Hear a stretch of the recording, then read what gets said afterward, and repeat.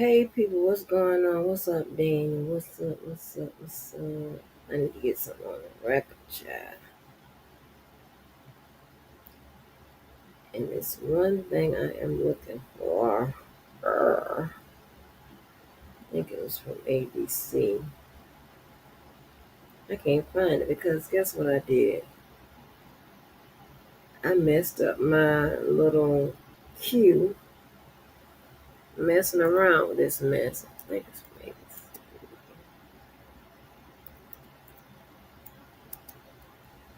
I hope this is it.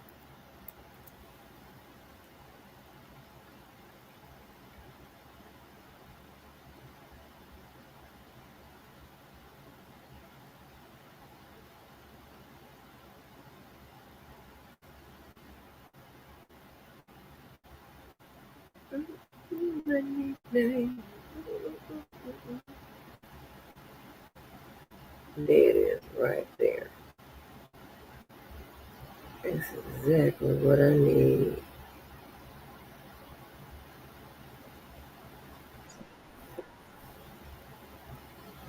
Give me a sec, y'all.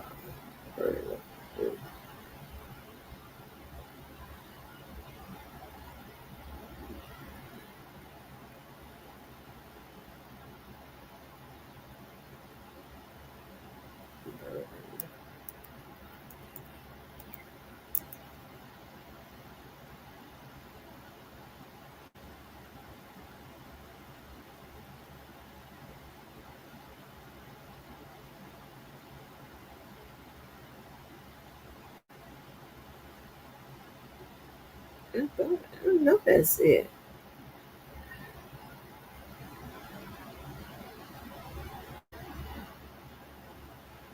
Man,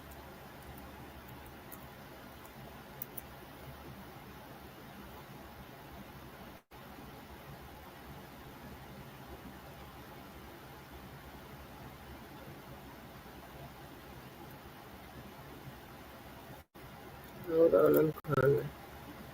I'm not running where you guys are.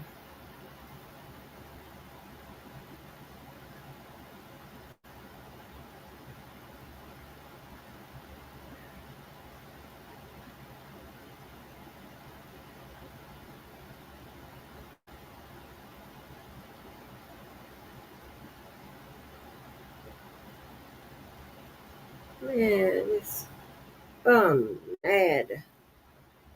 I'm mad. Big mad, big mad. I can use that.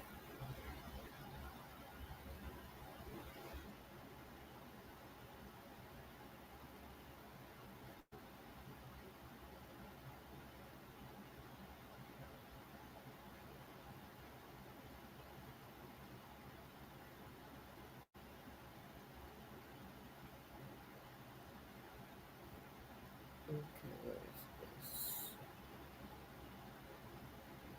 Okay, I just need to lay some things on the rocker, on the rocker.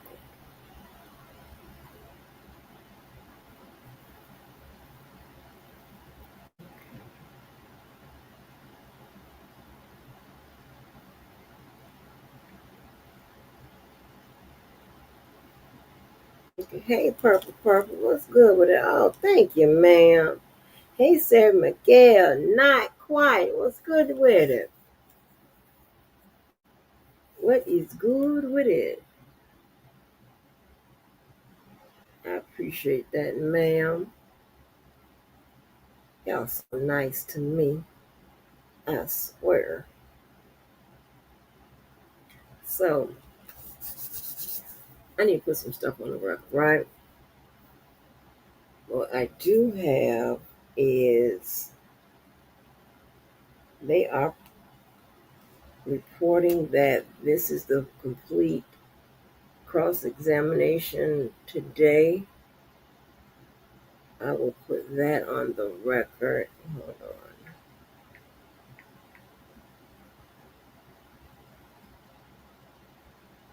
That's so nice.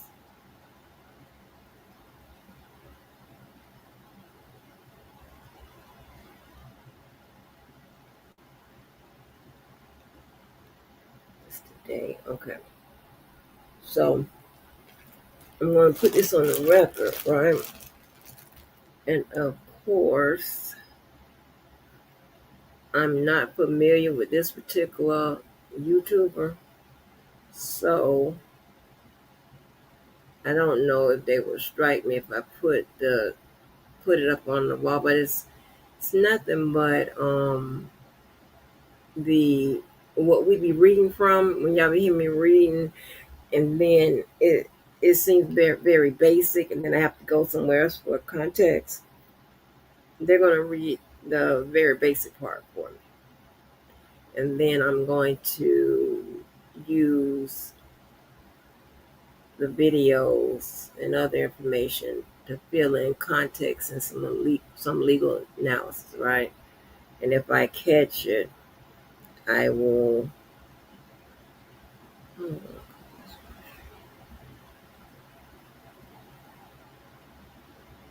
what is this?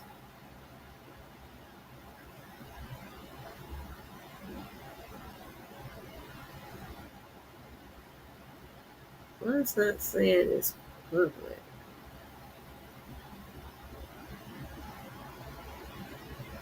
Hold on, just give me yet one more step. Public. Oh, I'm talking about Facebook.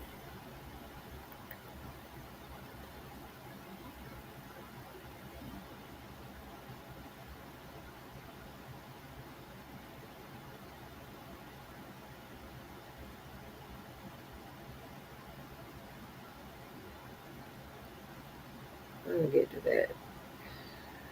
I'll change that later when I get back around here. Okay,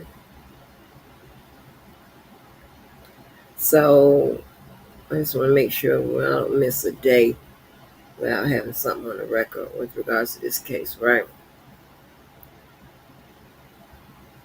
It's a lot going on. And based on what I told you guys a few days back, it seems like the defense's strategy will be to maybe blame it on drugs, blame it on Cassie being a consenting adult, so on and so forth, right? So I ain't trying to. Sir Miguel, I think that. Wait a minute. I told y'all that saying, "I love." I ain't. I ain't gonna hold you. I ain't gonna hold you. I know the New Yorkers say it, and I know them California people say it. We all saying it now, but I first heard it heavily used. In fact, it's been being said going back a while, but it's being said a whole lot. Y'all know I stay up with the times, right?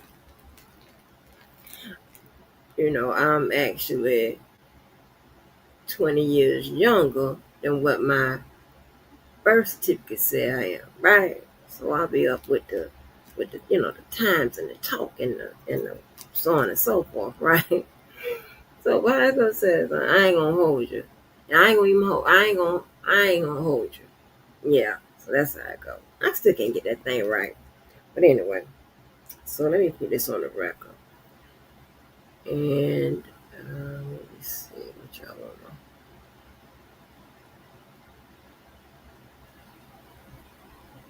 to look at while I'm putting it on the record.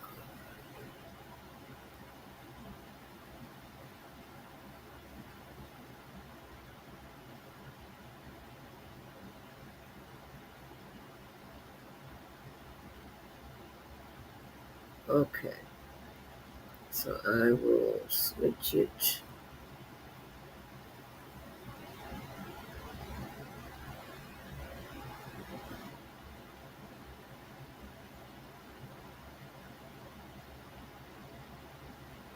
And when I get this particular transcript,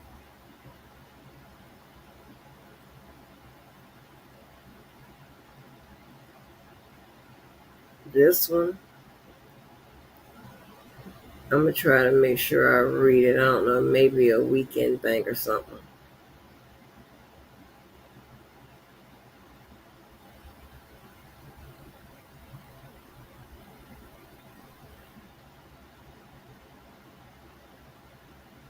All right. So here you go for the reading.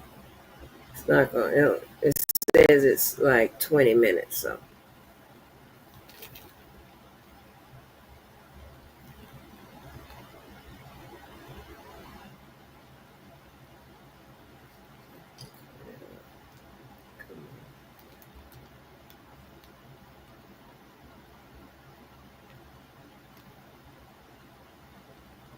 Prosecution objected on the grounds of...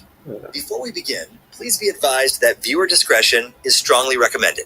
None of the content presented here has been exaggerated or taken out of context. These are the exact statements made by the defense team and Cassie Ventura in a federal court on May 15th, 2025. Some words have been censored to comply with YouTube's guidelines. What you're about to hear is a voiced over reading of the Day 4 testimony from the Sean Diddy Combs trial. Source, courtroom reporter at Inner City Press on X.com.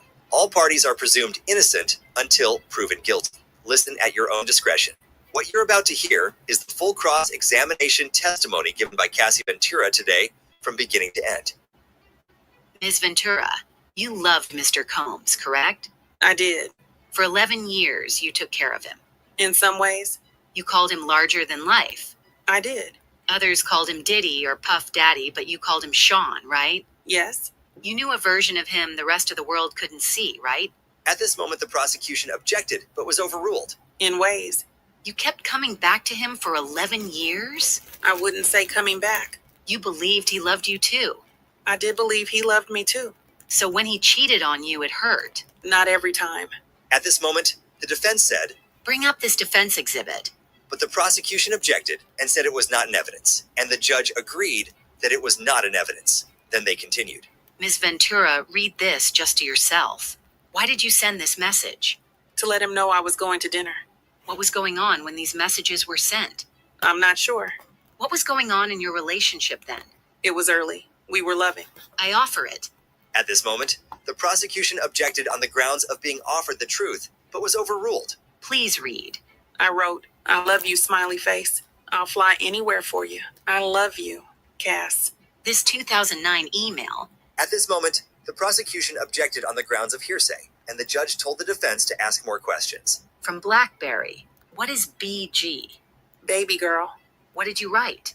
You hungry, Pop Pop? And Mr. Combs wrote to you, We are so in love we don't do anything else. How long had you been seeing each other? Like 2.5 years. Please read this 1364. I haven't talked to you at all. You don't even try. You rush me off the phone. I'm really hurt. I don't need your money. I need some attention. You wanted your special time with Mr. Combs? Yes. You testified that you told him, I love you so much you make me a better woman. I definitely wrote those messages. You wrote, I can't wait until we have a baby of our own. You knew that he had 6 children at the time? Yes. Now, these messages about freak-offs, when you say, you know it doesn't matter to me, you mean weekend or weekday, either is fine. That's what it says. Mr. Combs says, maybe we can call Jules. Can you do it? Yes. This was an explicit message from you about the upcoming freak-off. At this moment, the prosecution objected, and it ended in a recess called by the judge, but once they returned, they continued. Ms. Ventura, this is from Mr. Combs to you. You respond with an extremely explicit message, right? Yes. This is 2 days after planning a freak off, right? Yes. He said, I want to see, how did you reply? I can't wait either. You wrote, I feel like I want to right? That's what it says. Mr. Combs says, I'm so horny I can't concentrate. What do you say?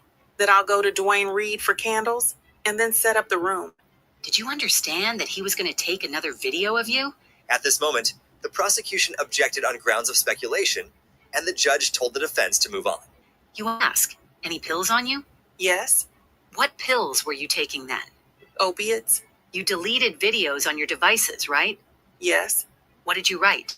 That I need to feel this is my husband, the only one who will see this side of me. Were you afraid that Mr. Combs was only seeing you for sex in this way? That was a concern.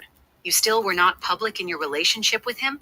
Correct. Were freak-offs important? Integral to us. Who was at your 21st birthday party in Las Vegas? Britney Spears, Dallas Austin. How did you get them there? They came for Sean. You're very beautiful and charming. Thank you. It's true. Who is Tommy Mottola? A well-known producer. You were an up-and-coming star? I guess you could say that. After you signed with Bad Boy, things were still platonic. Yes. You had a rough performance. 106 in Park. It did not go well for me. How did he help you after that? We did a YouTube video. He said, everybody makes mistakes. What was wrong? I couldn't hear myself. You were dating Mr. Leslie. How much older than you was he? 10 years. Then you traveled to Miami with Mr. Combs. The flyer of the event was just a cover to spend time with Mr. Combs, right? That's true. You had a tattoo of Mr. Leslie's initials on your body, right? Yes. How many tattoos did you have then?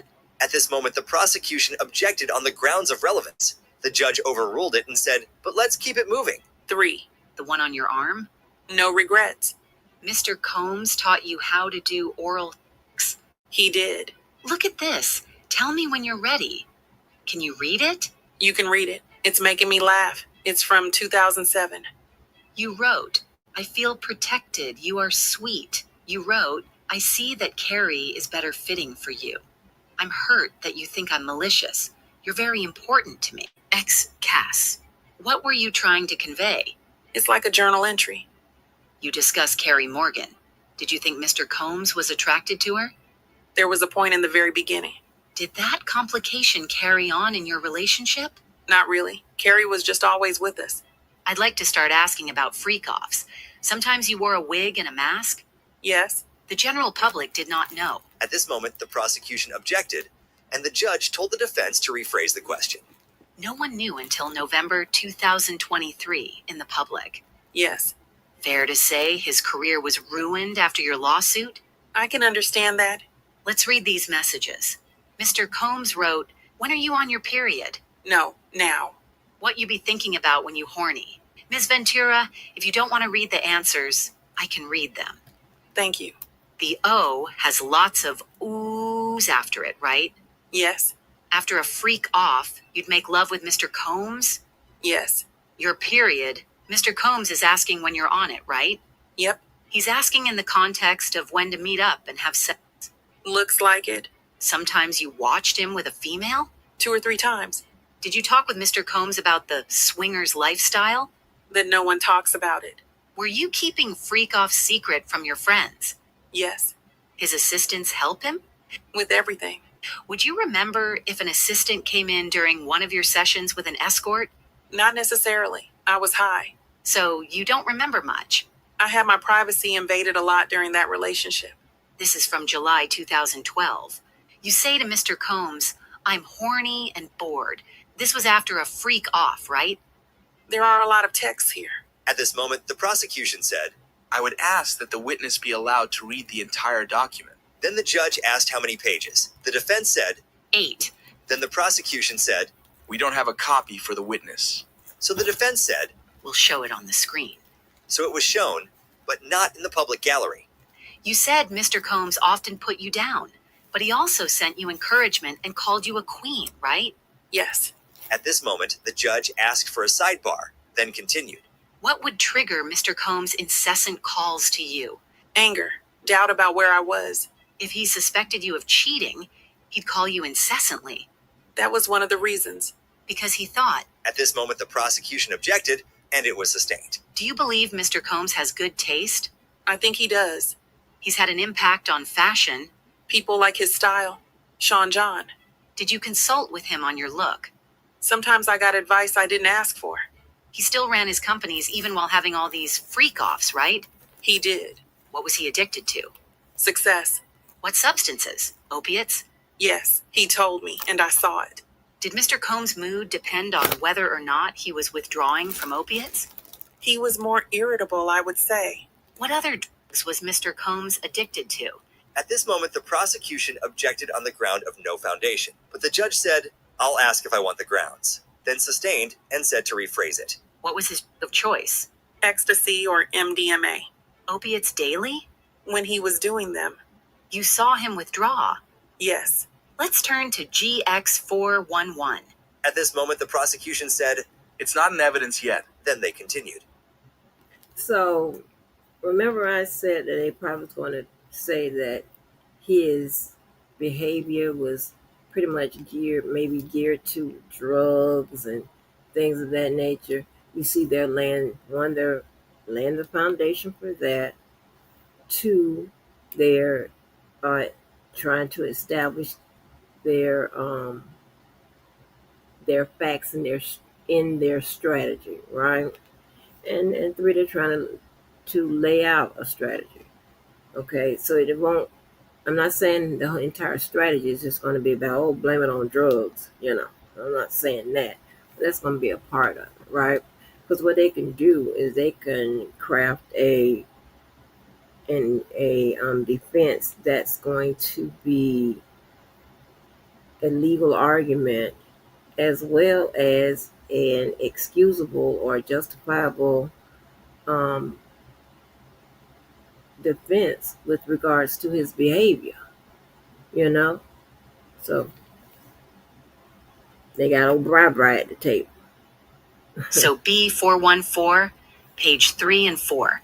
You wrote, I love our FOs when we both want it. You felt that? Loving FOs were just words at that point. Mr. Combs wrote to you, I want to freak out right now. And you wrote that you wanted it too. LOL, me too. I texted more than that. But you did text that to him. Mr. Combs wrote to you, Jules is available if you are into it. You could have said yes or no, and you said love you. There was no yes or no. Bring up B420 on page 2. Mr. Combs wrote, do I have your permission to set up freaky fun? You wrote, ovulation. Yes. Here, what do you say? I asked, which hotel? I must have called him in between. I don't want to assume anything. He said montage. You said you could also go to Pleasure Chest. What would you get there? Sexual supplies. What supplies? Lubricants, outfits. He says, have fun, impress me. You say, okay. He says, well, can we kiss a lot? What do you say? Yes. You wrote, I left the iPad. I don't know whose iPad this meant. Mr. Combs wrote, I'll be there right after my session. This was in June 2017. Do you remember arguments you were having at that time? Not specifically. Here you say, the game starts at 10 p.m. No breaking character till 8 a.m. This was a game a friend of mine told me. A way to rekindle your romance. By doing something different in the bedroom? It's a whole getting into character thing. Mr. Combs says, let's get some outfits and go to sex club. Mr. Combs wrote, surprise package coming from out of state. Why can't I reach you? What do you say? I was getting my brows done. Did you come to know Mr. Combs was leaving to freak off to go see Kim Porter? Yes. How did you find out about Gina? How did you feel? Did it upset you? Yes. It prompted arguments? It did. And he thought you were not faithful. What were his reactions? It was scary. Mr. Combs wrote to you, let's do something different in NYC this weekend. FYI, Dave hit me. What does hit mean? Reached out. And Daniel contacted you. Did this mean you might have a freak off? Might? He tells you, you better put me on VIP vibrate alarm or something. He's frustrated you don't answer his texts fast enough. Right. You tell him to come to NYC understanding there could be a freak off. Maybe. You also saw the Book of Mormon. Yes. Masked Pleasure. Is that a sect club? I would assume. He asks, are you ready for tonight? What do you say? Yes. I just have to get some things.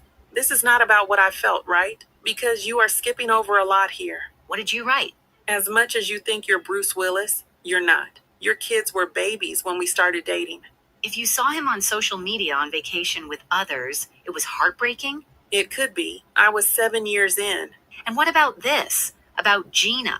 You wrote, I don't want to be a side piece, but I'll treat you as a king. You wanted to be the main girlfriend? In 2013, yes. You saw social media posts of Mr. Combs with other girlfriends and got angry, right? Can I speak? I was jealous of certain situations. Did there come a time he suspected you were in a relationship with someone in the industry, Mr. Muscudi? Yes. Mr. Combs thought it could be good for your career if you collaborated with Mr. Muscudi. Yes. Why did you begin your relationship with Mr. Mascuti? We enjoyed each other's company. You were in a relationship with Mr. Combs? We were on a break. But you were still doing freak-offs with him. Yes. After Mr. Combs found out by going through your phone, you went to see him. You knew he was upset. He previously attacked you. Yes. I thought I'd be safer with other people there. Your affair with Mr. Mascuti was only a month long, but you got a burner phone for it? Right. Mr. Combs kicked you in the back? Yes. This came up later in your relationship that you had cheated on him with Kid Cudi. He brought it up quite a bit. When he cheated, he said, well, you had an affair with Kid Cudi, right? Sometimes. He suspected you of having an affair with another person in the industry. You were in South Africa filming? Yes, Honey 3. While you were there, you saw a photo of Mr. Combs with Gina and were irate, right? Angry? You blocked him and focused on the movie, right? I tried my best. Mr. Combs suspected you of a relationship with whom? Michael B. Jordan? You sent a video not only to Mr. Combs, but also to staff. Who? D-Rock. Yes. You sent it to them because you were angry with all of them. I was hurt. I spent all my time with them. You thought they were in on it. The physical abuse. When did your father learn about it? Same time as my mother. Did Mr. Combs come to Connecticut to speak to your parents? I don't know if it was then. Carrie Morgan knew about the abuse. Yes. The eyebrow gash incident. What was it about? Didn't answer the phone and went to sleep. I was supposed to be packing for a trip. He was inebriated? I don't remember that. Why were you asleep? A drink at the Abbey had something in it, I think. Did Mr. Combs ever abuse you while he was inebriated, then say he didn't remember it? Yes. Did you feel he was not taking responsibility? Yes. For drugs, you'd both go to rehab? Rehab wasn't really a thing during our relationship. The freak-offs were an opportunity for you to take drugs together? Yes. You went a lot to Burning Man? Yes. Did you ever call yourselves Get High partners? We did. Did you take drugs from him without him knowing it? Yes. What was his reaction? Explosive. Did he tell LA dealers not to deal to you? Yes. You told Ms. Coram that you learned only after the fact that Mr. Combs had dangled Ms. Bongolan off the balcony? I'm not sure. You were on drugs? I'm not sure. You got a life coach for your drug use, according to this document. I don't know who that person is. You were doing a lot of drugs? It was a rough time. You tried to get into a rehab, the Golden Door. It was a spa. There was a time I lost all sense of smell and taste and woke up in a hospital with an IV in my arm. I tried then to get help. The time after San Bernardino, you learned that he had overdosed. A very strong opiate, yes. Were you ever not addicted to painkillers? We took Ibogaine. Where did you get it? Cancun, Mexico, separately. When Mr. Combs threw you off the boat in Cannes, when he accused you of taking drugs and squeezed your leg. Among other things. But you still wanted to be with him? I did. Switching topics, when you say Mr. Combs went with guns to find Suge Knight, do you remember telling the government that you did go with them? No. Let me show you. At this moment, the prosecution said, Just for the parties. then they continued. I did not go with them, so I don't think I said that. You also did with Ms. Morgan, right? Yes. Do you recall telling the government that you did not see what he did, hitting her in the head with a wooden hanger? I saw the hanger. I saw he was angry that I was doing drugs with Carrie. This broke up your 17-year friendship with her? It did. Did you tell Mr. Combs about your relationship with your now husband? No. Ms. Morgan sued you and Mr. Combs. Made a demand. And you paid part of that? I did. And you haven't spoken with her since? Maybe one text. That was the relationship ender? Yes. You would heat up the baby oil? Yes. Now, is this from the day before the Intercontinental Hotel incident? At this moment, the prosecution said, This is a long document. We need time to read it. so they took a break. Is this from March 4th? At this moment, the prosecution said, With UCT time, it is March 3rd. then continued. Okay, Mr. Combs refers to accessories. For the premiere. You sent him an explicit message? Yes. He responded with with a number of M's. He wrote, "Too bad you have to work, LOL." He did. You ask him, "Are you feeling better?" Then he's discussing bodily function. Yes. Could we just clarify what time these messages are really from with the UCT? At this moment, the prosecution said, There's a stipulation on that. And this document was shown. You can pause to read it if you want. Then they continued. Mr. Combs went to your premiere lunch at the London Hotel? He did. Then he says, I just got out of a spiritual therapy session. I asked, how did it go? He said, it's a process. This is leading up to the hotel incident. You say, baby, I want to FO so bad. You were asked in your direct and said you didn't want him to ruin your premiere. Sure. Mr. Combs says, if we start at 7 p.m. and go until 4 a.m., you can get enough rest after. Yes. He's saying it'd be a shorter than usual freak off? That's how I would understand it. What do you say? Carrie is here. We can't do it at my house. You say, that guy is sick. I'm not going to ask you what you meant. So you were turning to Johnny. Was he a dancer or an escort? We hired him as a dancer, but he did what an escort does. Do you remember the beginning of this freak off in the Intercontinental? Not really. The drugs were bad MDMA, right? I have no idea. At this moment in court, the trial session was wrapping up for the day. The judge looked at the time and addressed the jury. It's 5 o'clock, jurors. You may go home. Do not look up anything about the case. As the jurors stood to leave, the judge formally dismissed them, reminding them of the rules. Then the judge addressed Cassie Ventura, who had just completed another day on the witness stand. Thank you, Ms. Ventura. No discussions with the government. We'll see you tomorrow. Cassie then left the courtroom. Once the jury and witness had exited, the judge turned back to the attorneys to get a sense of how much longer this part of the trial might last. Judge, how much more? Combs' attorney Estevao responded, let me check. Then AUSA Johnson added that the government expected about 30 minutes of redirect examination for Cassie Ventura the next day. Combs' lead counsel, Agnifilo, chimed in to say, we'll figure it out tomorrow. The judge reminded the prosecution to have their next witnesses ready, asking who was expected next. The government responded, Don Richard. Before officially closing the day, the judge added, if there are more issues, someone needs to email the court. This was likely in reference to prior concerns or disputes that had come up off the record or off docket. Finally, with no further issues raised, the judge announced, court adjourned. That was it for today. What do you think about Cassie's cross-examination? Did you think the defense did better than the prosecution, or did the prosecution do better than the defense? Let me know what you think in the comments down below. We will see you tomorrow. Listen, so you know that dude named Jonathan Oddie, and she just said something about some dancer Johnny.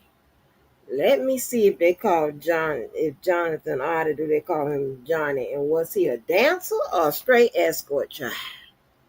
So I can just listen out, start rolling and tumbling on the floor in there. Oh my gosh. Let me see.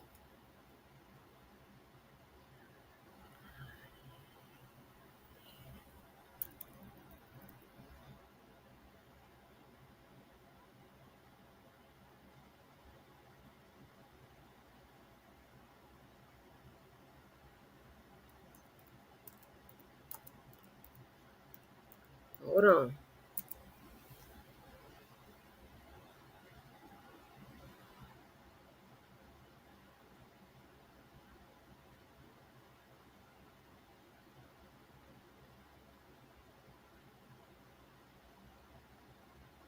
Close behind backdrop. Flag.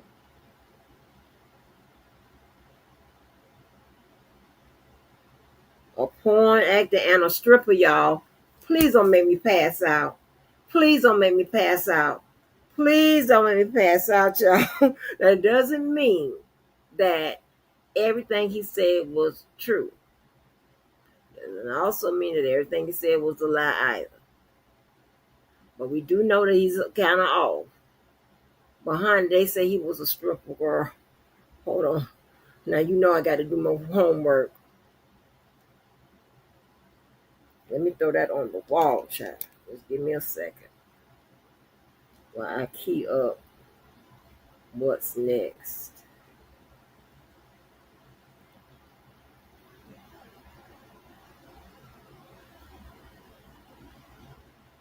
Baby.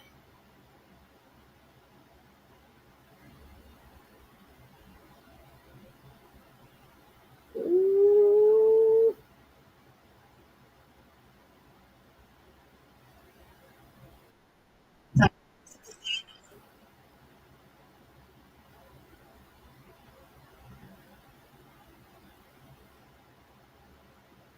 Oh,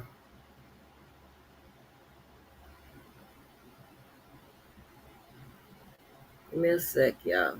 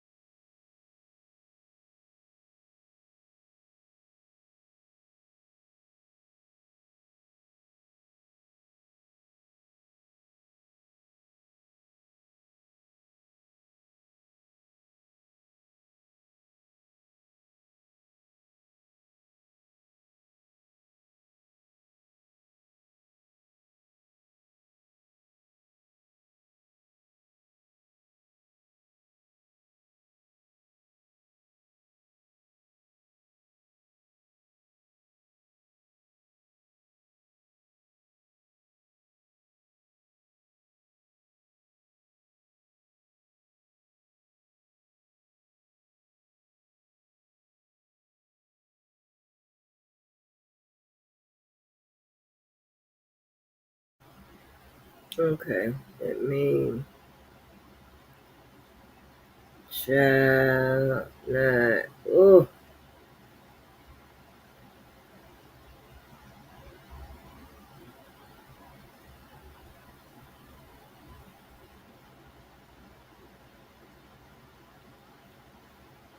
hold on. I didn't say share. So we're gonna get some context, some legal analysis and opinions to go along with what we just heard.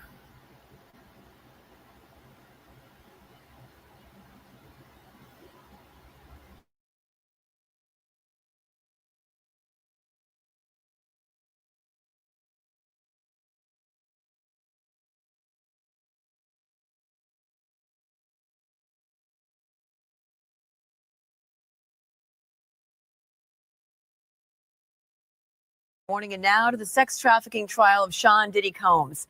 Today, his ex-girlfriend, Cassie Ventura, is expected to take the stand for the third straight day. She will be cross-examined today by the music mogul's lawyer. We have Briella Tomasetti from our sister station in New York. She's joining us live with a look at what Ventura had to say yesterday, and it was really disturbing. Briella, good morning. Yeah, Bob and Jen, good morning to both of you. It was disturbing, it was explosive, it was graphic, and we've seen this over the past few days. This will be Cassie Ventura's third day testifying. She already accused Sean Diddy Combs of rape and a life of physical abuse. Her husband, Alex Fine, was not allowed in the courtroom for part of that testimony because the defense may call him later on as a witness to try and discredit her rape allegations. Now, when it comes to cross-examination, we spoke with Cassie's lawyer as he was heading into the courthouse just a little while ago. He said, and I will quote this, "We're very confident she is going to do perfectly." So they seem to be very calm about her demeanor today, and it is a tremendously stressful situation. But for a moment, let's backtrack into what happened yesterday, because prosecutors continued their direct examination, first asking Ventura about video images of Combs beating her at a Los Angeles hotel in 2016. She claims Combs threw a vase of flowers at her during the attack and that she left the hotel with a black eye and busted lip. Ventura says she couldn't refuse his demands to have sex with hundreds of male escorts because he threatened to release video footage from the freak-offs. Still images from those encounters were shown to the jury. Ventura testified that Combs forced his way into her Los Angeles apartment and raped her on the living room floor after she tried to break up with him in 2018. She told the court she repeatedly said no and cried, adding that it was, quote, very fast. Ventura also reveals that she settled with Combs for $20 million in a 2023 lawsuit that accused him of raping and physically abusing her for decades. Her attorney, the one I just mentioned, spoke to reporters about that powerful day in court. She's very pregnant. She's about to give birth, but she's holding up strong. I mean, having to recap what happened during those 10 years and beyond, and talking about her contemplation of suicide, really just very powerful. So Cassie Ventura in the courtroom again today. Cross-examination begins at 9:30. She is 8.5 months pregnant. Defense lawyers say the prosecution's questioning had gone differently than they expected, so they now plan to alter their strategy as a result. Previously, the defense planned to show that all of these sexual encounters were consensual, that this was simply part of a swinger's lifestyle, and that there's nothing wrong to that. And more importantly, that did not amount to sex trafficking and racketeering. Now, Combs' lawyers, though, say that when it comes to that different approach, infidelity will be the focal point of the cross-examination, and that is going to be lengthy. It will be stressful, and it will carry the court through much of the day tomorrow. Jen and Bob, that's the latest live here from Lower Manhattan. We'll send it back to you. Yeah, lengthy. So how long do we expect Cassie Ventura to be on the stand there? And Briella, do you know who's next? What other witnesses might we see next? Yeah, so we should see that schedule of the other witnesses next week. But again, she could remain on the stand through the end of the day tomorrow. It's unclear if that would pour into Monday, but we've seen some changes to the court schedule. For instance, yesterday, the jury went home a bit early, just before 4:30. They were dismissed, and the cross-examination was supposed to start yesterday. That was pushed into today. So a lot of fluctuations here. And then you have to also take into account how Cassie is feeling up there. She burst into tears yesterday on the witness stand. She said she developed an opioid addiction at one point when she was going through this, because she was using it basically to numb the pain of what she was going through. She admitted at one point during therapy that she did not want to be alive anymore. So if you thought yesterday, the past couple of days were emotional, just think about today now when the script is switched in the other direction, and you have lawyers trying to cross-examine her, trying to make her buckle, and ultimately she's saying that what she accuses him of, the abuse and the domestic violence, does not make him guilty of sex trafficking and racketeering. That will be their point. That will be their strategy moving ahead. That might be tougher to prove. All right, thank you, Briella. Appreciate it. Yeah, we appreciate you. Thank you, Briella.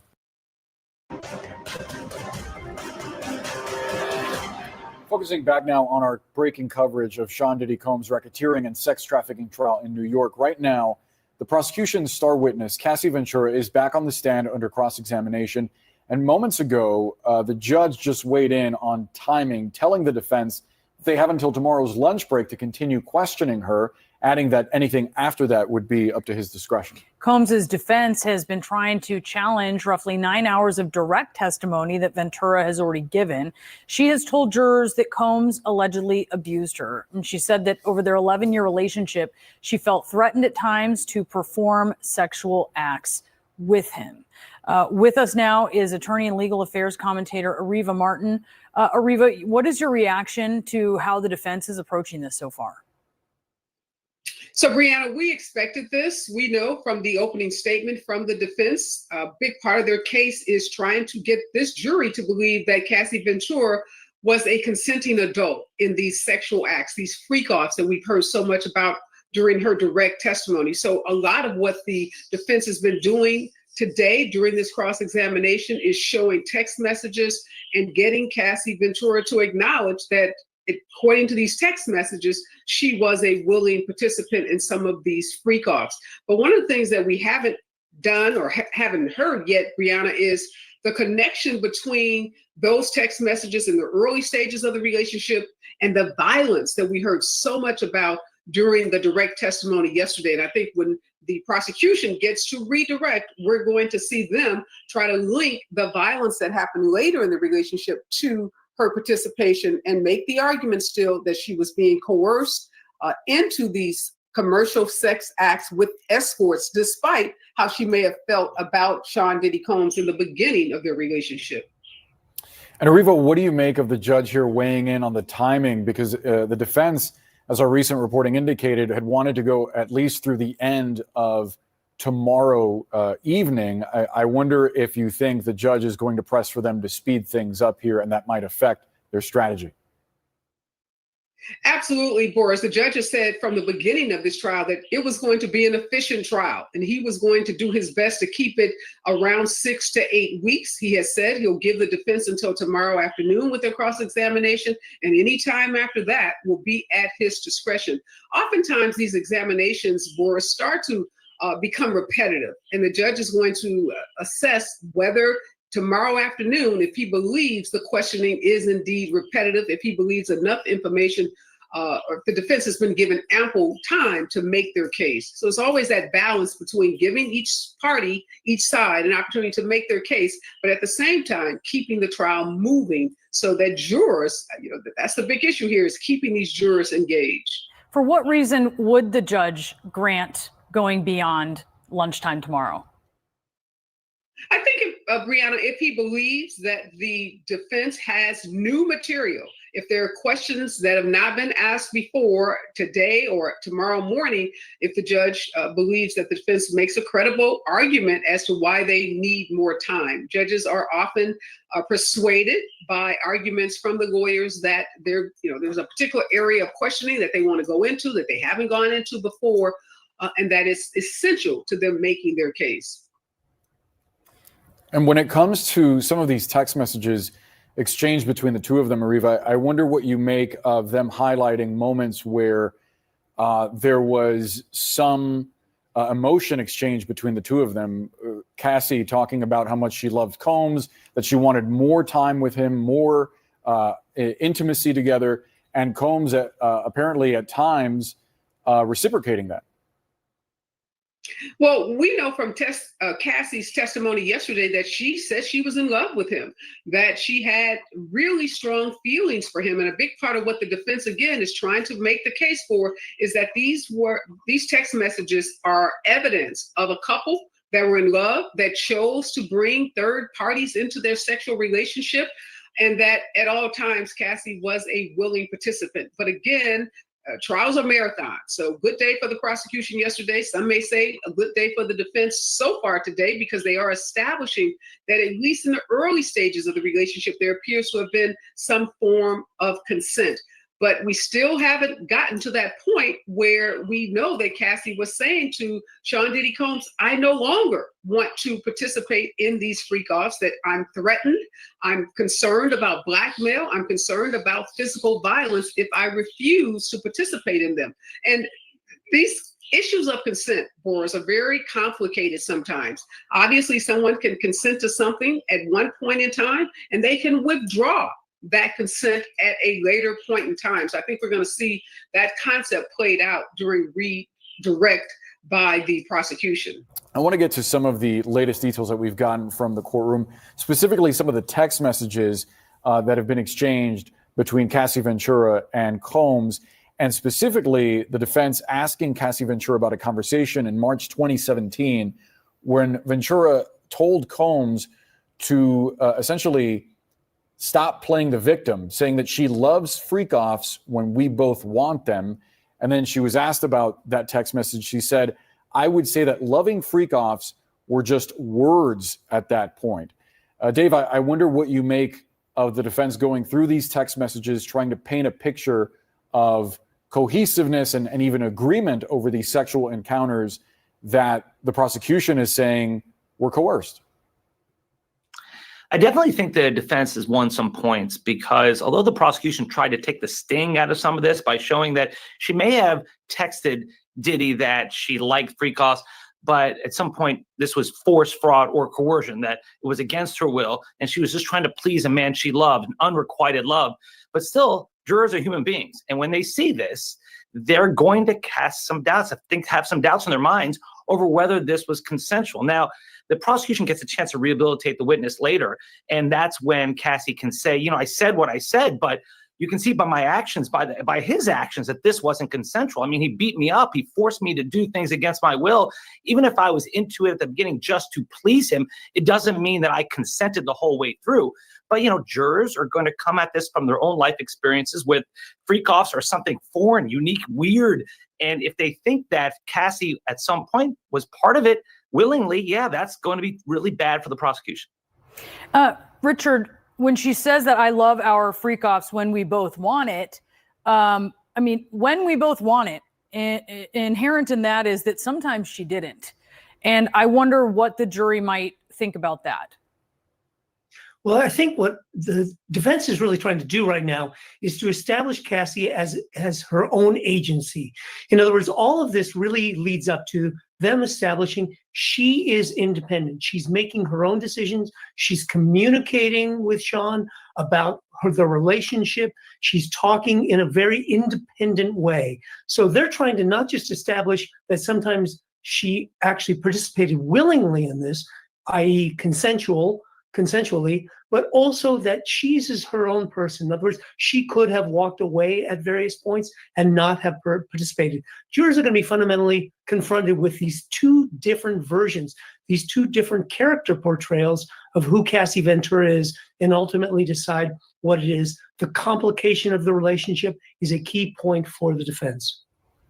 Imran, notably, there was one message, and I believe we have the graphic to show it, in which Cassie Ventura is describing to Combs going back and forth in her mind with wanting and not wanting to do it, these staged sexual encounters.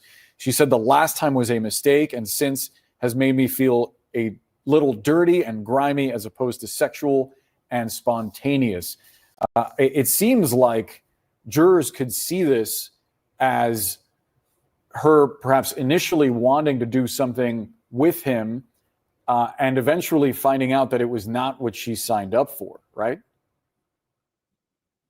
Right, absolutely. So you're going to have to juxtapose the testimony from the prosecution on direct with what we are seeing now on cross. And if there's any question in terms of raising that reasonable doubt, whether there were some consensual times or this was just regret rather than being coerced into something that she did not want to do at the time, that's going to be something that the defense is going to want to hit home to that jury. So you see the building blocks with this cross-examination in trying to raise that reasonable doubt, taking the narrative that the prosecution was able to get out from her on direct and raising those questions in the jury's mind, ultimately saying that she was a willing participant. And if anything, there may have been some regret after the fact, but it wasn't that she was coerced or forced into any of these acts. And I think that's what the defense is trying to do here, take it apart, the direct examination piece by piece, and we'll see that going forward.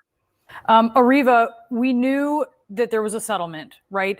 When Cassie Ventura filed her lawsuit very quickly, Combs settled. We only learned the amount of the settlement when Ventura revealed she'd received $20 million, which is a lot of money. That's going to folks on this jury. Maybe it's not as much money to someone like Sean Combs. It is a lot of money objectively to people on this jury. How is the defense going to use that? Well, a part of what the defense is saying is that she stuck around for the money and that she enjoyed the perks and benefits of being his girlfriend and being in a relationship with him, and that she has profited from this story that she's telling to the jury.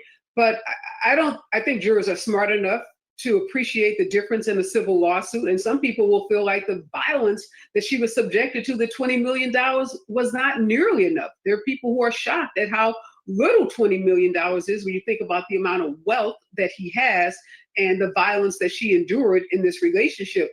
And this whole notion, Brianna, of consent, I think, separate that from the violence. If this were a case where you had the text messages and the love, comments that she's making in these text messages, and you didn't have the threats of blackmail, and you didn't have the actual physical violence that the jury now knows about, then I think perhaps this notion of consent makes more sense. But when you pair the violence with the comments, I don't think it's going to be lost on this jury that yes, at some point, the early stages of this relationship, maybe the honeymoon stages, she may have been willing to participate in these freak offs to satisfy him because she loved him. But later on, as the relationship goes on, it's very clear that something changes, and the level of violence and the level of threats clearly indicate force, clearly indicate coercion. So the jurors are going to have to grapple with, what do you do with this violence that they've heard about and seen with their very eyes in these videos? I didn't know this, but she testified that even while she was dating Kid Cudi, she was doing freak offs with Diddy.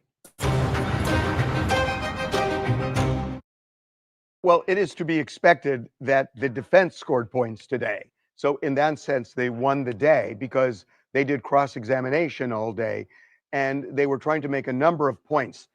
I want to get into something at the end of this. I want to talk about the jury's reaction to all of it because I find it absolutely fascinating how the jury reacted to some of the most graphic testimony and photographs. But let's start with what the defense was trying to do.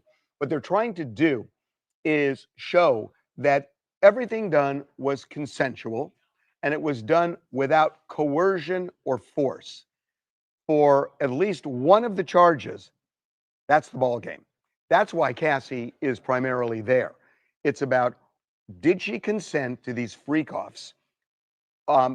Did he force her or coerce her into doing it?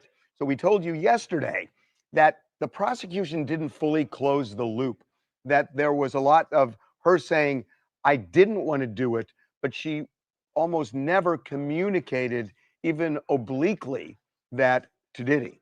And the communication to Diddy is going to be really important when it comes to the jury instructions. By the way, this is not taking Diddy's side because and the things she testified to are horrendous. I'm talking about the law right now, that ultimately the jury is going to get a set of jury instructions, and that's what they're going to have to deal with. So let's go through it. So the defense questioned Cassie about the freak offs and whether she was consenting to them because she testified that she did early on, but then she didn't like it. And then the question is, did she consent? So they presented her with a text in 2009, about a year after they got together. And the text essentially said she loved freak offs. So that's a year in. They had an 11-year relationship. So I did not think that the defense would have anything closer to now to show this. But they presented a text from March 2017. That is well into the relationship, where the defense said, they read her this text. Cassie said, I love our freak offs when we both want it. And which is interesting because when we both want it does open the door to, well, what if she didn't want it? And Cassie testified she wouldn't say that loving freak offs, they were just words at that point. So I'm not sure what that means, but they had this text in 2017. So that's a point they wanted to make, that she was sending text to that effect long into the relationship. They also presented love letters that were clearly love letters coming from both Diddy and Cassie. They were texts and talking about how much they loved each other, how much they wanted to be with each other. And she talked about jealousy. She said that she was jealous of Kim Porter and other people in Diddy's life, people who he had relationships with, that she wanted to be the main person. I got to say, I find this just one of the most interesting parts. She talks about dating Kid Cudi, that there was a point where she was dating Kid Cudi. I didn't know this, but she testified that even while she was dating Kid Cudi, she was doing freak offs with Diddy. And the defense asked her, why were you doing these freak offs? And her answer was, it was my job. Now, I'm not sure what that means. And I don't know if the defense is going to close the loop on that. They didn't yet. what does "it's my job" mean? Does it mean that, she is on his label and this is part of what she has to do? Does it mean it's just the way things have rolled along for so many years? I'm not sure what "it's his job" mean. "It's my job" means, there are some people. I don't. I think this is a big leap, saying that when you say "it's my job," it means she's getting paid for it, and I haven't seen any evidence of that. So I think you'll see that online, and it goes down a rabbit hole. I don't think that's the case, because if it were, they'd have receipts and the defense would have brought it up. So I'm not exactly sure what "it's my job" means. Another thing, by the way, that has been circulating online was that the baby oil contained drugs to drug Cassie and the other women who were involved. Cassie testified there were no drugs in the baby oil. By the way, they got this because one of the civil lawsuits, maybe several of them, actually alleged that there were drugs in the baby oil to secretly and without consent drugging them. But Cassie said there were no drugs in the baby oil. Another thing that I just found really, really interesting was there was one point where Diddy contacted Cassie by text and said, let's do a freak off. And her answer was, "I'm ovulating." That's really interesting, because I think, so you don't have to say the word "no" to make it clear. And I think she made it clear that she meant no, certainly as to intercourse. When she says "I'm ovulating," what else can that mean? I mean, she doesn't want to get pregnant from the sex worker. I think that's no jump at all. She did not want to have sex. So then Diddy texts, "Well, what if we just kiss?" So he turns it and she says yes. And then they do a freak off. And the freak off lasts for more than 10 hours. And I thought that they would ask what happened during those 10 hours. And they didn't. They never got specific, because if there was intercourse, then a jury could say, wait a minute, he lures her in saying it's going to be kissing, and then they're having intercourse, or she's having intercourse with a sex worker. That never came up. They never, again, closed that loop. I keep using those words, but they didn't close the loop. But I just found it fascinating, because I do think when you say "I'm ovulating," that is a no as to sexual intercourse. But that was just kind of left hanging. The other thing that the defense did here was they really wanted to show that Cassie was part of the swingers lifestyle. So they got into this. And again, this is really dicey, because what they're doing is, they're looking at this pregnant woman, and the jury is looking at this. And if the defense looks like they are badgering or embarrassing her, it's going to backfire. So, but they asked her about it. They said, were you part of this swingers lifestyle? And she mentioned that she had gone to sex clubs with Diddy 2 or 3 times, and that, this was part of the whole swingers thing. They went in San Bernardino at least once, and she watched him having sex with another woman.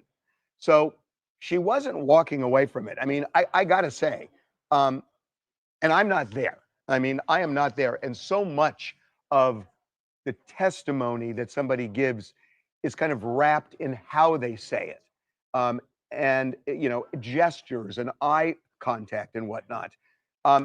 I haven't seen that, but I gotta say that when you just read transcripts, she comes off as very honest.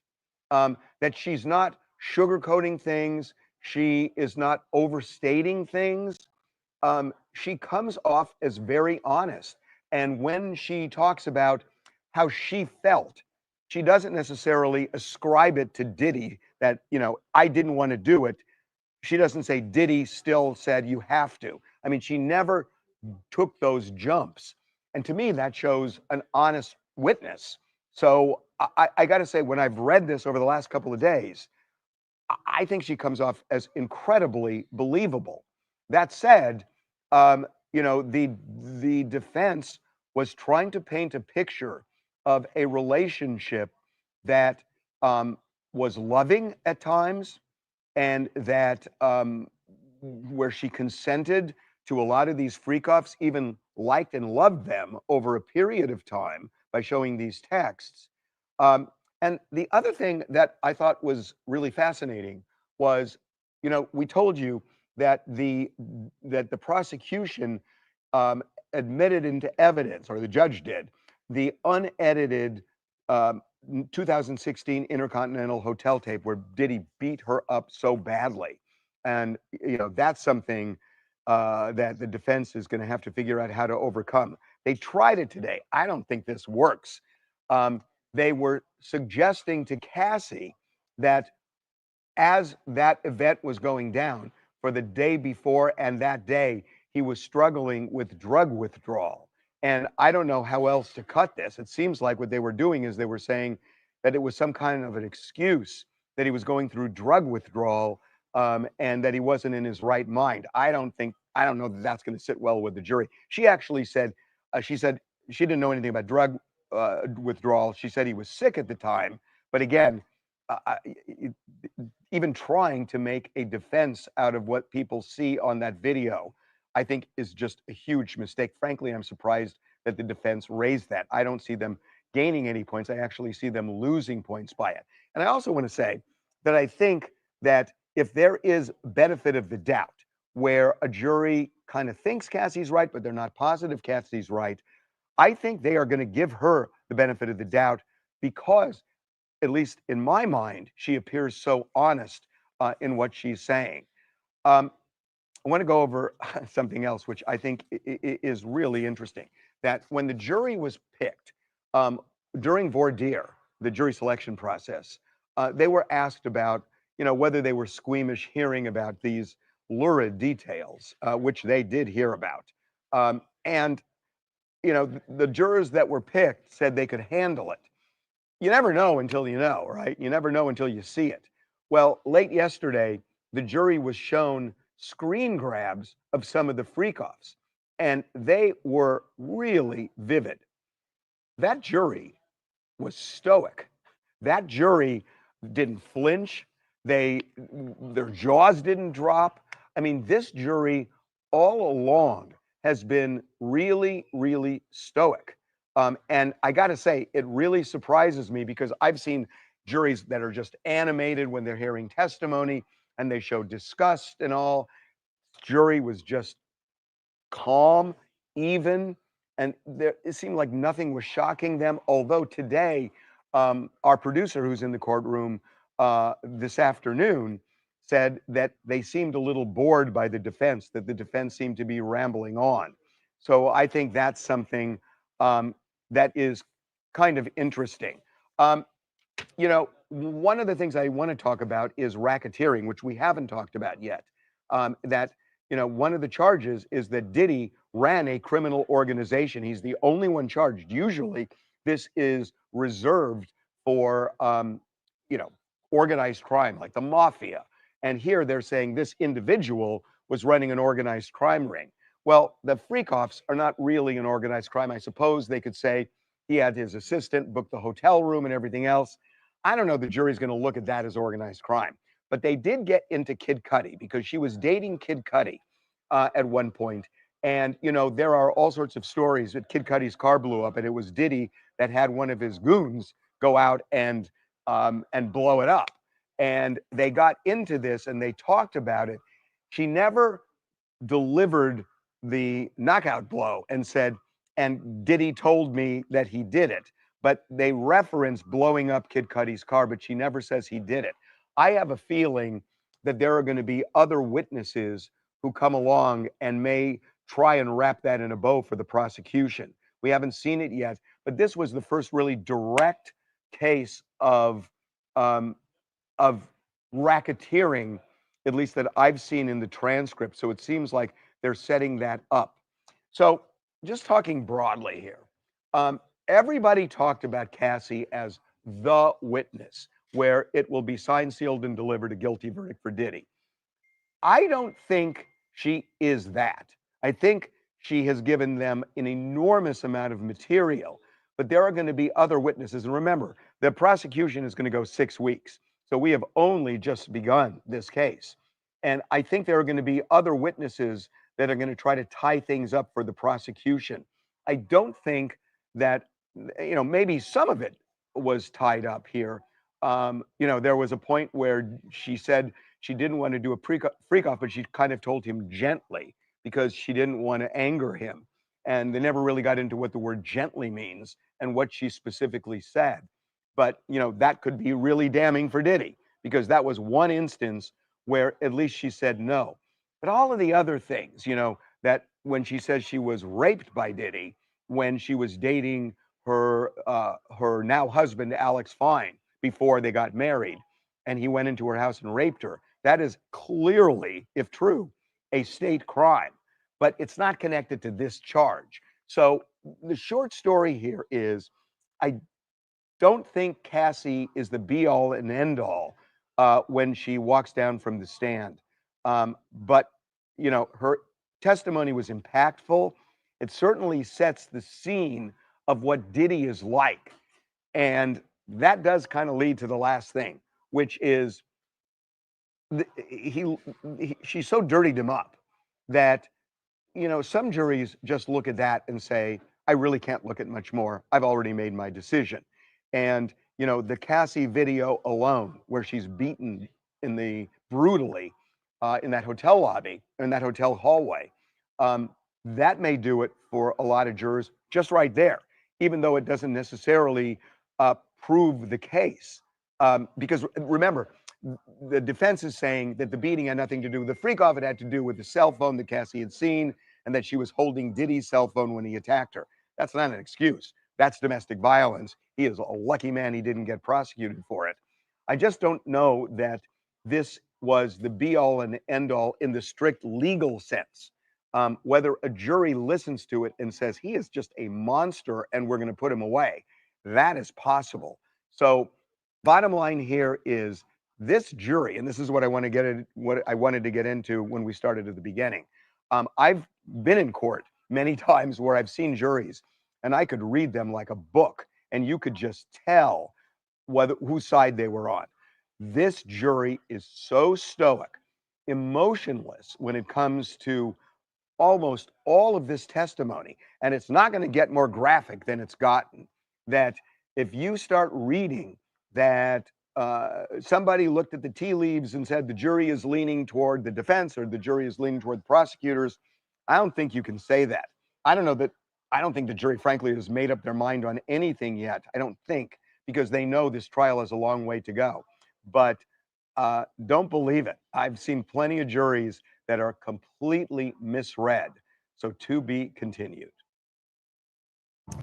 The ex-girlfriend of Sean Diddy Combs was back on the stand in his sex trafficking trial today. Reporter Lisa Evers live in New York City for us, where defense attorneys cross-examined Cassie Ventura. So Lisa, what are some of the big takeaways from today? Well, once again today, Caroline and Rashi, we had a last-minute bombshell from Cassie Ventura.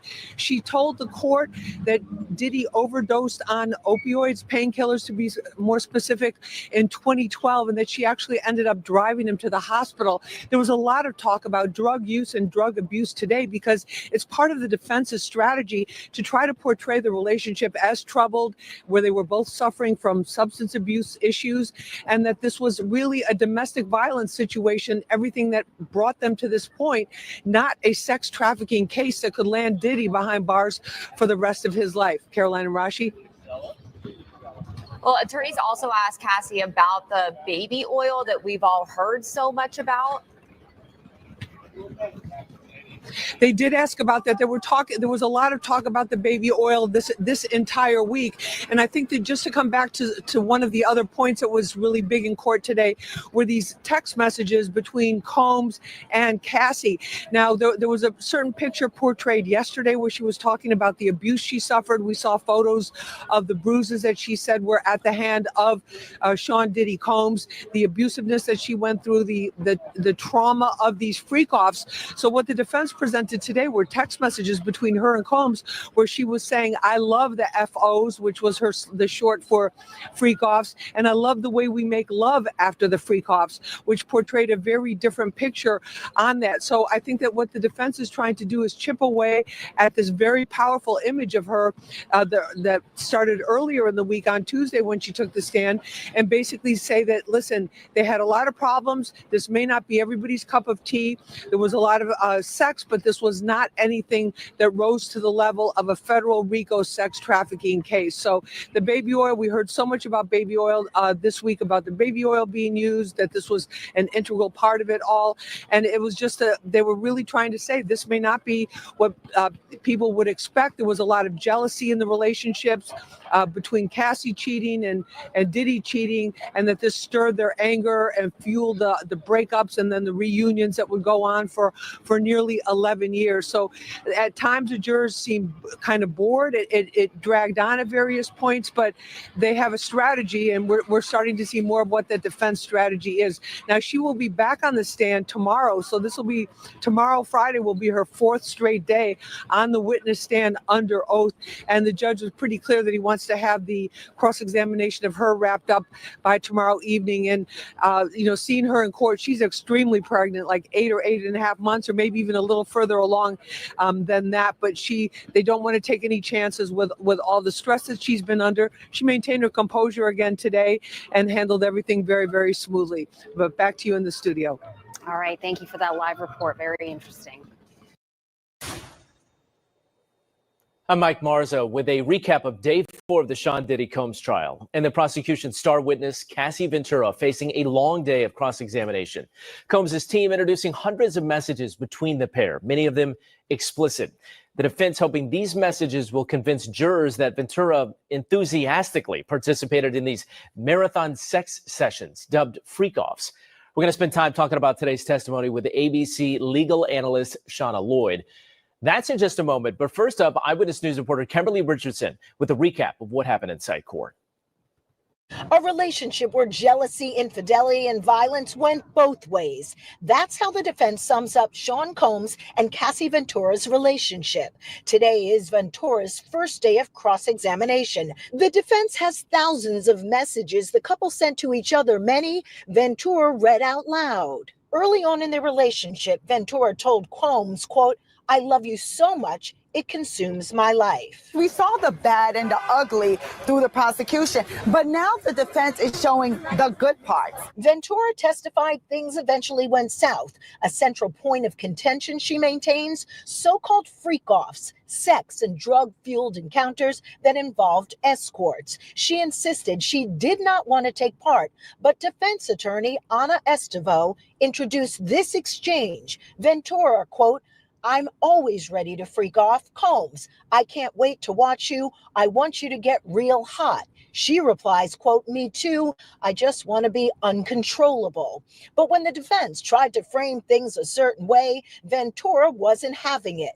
She sent this message to Combs, quote, "I miss you. I miss our love-making sessions in the afternoons." When asked if that meant freak-offs, Ventura said not necessarily. Ventura testified even after this exchange in 2016, during what she says Combs hit her in the face. She tried to rekindle their romance. There was one woman she believed was standing in her way, Kim Porter, the mother of 3 of Combs' kids who passed away in 2018. This afternoon, Ventura told jurors she had some jealousy of Porter, adding she wanted to be integrated into his life with his kids, sending this message to Combs, quote, "I'm here ready to be that woman, and I'm in a constant fight because you won't ever allow it. This isn't what I want. I cannot become that woman this way." And in 2015, while Combs was dating a woman only named as Gina, Ventura began a relationship with actor Michael B. Jordan. Inside the courtroom today, it was really fascinating to watch. When Ventura was testifying, when she would say certain things, Combs would whisper something into his attorney's ear. He would write something on a Post-it. That attorney would hand it right back to the attorney who was questioning Ventura. Our thanks to Kimberly Richardson for that recap. Joined now by ABC News legal analyst Shauna Lloyd. First of all, those messages were tame compared to what people in the courtroom actually saw today. Take us inside and how that played as you're seeing these sexually explicit messages displayed on those monitors. Absolutely. Well, I'll tell you, Mike, when I saw the messages, I was a little taken aback. Yeah. These were very, very tame compared to what we saw. They were very explicit in nature. They went into extensive detail as to what she was looking forward to, how she felt sexually towards Sean. All of that came in, and we saw it in an actual text message. So the defense was really trying to put that in. Let's talk about the defense's strategy today. They're trying to create what they consider a fuller picture of the relationship, the 11-year relationship. At one point, they got her to admit that she was in love with Sean Combs for 11 years. And at many points, according to the messages, she's the one that initiated these so-called sex sessions dubbed freak-offs. How did that play in the courtroom? And what was Sean Combs doing as he's listening to this testimony? Well, I'll tell you, when they introduced these ideas and concepts, you definitely saw the jury take a second look, right? Because this is directly contrary to what we have seen for the last 2 days. These text messages clearly reflect the fact that she wanted to be a part of his life. She wanted to be included on vacations with his children. She wanted to be that wife to him that she was not. And so we see that clearly laid out. So you saw the jury definitely take a closer look at that, because now that we have the complete chain of text messages, we see where some of the freak-offs were actually initiated by her. He didn't mention them, and she brought them up at initiating that sort of conversation. So that changed the dynamic in the courtroom a little bit. Mr. Combs was really just sitting at the desk. He looked ahead. He didn't seem to have much comments. He was definitely paying attention, though, to the cross-examination. He was writing notes. We did see that. There was a point where even the defense attorney admitted that she was kind of all over the place. It was described as meandering, this cross-examination. But sometimes that could be a strategy, right? What do you make of the approach and the style of the defense today? Well, I think we have to remember that the judge confined them. They do have to finish in a day and a half, the same amount of time that was allotted to the direct. So she had to change strategy. I believe she thought she had a little bit more time. So that created some of that. But the meandering, sometimes when you walk away, you walk up to it a little bit and then you come back with another question, because then people don't know, and the actual witness on the stand doesn't know what direction you're headed. So they're likely to give you a lot more information than you bargained for. By the time you come back to that line of questioning, they have likely forgotten the initial statements. So you get a lot more information, and without that sort of gotcha moment. It's used a lot when we have someone like Cassie, who is a very sympathetic witness. She is very pregnant. You do not want to be the attorney that is being very harsh or seeming like you're trying to get her. And so I think that bodes better with the jury over time. How did the defense do today? I mean, not that it's a grade type situation, but were they effective in trying to point out some of the inconsistencies, or at least not the complete picture of what the prosecution laid out? I think they were effective in really showing that what we saw yesterday was not the total story. What it did is it provided a lot more context, and we saw a lot more detail than we had yesterday. So it's not just one or two text messages. Now we're getting pages and we're seeing full conversation. So that changes the way we're looking at those individual text messages that the prosecution was showing. Before the trial, this is something the prosecution did not want to happen. They tried to limit all of the text messages, right? Absolutely. And up until yesterday, actually, in court, they were arguing about not admitting all of these chains. The prosecution has been seeking to keep it out, so much so that when they had introduced a couple of the initial text messages, the prosecution stood up and objected vigorously twice. I think, though, that the jury definitely became much more keen. They were looking forward to seeing the text messages, because it creates that feeling of, why don't you want us to see these text messages? So once they were introduced, the jury was paying attention. The defense also got Cassie Ventura to admit that she was jealous, primarily of Kim Porter, the late Kim Porter, the mother of Sean Combs' 3 children. That is correct. And so what does that do for the defense in trying to get at least the jurors to open their minds to their side of how they view things? So the defense is putting that forward because when she made that statement on direct where she said, I was insanely jealous, this now provides context, because now we have an individual who's in his life, the mother of his children, who he has children with, that she has a direct object. So they see how this actually creates that complex dynamic in their relationship. And then one other question about that is, when you talk about the full picture of these text messages, we also learned that Sean Combs overdosed back in, I think it was 2012. And so you're learning some detail. And the bottom, just as reading this, it just seemed like a very sad, tragic, violent situation.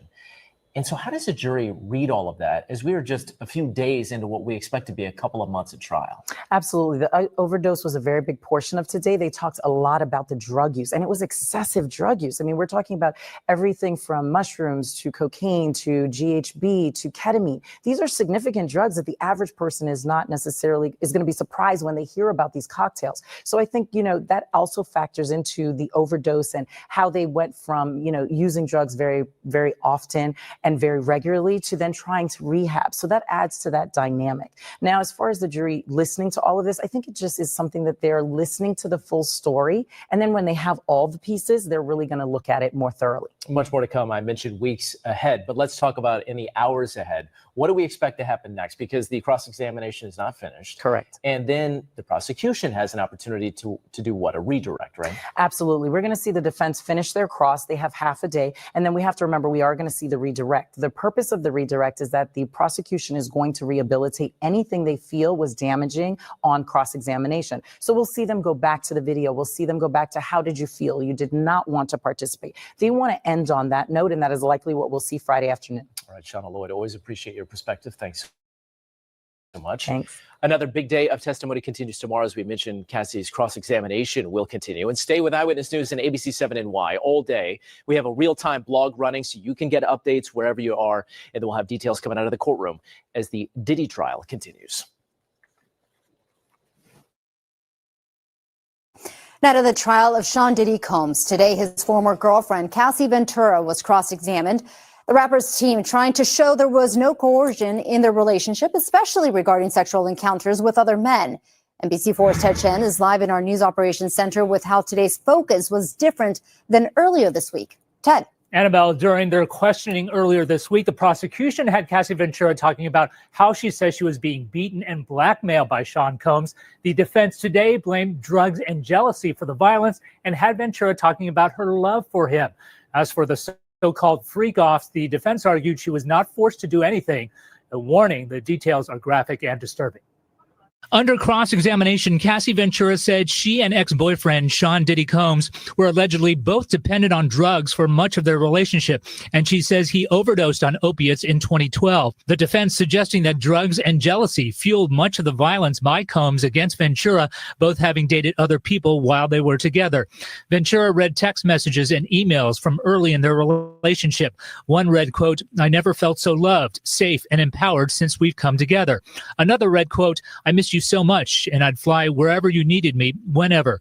The defense maintaining Combs is not guilty of sex trafficking and racketeering, and that Ventura was never coerced into the freak-offs that involved choreographed sex acts with male escorts. They had Ventura read messages from 2009. One said, quote, "I'm always ready to freak off, LOL." Another read, quote, "When we used to freak off when we were so in love, there were no questions asked. It felt right, like it literally made sense for the next step in our sex life together. I got nervous that I'm just becoming the girlfriend that you get your fantasies off with, and that's it." Ventura told the prosecution Combs would videotape the encounters and then threaten their release. Throughout the day, jurors saw graphic text messages, email, and video on so-called privacy screens so that only they could see them. I'm Ted Chen, NBC4 News. Colleen, Annabelle, back to you. On day 4 of his trial, Cassie Ventura took the witness stand again today, this time being cross-examined by attorneys for Sean Diddy Combs. Combs' attorneys showed more explicit messages to the jury, which they insist proved Ventura was willing to participate in so-called freak-offs, referring to them in a 2009 email as the next step in their sex life. Over the past 2 days, the prosecution's star witness, who's 8 months pregnant, has detailed physical and sexual abuse she allegedly endured during her 10 years with Combs. She broke down in tears as she recounted later going to rehab and trauma therapy in 2023. Attorney Judy Saunders specializes in sexual abuse cases. From the defense, their job is going to be to distract and attack. What the defense will do is that they will say that she may have even willingly used Mr. Combs. They're also going to attack that she stayed and that it was against her will.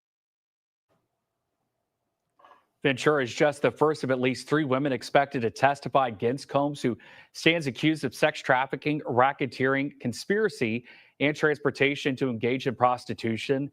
Combs has denied any wrongdoing in this case. The defense argues that his accusers consented to all sexual activity. A visibly pregnant Cassie Ventura asked for a break on the stand as Sean Diddy Combs' legal team ramped up their aggressive cross-examination tactics. We've got more on the defense's strategy to discredit Cassie in today's Page 6 headlines. On day 3 of testimony in Manhattan federal court, Combs' attorney Anna Esteval grilled Ventura over her past text messages, including several graphic and flirtatious exchanges she sent to the Bad Boy Records founder during their 11-year relationship. The courtroom turned tense when Esteval read aloud one sexually explicit message, prompting the 8 months pregnant singer to clutch her stomach and ask the judge for a break. The defense's strategy has centered on portraying Ventura as an active participant in what they allege was a swingers lifestyle, including regular freak-offs involving escorts. Still, Ventura has remained firm on the stand, recounting disturbing details of abuse, blackmail, and manipulation, including an alleged rape after she tried to leave the relationship in 2018. Though the two settled her lawsuit last year for $20 million with no admission of wrongdoing from Combs, the rapper now faces serious federal charges and could face life in prison if convicted. Next, Blake Lively under fire after Justin Baldoni's lawyers alleged she urged Taylor Swift to delete their text messages.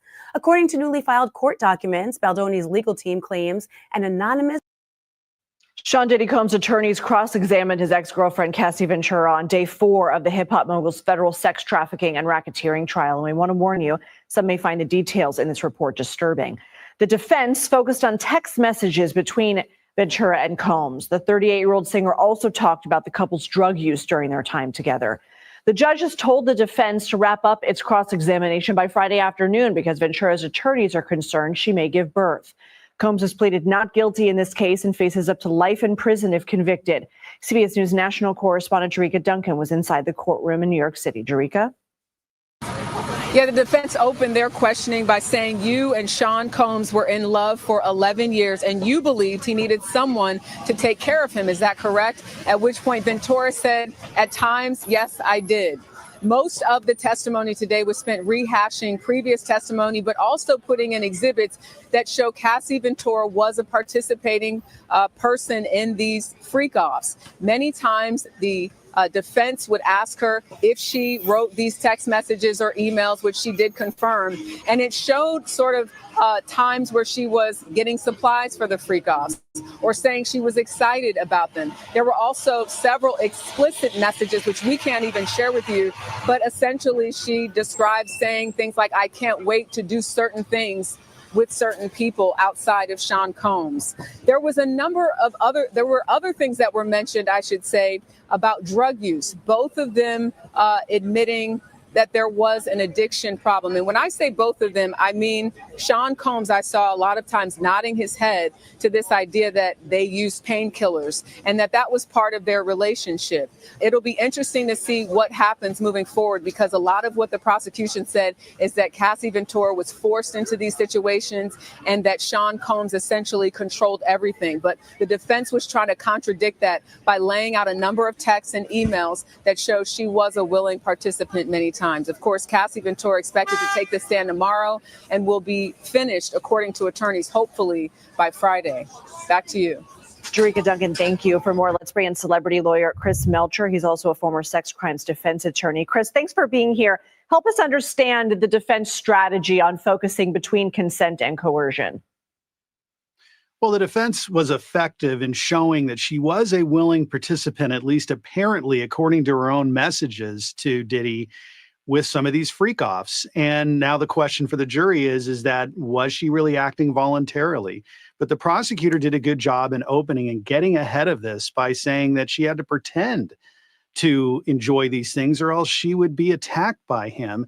And this was also started as a loving relationship, at least she thought. So maybe at the beginning she was trying to appease him, and then it just became what we saw, really sick and depraved conduct. When it comes to the apparent consent from these text messages, do you expect the prosecution will go into the complexities the psychological nuances, what happens to an alleged victim when they are embroiled in a relationship with alleged abuse and domestic violence? They absolutely have to do that. There is this cycle of violence, and people who have experienced this unfortunately understand very well how someone could start into a relationship what they think is loving and normal, and then all of a sudden, just kind of day by day, being where she found herself. And so I think what's going to probably turn most of these jurors on her side is that some of this conduct that we've heard about and we really can't even describe is something that no one would ever volunteer or participate in unless they were forced. And then, of course, we saw the video of him, beating her at the elevator scene. So I think that that's going to really be pivotal. And Chris, that said, what are some of the biggest hurdles you see for the prosecution to overcome when it comes to proving this was part of a criminal enterprise? Well, Lindsay, this is the problem, is that this conduct that we've heard about is horrific, but what he's being charged with is this RICO, criminal enterprise. And we haven't really heard that yet. This is an enterprise of one person doing this for his own gratification. Even his employees that assisted him in this, it's alleged to have abused them also. So it's not like he's running a prostitution ring or profiting off of this. He was doing it for his own gratification. And I think that's where the jurors are going to have trouble with, and saying, how does that conduct, which we all would think is horrible and feel sorry for Casey and the other victims, but how does that really constitute running a criminal enterprise? All right, Chris Melcher, we really appreciate it. Thank you. Her second day of testimony under direct examination by prosecutors was incredibly emotional.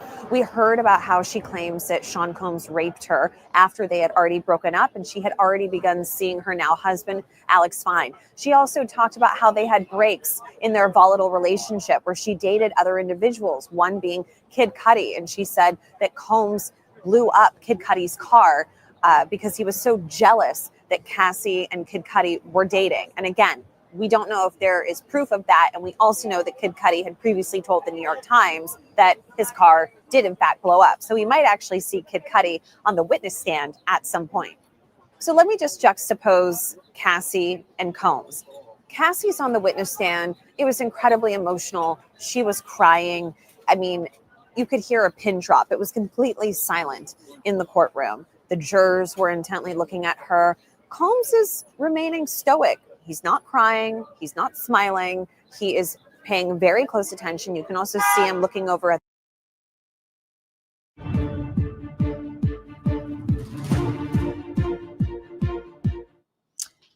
I'm Eva Pilgrim. Thanks for streaming with us. The defense getting their chance today to question Sean Diddy Combs' ex, Cassie Ventura. She spent her second day of testimony under direct examination by prosecutors was incredibly emotional. We heard about how she claims that Sean Combs raped her after they had already broken up, and she had already begun seeing her now husband, Alex Fine. She also talked about how they had breaks in their volatile relationship where she dated other individuals, one being Kid Cudi. And she said that Combs blew up Kid Cudi's car because he was so jealous that Cassie and Kid Cudi were dating. And again, we don't know if there is proof of that. And we also know that Kid Cudi had previously told the New York Times that his car did in fact blow up. So we might actually see Kid Cudi on the witness stand at some point. So let me just juxtapose Cassie and Combs. Cassie's on the witness stand. It was incredibly emotional. She was crying. I mean, you could hear a pin drop. It was completely silent in the courtroom. The jurors were intently looking at her. Combs is remaining stoic. He's not crying. He's not smiling. He is paying very close attention. You can also see him looking over at the jurors multiple times. But, I think that he's obviously being very careful to be expressionless. But, of course, he shows emotion when he comes into the courtroom. He hugs his attorneys. We've seen him look back at his family multiple times over the course of this trial, blow a kiss at them, make a heart sign. So he's obviously very happy when he has a moment to connect with his loved ones.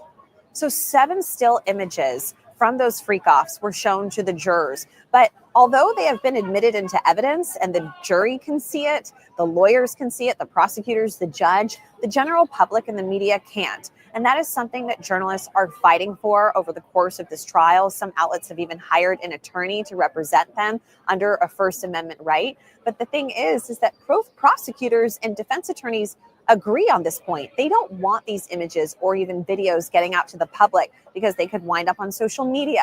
There are, again, escorts in there. There are victims in these videos, alleged victims, and they want to be able to protect their anonymity. And as for the jury, I mean, they were riveted. They were looking at the monitors in front of them. There are these privacy screens on them. And I mean, everybody obviously wants to see and learn more about these freak-offs because it's a central part of this entire case.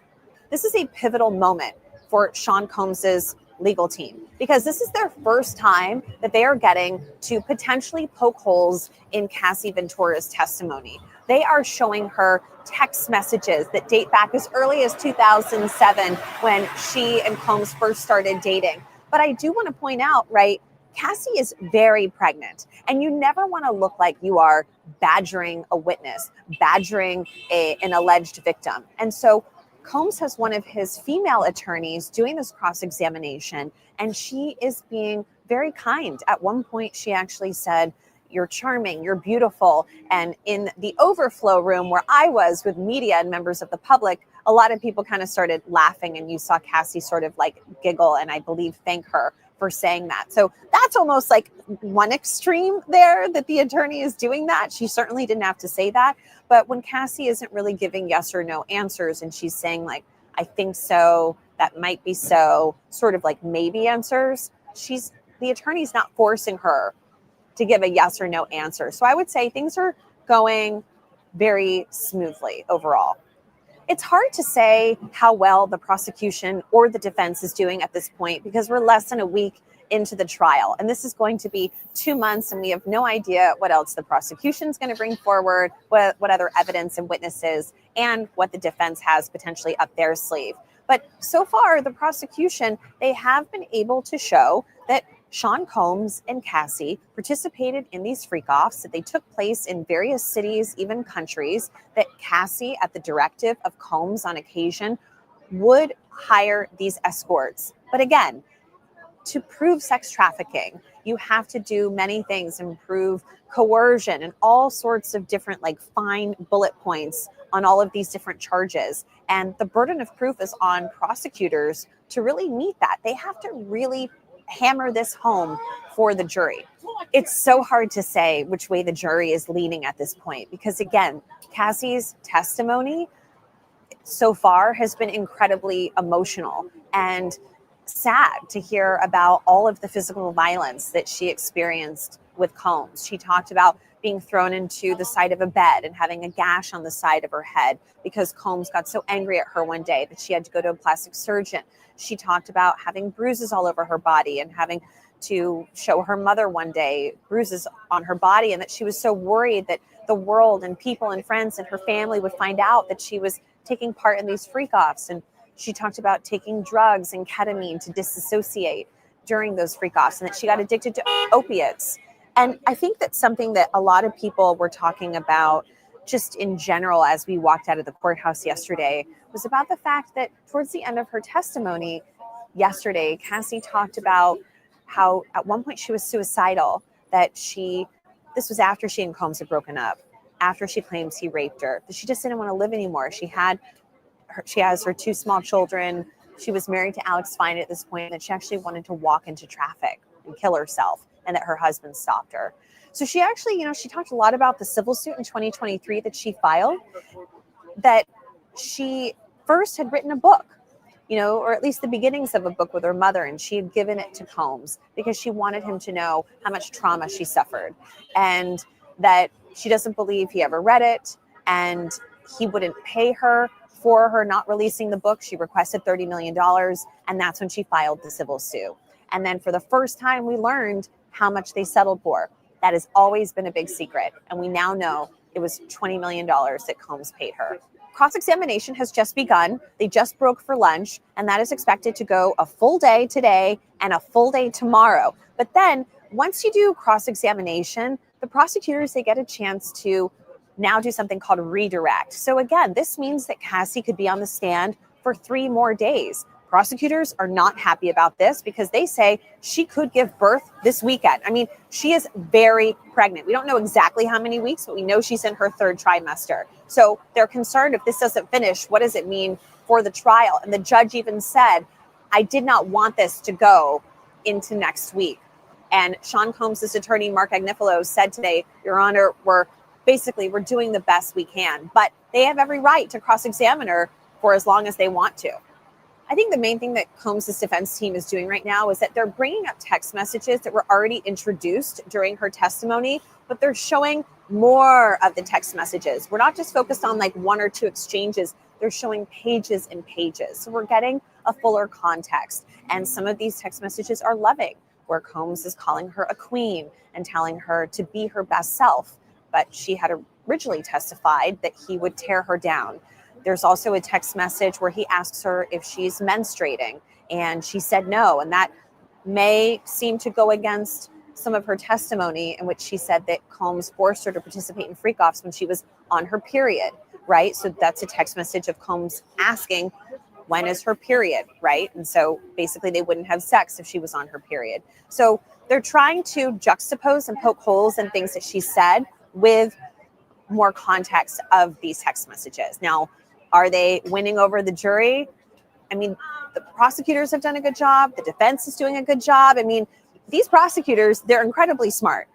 The lawyers, Combs has hired some of the best attorneys that money can buy. So this is a ping pong match right now. So it's unclear who the winner will be at the end of all of this. And it's too early to say what the jury thinks. Cassie talked about a party when she was about 21 years old. I believe it was in Las Vegas. And she said that Combs had actually brought Tommy Mottola, Britney Spears. I mean, these are big names, but they're just mentioning it in the context of a party. I think it would be very unlikely that we would see a Britney Spears or Tommy Mottola walk into that courthouse. I think you could see Kid Cudi. I think you could see anybody that she potentially dated, like Michael B. Jordan, maybe, and he was brought up previously during jury selection. So I think only time will tell. We have many weeks left, and I think there's going to be a lot of twists and turns. I think the biggest thing is that this is a woman that's about to give birth to her 3rd child. This is very emotional and traumatic to have to relive these very terrible times during her relationship with Combs. And what does this mean if she gives birth in the middle of all of this while she's on the stand? What does it do to the case? Is there a mistrial? Can they continue? Does she come back in a few weeks after she's given birth? A lot of questions.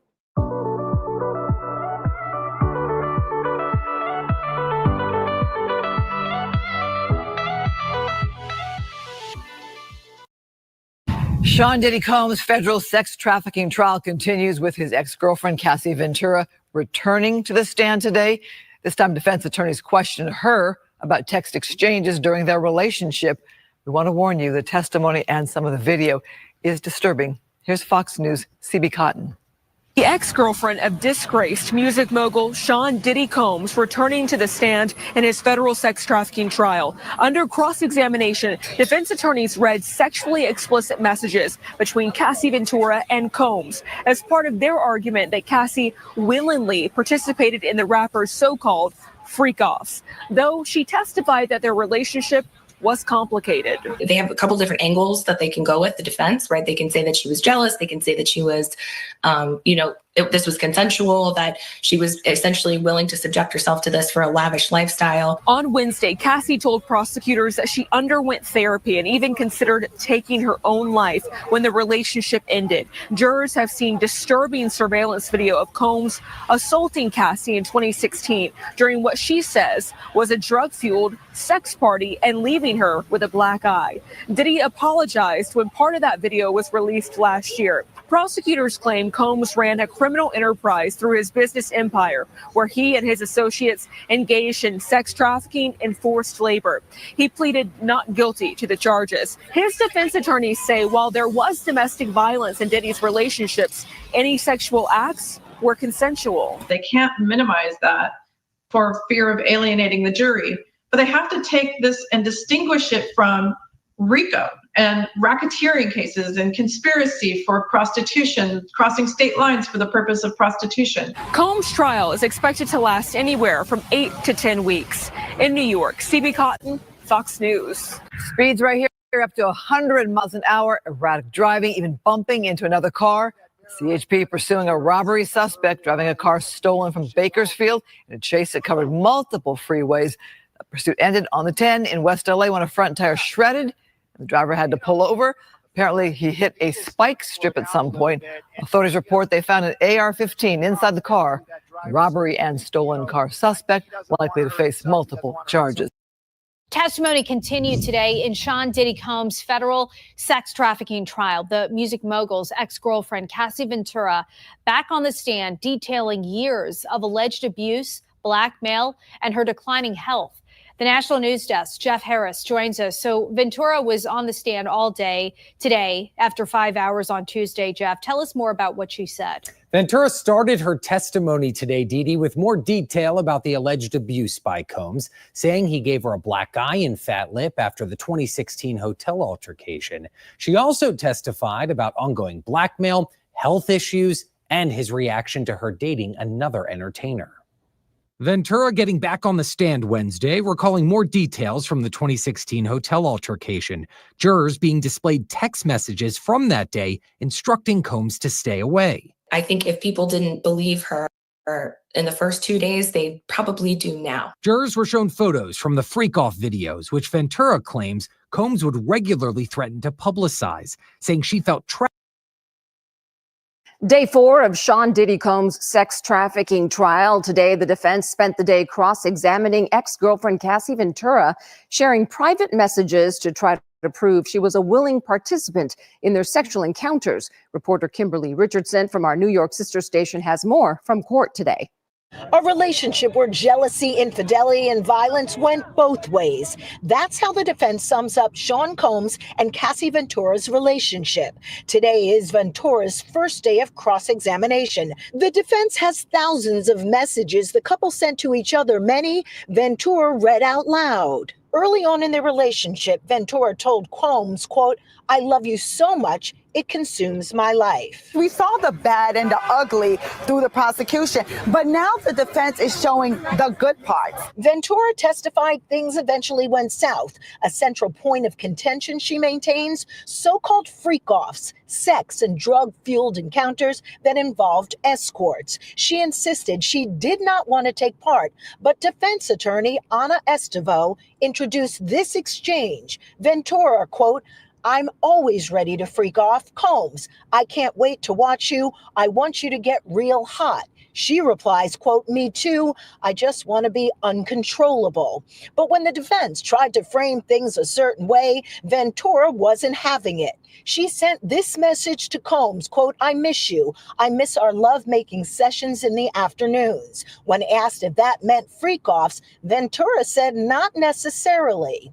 Ventura testified even after this exchange in 2016, during what she says Combs hit her in the face, she tried to rekindle their romance. There was one woman she believed was standing in her way, Kim Porter, the mother of 3 of Combs' kids who passed away in 2018.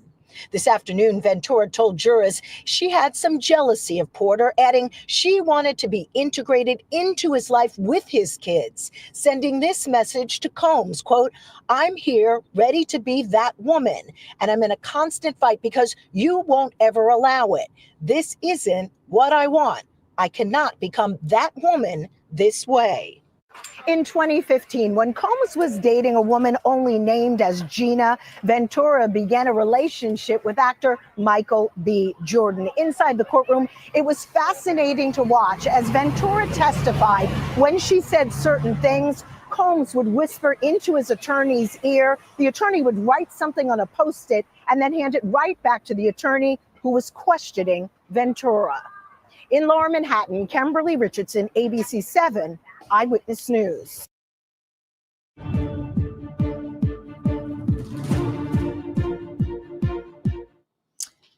I'm Eva Pilgrim. Thanks for streaming with us. The defense getting their chance today to question Sean Diddy Combs' ex, Cassie Ventura. She spent 2 days telling the jury about how he forced her into drug-fueled freak-offs against her will with male prostitutes. Combs' defense now trying to paint a very different picture of their decade-long relationship. Cassie grilled about explicit text messages with Combs as the defense tried to show the jury the freak-offs were a defining feature of their relationship. This, as the judge told the defense to wrap this up by tomorrow because Cassie, who was 8.5 months pregnant, could go into labor any minute now. Combs faces the possibility of life in prison if convicted. He's pleaded not guilty and has denied all wrongdoing. We'll break down everything that happened in court today. We'll also get into the top searches on the web right now tied to the Diddy trial, like white nail polish and can Trump pardon Diddy? We'll answer those questions in a bit. First, though, let's go to Aaron Katursky, our chief investigative correspondent outside the federal courthouse in Lower Manhattan. Aaron, can you take us inside the courtroom? The defense is finally getting to question Cassie Ventura. What was this questioning like? The questioning was very intense, although it was relatively gentle. But here was a woman who is a mother now, expecting her third child at any moment, with her husband in the courtroom reading aloud the most personal and intimate text messages you could ever imagine being read in open court about the sex she desired, the orgasms she had, and what she wanted to do with her intimate partner at the time, Sean Combs. And this was, if embarrassing for her, she seemed kind of resigned to it because she read it in matter-of-fact, rather kind of calm, flat tone, and she never wavered. She never lost her composure. I'm curious, Aaron, what was the reaction in the courtroom as she read those text messages? Well, some of the jurors, one woman shook her head, but most of them appeared to lean in toward their screen so they could read along and follow along as some of the messages, maybe the less eye-popping ones, but nonetheless pointed toward the evidence, where she said, "I'm always ready to freak off. I love to F-O, to freak off." Because the idea on the defense side is to say that Cassie Ventura was not coerced into these sexual encounters with male prostitutes under threat of violence or humiliation, the way prosecutors describe, but was a willing, even eager participant in the swingers lifestyle that they say Sean Combs led. Aaron, there was also some pretty surprising testimony today about Combs's drug use, allegations that he was addicted to opiates and at one point overdosed. What did we learn? Well, this was part of the defense strategy, to concede that he's a drug user. Now, maybe the public didn't know the extent, but the defense was pretty frank that at one point he was addicted to opiates. At one point he flew to Mexico to try what Cassie Ventura called a plant medicine type remedy that's not legal in the United States, that the two together tried just about every drug, MDMA, ecstasy, ketamine, that the night of the now infamous freak-off in 2016 in the Los Angeles Intercontinental Hotel, where an assault was then captured on video, that maybe Combs was high on a bad batch of MDMA. But the idea here, Eva, I think, was to say that the violence from Combs was not to coerce Cassie Ventura into sex. It was the result of drugs, or in another aspect, was the result of jealousy and her infidelity. Because we also heard today, Eva, about her dating Kid Cudi and about her dating the actor Michael B. Jordan, and how that led to some pretty scary arguments, as Ventura put it, with Sean Combs. Aaron, I also have to ask you, because the defense asked her today on the stand about drugs in the baby oil. What did she say about that? Oh, that was kind of a throwaway, and it just right before a break. But I think there's been some rumor about that there had been drugs in the baby oil, or the baby oil was tainted. But Cassie Ventura said that there were no drugs in the baby oil. No. She said plenty of other things about the baby oil during the course of her testimony, but drugs weren't apparently part of it. Yeah, an internet rumor she dispelled there on the stand today. Aaron Kotursky, thank you so much there from the courthouse. Now let's break down some of the testimony from today's cross-examination of Cassie Ventura with ABC News legal contributor and trial attorney Brian Buckmeyer. You were also in the courtroom there today. So I'm curious to you, what was the standout moment? Well, to narrow it down to just one is very difficult. So give me a chance to say two. Of course, those salacious text messages that everyone's talking about, details that are hard to get into. But I think not just the text messages, but the order in which they came about. The defense making the argument that Cassie and Combs had decided to have a freak off some days in advance, and the days leading up to those are where those salacious text messages came in, making it seem that Cassie really wanted to participate in them. But also, I didn't think I was going to wake up this morning and find myself having just an iota of sympathy for Combs, because in the end of the morning, the defense made it seem like these two might have been two addicts participating in sexual encounters, and that's where the violence came from. Cassie testifying that she believed that at some point in time, Combs was an addict trying to get out of it, and that the withdrawal made him very irritable and angry at times. We also have to talk about the jealousy that she talked about there on the stand in their relationship, and Cassie's concern about being a side piece, not the main girl. Tell us about that line of questioning. So I think we're going to get there eventually when we get a broader sense of this. But don't forget, Kim Porter, whose children and that she shares with Sean Combs are in the court. I think the argument that we're having here is we see text messages like this. I'm nervous that I'm just becoming the girlfriend that you get your fantasies off with, and that's it. I don't get that, the other part. Because Kim Porter is still in the scene. She is the quote unquote main girl. And I think the argument here is that Cassie is indulging in these fantasies, hoping that if she keeps doing it, that Sean Combs will pick her. And the defense, I think, is making the argument that she's not getting the attention or the love that she wants. She's not becoming the main girl here. And it's the jealousy that is fueling the violence, not the fact that Sean Combs is trafficking her. And we start to see resemblance of that argument. We heard Aaron Kotursky mention the defense referenced those text messages today. What stood out to you? So again, in the text messages, I think the conversation about how freak-offs were a part of their conversations, how they talked about going out and having a good time, but also plan the freak-offs. And the freak-offs seem to be part and parcel with the relationship. Looking at the dates again, let's just go back to this message real quick. That's 2009, where she says she's nervous about just being a girlfriend. And here's 2017, some years later, saying, I love the freak-offs when we both wanted. It seems like the issue wasn't about freak-offs or not freak-offs, but that she wanted and enjoyed the freak-offs where they had a freak-off and then they had sexual relations afterwards, or vice versa, but they had that intimate time as a part of the freak-offs, not just that the freak-offs were bad altogether. Mm-hmm. Not just something he wanted to do, something she wanted to participate in as well. The defense attorney has taken the lead here today in the questioning. Tell us about who this attorney is. So Anna Estevos, she is the defense attorney who is cross-examining Cassie Ventura. We see some of her positions. He's a partner of the firm, White Collar Defense, worked as a federal defender in California for a year. I think she graduated law school in 2015. And so I see a lot of criticism online about her cross-examination. I would say from a factual standpoint, yes, you may see a defense attorney meander in the way that they ask questions, meander in the way that they're trying to argue. But the issue that stood out to me is some of the difficulties that she had in terms of getting the evidence in front of the court, the judge helping her out, sometimes making mistakes. And another thing that I'll add a little color of the court, the amount of notes that were handed up to her from Combs, Tenny Garagos. At one point, it was just pink note after pink note after pink note. She had about 10 or so sitting next to her. And then I noticed at some point, the pink notes ran out and they started giving her yellow notes. Just so much information to help her get along with this cross-examination. I think she's doing a good job of getting the facts, just getting there seems to be a little difficult. Interesting. Brian Buckmeyer, thank you so much for being with us today. And still ahead, after 4 days of testimony and 1 day of cross-examination, which side seems to have the leg up here? Our legal team is standing by. Also coming up, will Trump pardon Diddy? Why that's one of the top searches about this trial. Stay with us.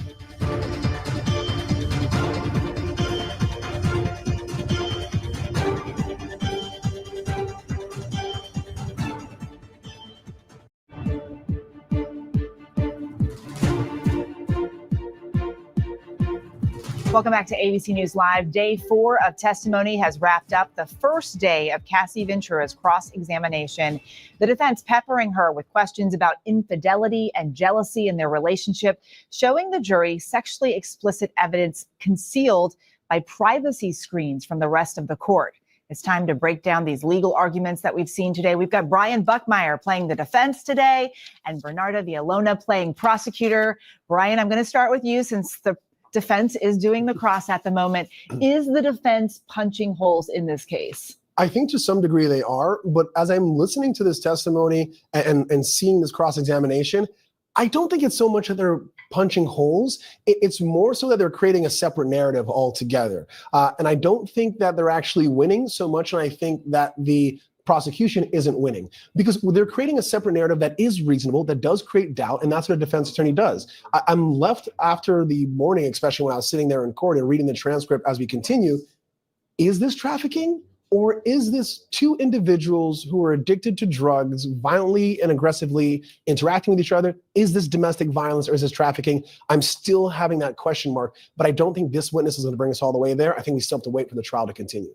Bernarda, you're sitting there as the prosecution watching this cross. You getting nervous? Not at all, because the defense attorney is falling flat in terms of the delivery, in terms of how she's questioning Cassie Ventura, in terms of the logic in her questioning. It's all over the place and it's very difficult to follow. So yes, the defense attorney know what all the text messages are and the prosecution does as well. But guess who needs to know? The jury does. So the way and the manner that it's being delivered and the way that she's being questioned is falling flat. So as a prosecutor, I'm like, okay, what's your next question? Because you're also giving a lot of time for Cassie to think about whatever question that you're posing to her, which is not good for the defense. And the prosecution is going to have a chance to clean all this up after. Absolutely. So what but are it's not much to clean up, though. It's not much to clean up.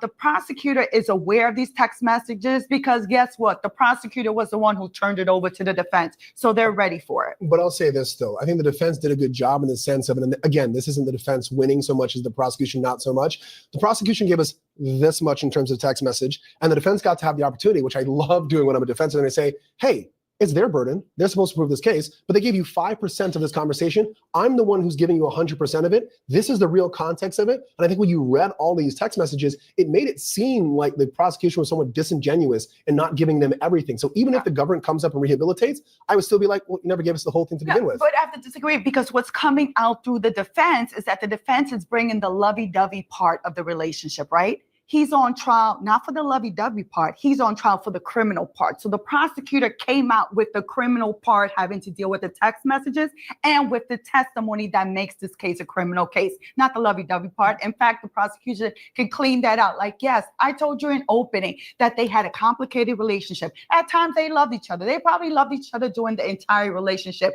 But what we're here for is the criminal part, which is the freak-offs that wasn't with her consent, which was the violence that was part of that coercion, that manipulation that put her in fear to unwillingly consent at times to these freak-offs. Okay, we've got to also talk about kind of the other issue at hand here, which is that Cassie is 8.5 months pregnant. And the judge was very clear that he wants the defense to wrap this up because she might give birth any moment. Is that a problem for the defense?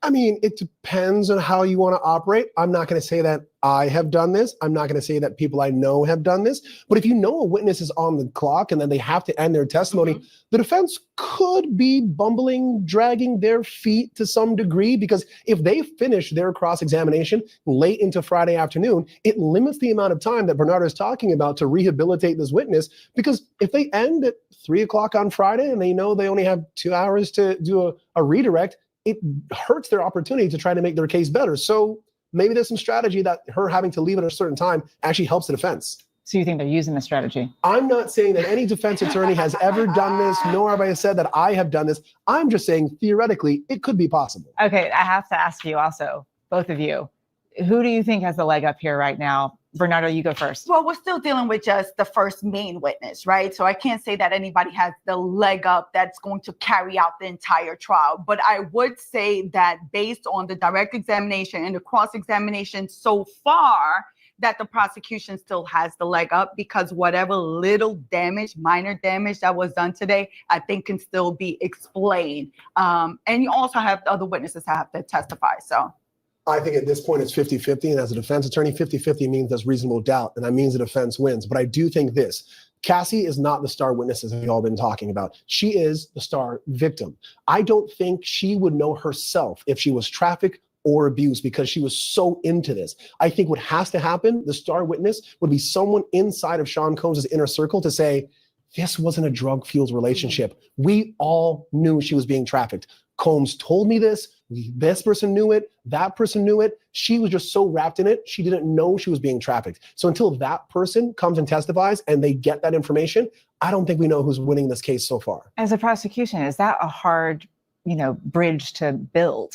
No, not at all, because the prosecution, the government has the power. You decide who you're going to prosecute. You decide who you want to cut a deal with. You decide who you're going to want to bring in as a witness, who you want to compel as a witness, who you're saying, you know what, you committed a crime. I'm going to hold this against you unless you are willing to cooperate and come in and testify. So not concerned as a prosecutor because you have the whole government behind you and resources as well. So while Diddy is was a billionaire and does have a lot of money and wealth, can bring 8 firms in, the government is the government and has pretty much unlimited resources to bring this prosecution. And they know that they can't fall flat, so they are giving it their all. And there are still weeks ahead. Someone got immunity. Someone's going to testify.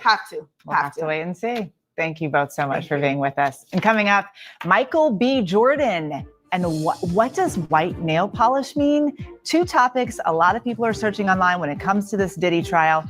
We'll tell you why when we come back.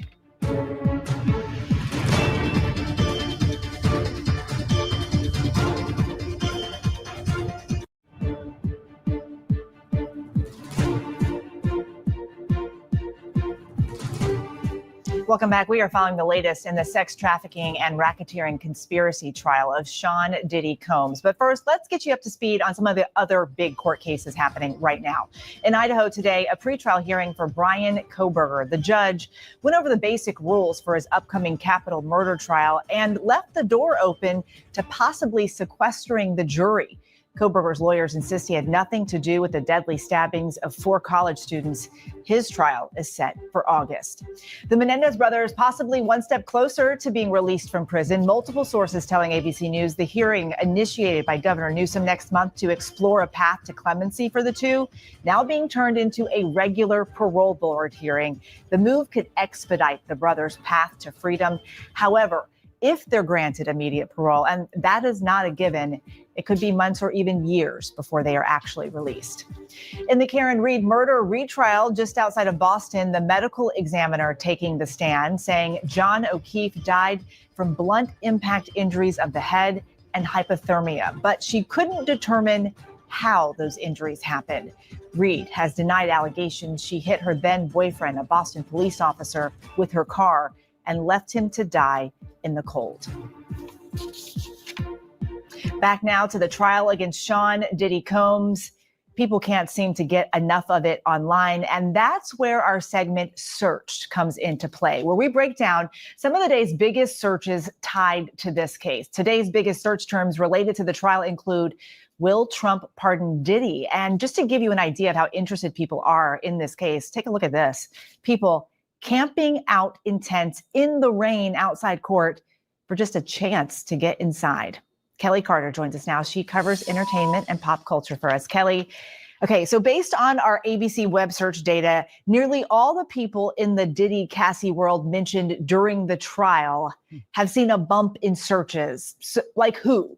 Yeah, people are searching for names like Kim Porter, who obviously is a former partner of Sean Combs. She is now deceased, but they shared 3 biological children together and a 4th one that they raised together. And also Michael B. Jordan, that came up initially in jury selection, but again in courtroom today because people are discovering that they potentially may have dated when they were filming a movie together briefly at some point. So people are searching, trying to see if there's anything that they can call from what was mentioned in court today with that name. Now, this next topic actually popped up 2 days in a row because it was up yesterday as well. Imprisoned Suge Knight says Trump will pardon Diddy if convicted, was widely searched. Then today, will Trump pardon Diddy? Yeah, I want to remind people again that Suge Knight, of course, was a rival music mogul to Sean Combs. He ran Death Row Records, who's co-founder of that, while Combs was founder of Bad Boy Records, and they very publicly beefed. And so he gave a prison side interview where he mentioned that he thinks that might happen should Sean be found guilty in this court of law. This next search is interesting. What does white nail polish mean? Yeah, people are obviously searching that because there's a lot of conversation about how Sean may have orchestrated every little bit of these freak offs, and including what she wore, including what color her nails were. And he requested, according to her, that they were white. And so people are trying to discover, is there some hidden meaning? Of course, if you search that, you will see that it tells you what it always tells you about the color white, is that it means purity of some sort. But people are trying to see if there's some deeper meaning with that one as well, with that search. Another question people are asking, who is Jonathan Odie? Now, this one is interesting. Jonathan Odie was arrested a couple of years back for opening fire against some police officers in a Trump hotel in Miami. And he said at the time that he is a former adult film star who was hired to be Sean Combs's sex slave. No one really paid attention to that conversation, but his name came up in court this week as Cassie identified him as one of these sex workers that they would hire. So apparently, there may have been something to his claims a few years ago. And this last question, we heard one of our legal contributors also reference Diddy's worth. People want to know, what's Diddy's net worth? Yeah, and I think that probably came up because, of course, we found out in court what that settlement fee was for that 2023 civil suit that Cassie filed against Sean and settled, within 24 hours. And then that amount was $20 million, which to all of us watching and even to those of us covering this trial is a large sum of money. And so people wanted to probably get an idea of how much of a hit that was to an empire that we knew at some point had grown to $1 billion enterprise, but probably is significantly less and hovering around maybe 300 million now, according to a couple of financial reports. Kelly, as always, thank you so much. And thank you for joining us. We'll be back with new episodes every day of the trial. The show streams right here on ABC News Live, Disney Plus, and Hulu weekdays at 5:30 p.m. Eastern. For even more on the Diddy trial, make sure to follow our podcast, Bad Rap, the case against Diddy, hosted by our very own Brian Buckmeyer on Apple Podcasts, Spotify, or wherever you listen. I'm Eva Pilgrim in New York. Have a good rest of your day.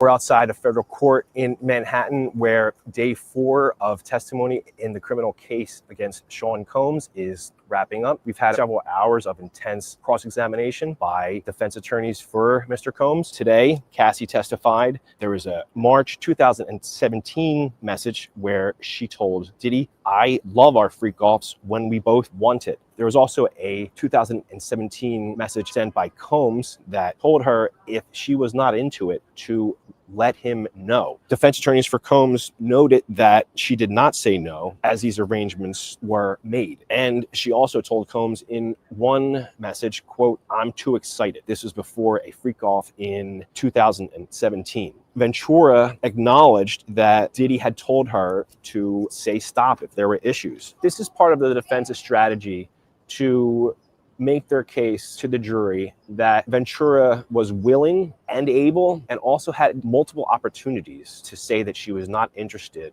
in partaking in these drug-filled encounters. In 2015, while Cassie went to South Africa, she had learned that Mr. Combs was spotted on video with another woman that got her upset. She shortly thereafter started a relationship with Michael B. Jordan. She ended up leaving Diddy. So there's been some celebrity names mentioned, obviously. Back before the trial started, jurors were given a binder of over 150 names. Those names included comedian Mike Myers and also Kid Cudi got Miss Cudi. That's his real name.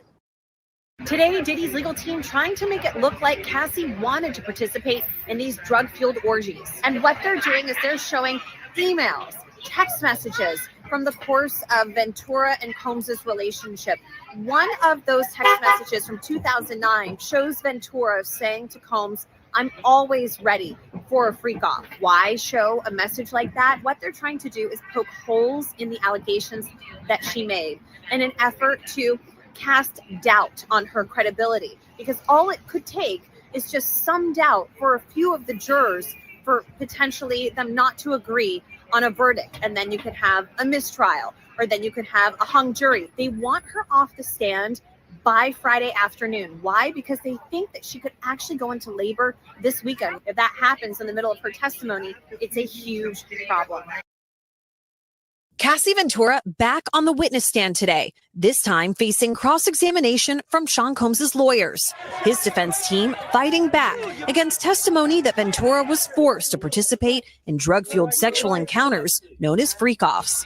Combs' team submitting often explicit text messages and emails sent between the former couple into evidence. In one, Ventura writing to Combs in 2009 after they had been dating for 2 years, "I'm always ready to freak off." In another that same year, she writes, "When we used to freak off, when we were so in love, there were no questions asked. It felt right." When asked by Combs' lawyer about a text from 2017 where she said she loved freak-offs, Ventura said they were just words at that point. There's a chance that one or more of the jurors might hear this evidence that she came back time and time again to Combs, that she participated in these freak-offs. And some of the jurors may conclude that this was more of a choice than it was coercion.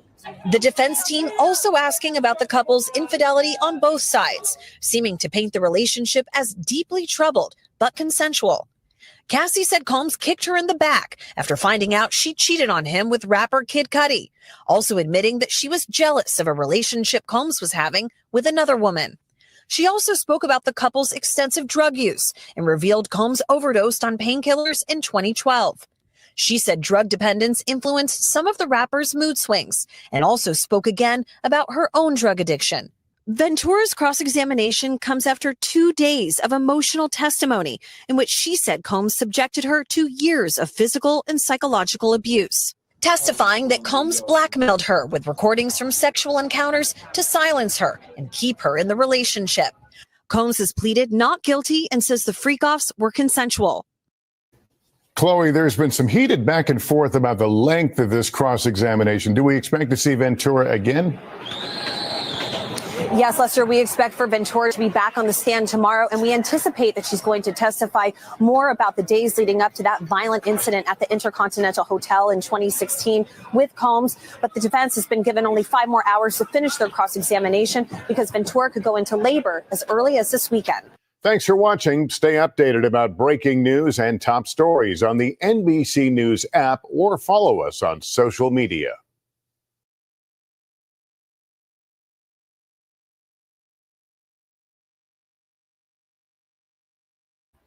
I just want to interject something here. So, remember for the past couple days I've been telling you, like, when you have a imperfect witness, right? Like Cassie would be considered an imperfect witness because she, was in a relationship. She agreed to some of these freak-offs. She was biting him back and all that type of stuff, whatever. Whatever you can expect the cross-examination to flesh out, right? I think the prosecutor did a smart job. Now, remember, because I was asking why they keep going back over this video about the hotel, why they keep beating it into people's heads, right? Well, because she's an imperfect witness, it could seem as if she put it like this. Just say the prosecutor failed by making it seem as if she wasn't always a willing participant. Some people don't understand that if you tell someone no, especially when it comes to sex or whatever, then if someone continues to pressure you or push you and whatever, that borders on the line of enticement and so on and so forth, right? Whatever the element is, okay? So just say some of the jury believes that, yeah, she's a willing participant. She's a willing participant at all times, right? But if they can show where Sean Combs was beating her and they were having all these fights and whatever, that's why they continue to talk about the fights, although there isn't any documentary evidence, right? Meaning like a video or something like that, like we saw. If they can get in front of it like they have been and show that he was beating her and whatever, they can establish several points, right? As well as make sure that they prove their elements and the facts in the case, right? They can establish that, hey, she wasn't always in control, even if she said, yeah, I want to, even if you don't agree that she didn't want to always have freak offs. He was very controlling. He would get mad, and a beat down is what you may get for turning down the freak offs. So it's coming together. Now I'm answering a lot of questions that I had with regards to the prosecutors, right? Because they can't just get up there and say, hey, this question goes for this element, this under this particular charge, right? This count. They can't get up there and say that. And they definitely can't tell us their strategy, right? Although most attorneys can kind of figure it out, right? But they can't get up there and say, hey, they're not going to get up there and say, hey, this is our strategy. So now it makes sense why they keep doubling down on the fact she was getting beat down. Okay? That's just my opinion.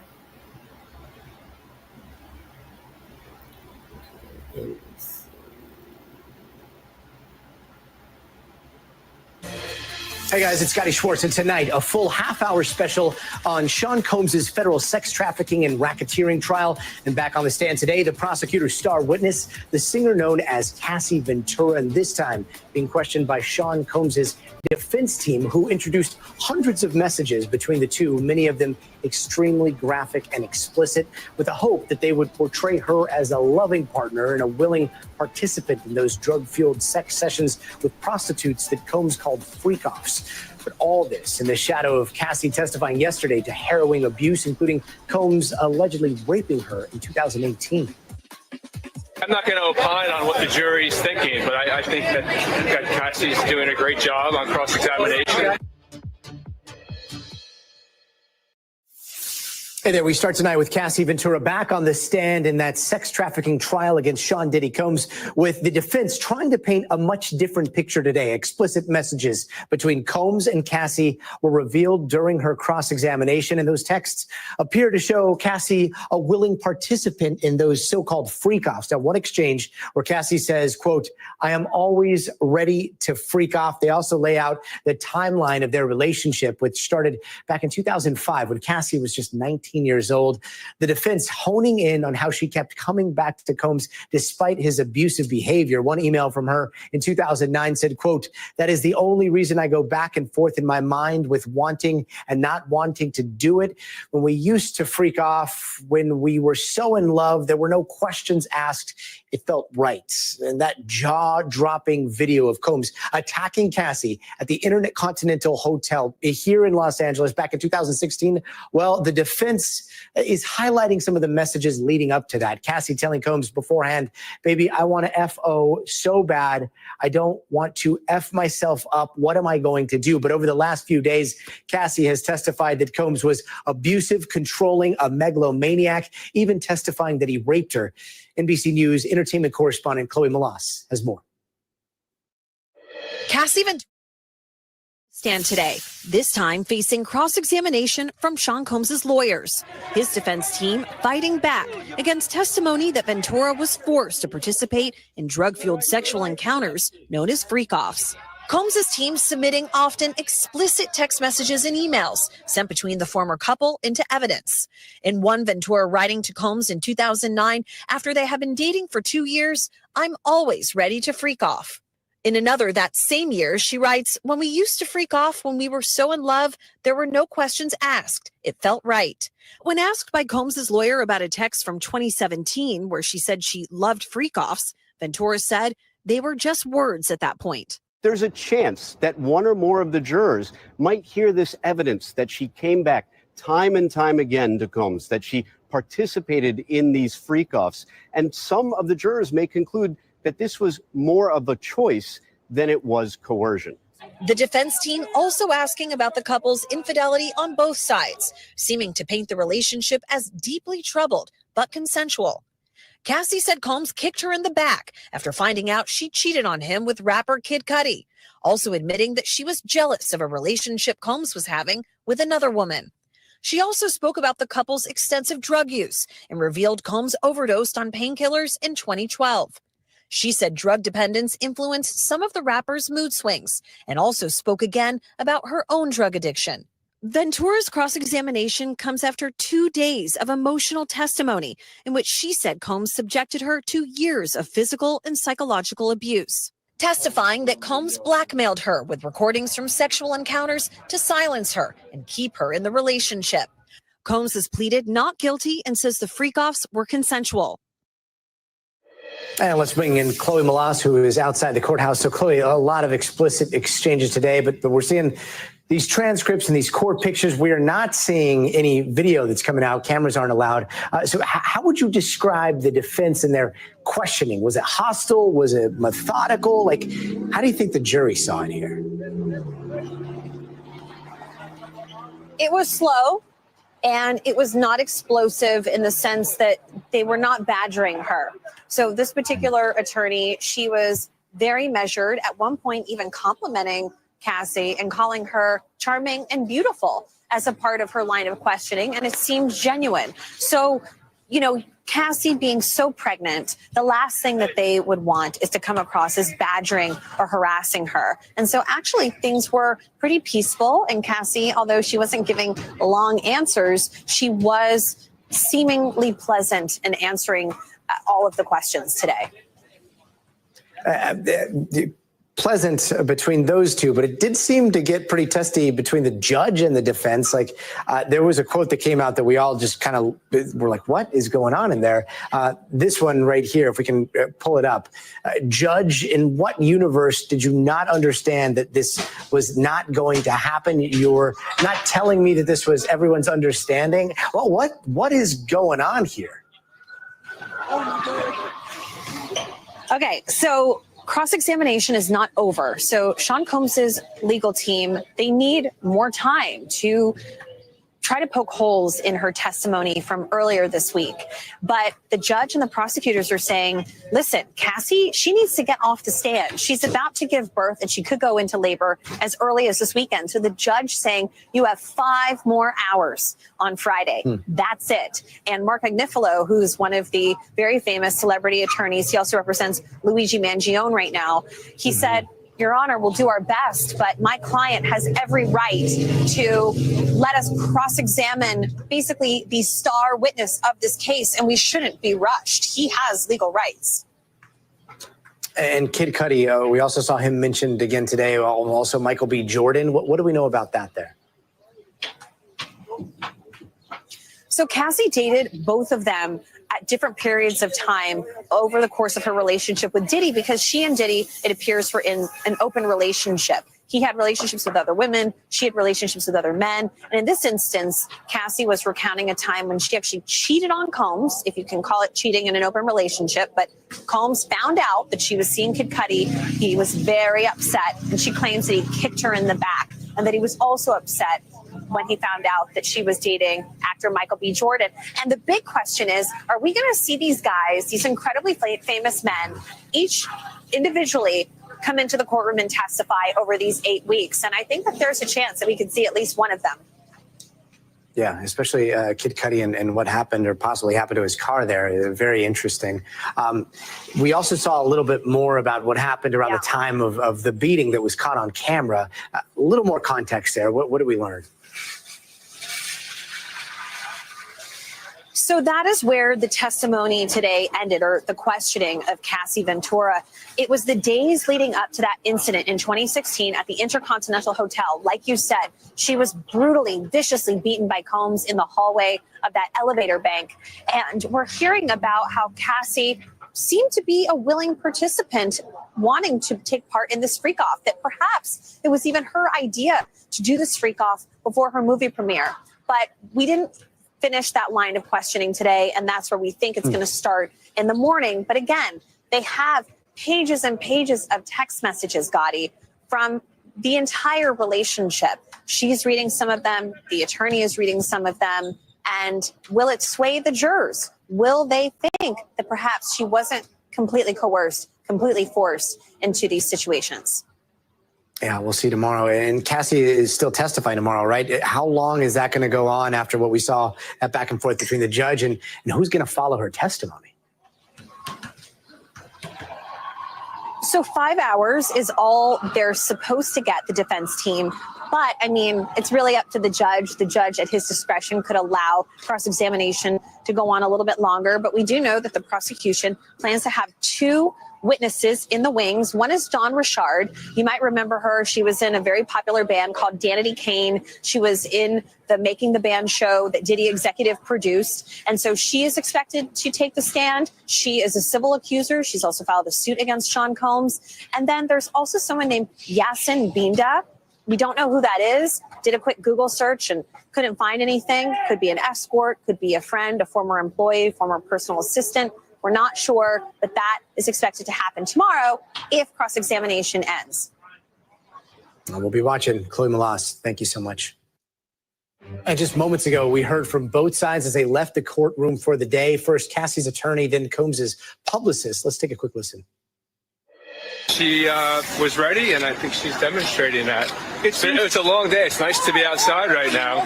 It seems That's to me for sure. that defense is really going in that she was an integral part of these freak-offs. How do you think the jury's going to take that? Whoa. You okay? Sorry. You all right? Watch yourself. Look, I'm not going to opine on what the jury's thinking, but I think that Cassie's doing a great job on cross-examination, a very long cross-examination. Hopefully it ends tomorrow, and so she can be done by the end of the week and put this entire chapter of her life behind her. She's doing as best as she can. She's obviously, tired, as you would expect, but she's holding up great. I mean, it's a real tribute to her. How do you feel like how they're flipping the script with the cross? I don't think they're flipping any script. It just seems they're reconfirming the direct. Do you feel like today made Diddy and everything that we saw in that video gave it an excuse for it? I'm sorry? Everything that we saw on the video at Intercontinental, do you feel like today's testimony from Cassie gave an excuse when they kept talking about the withdrawal from the drug abuse?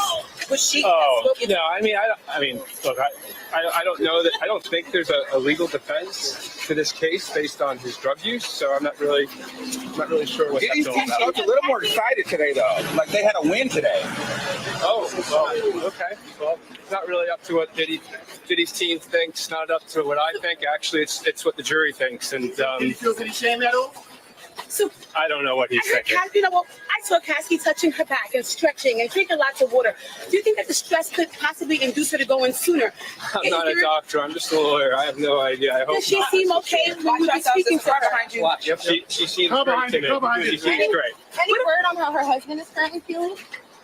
I mean, I said it yesterday. If you were in his shoes, I think, this is difficult for him to watch, but he's holding up great. What about the whole Suge Knight thing? Her saying that Diddy and his friends went without her, and then they brought it back that she said she went with them. Can that be happening? Are they trying to confuse the jury? I think that's just a minor point that, unfortunately, somebody got wrong when she was being interviewed. She didn't review those notes or anything like that. I think the one thing about her testimony, really, there's no credibility issues with her. The facts are the facts. She's telling them as they are, her truth. and they are what they are. This is not a typical cross-examination. There's no issues with her credibility. What It's about a testament to her. What about the look when Cassie is looking at him? Do they need eye contact at all? I didn't see that, and I actually wasn't looking for that. I'm not here to put a microscope on Cassie. That's not what this is. This isn't Sean Combs versus Cassandra Ventura. Right. This is Sean Combs against. Do you think this could be a bigger story on the music industry as a whole, as opposed to just Puff Daddy? Do you think that maybe they're targeting him? And what is your opinion on that? All I'm focused on is Sean Combs right now, not the music industry. I understand. Well, and what is your name one more time? Holly Bear. Holly Bear. Nice to meet you, ma'am. Thank you very much for taking the time. How's the kids feeling? Everyone's, motivated and energetic and upbeat, and I think waiting for this day to be able to showcase what's been happening in real time. And girls, why the girls? They have graduation and prom. It is May in Los Angeles. Everyone graduates and has prom in May. This is what happens in Los Angeles. So I don't know what New York. But everyone is exiting school and they're seniors. So it's good to at least allow them some normalcy in their lives right now. Messy outside of the courthouse, but yet that's a lot of how we get our information, somewhat of that circus that you see, and yet we are gleaning details from what happened today from lawyers, from publicists there. And joining us now is NBC News legal analyst Angela Cinnadella, criminal defense lawyer and former Manhattan prosecutor Jeremy Sulland. Angela, let's start with you here. A big part of a cross-examination today were these explicit messages between Cassie and Diddy, including one where Cassie told Diddy, quote, "I'm always ready to freak off." Do you think that we might see that become part of the defense's closing arguments? Yeah, absolutely. I mean, the defense strategy that we know of right now is that of consensuality, that she was a willing, able participant in all of this. And so any text messages like this that do show consensuality would help their case. But that said, I want to make clear that even if a relationship starts as consensual, if at some point down the line it turns into a commercial sex act through force, fraud, or coercion, that is sex trafficking. So to me, it's not even necessarily that relevant that there are these text messages, because there's also a video where she says she was trying to escape a freak off and she was viciously assaulted, and the cameras showed that. So to me, it almost doesn't matter, but it will certainly be a part of the defense's strategy, Gotti. And Jeremy Sulland, this hyper-focus on the relationship between Cassie and Diddy, like how does that play into or possibly negate the charges of sex trafficking and racketeering here? Well, to the point that was just made, it's not necessarily the quantity or it's more so the quality and when those loving opining messages were. It's one thing to say, I'm jealous of Porter, the ex-partner of Diddy. I'm jealous. I want to spend time with your family. I love you. I enjoy these freak-offs. At some point, there's time A or place A, and then we get to B all the way to point Z where she's getting her head stomped in. She's getting thrashed. There's threats of blackmail when she's trying to escape him. She's getting a burner phone for a guy that she, Cuddy, a guy that she was dating. So you see this transition, and it certainly helps because you have to make it a colander. You have to poke holes so the prosecution, all those allegations, that evidence kind of flows through. But is it going to be enough? We're only on day 3? There's a lot more to come, but they're going to poke as many holes as they can before 1 o'clock tomorrow, where the judge is saying, this is your end game, and Cassie's going to have a baby and is off the stand. Yeah. And Angela, we just saw Cassie's attorney walking there, and one of the things that struck me that he said was that this was a witness that does not have credibility issues, which is somewhat out of the norm. Obviously, he's her attorney, but right. Do you agree? Do you think that she doesn't have credibility issues, or does this all still speak to whether this relationship and these freak-offs were consensual, and this was a consensual relationship to a certain extent here? So I think compared to other possible witnesses up there, I think she really has very limited credibility issues. We did see the defense talking a lot about her cheating, and in that using the word "you lied," right, repeatedly. And the point of that was try to convey to the jury that she could also be a liar. So that could possibly also be a credibility issue.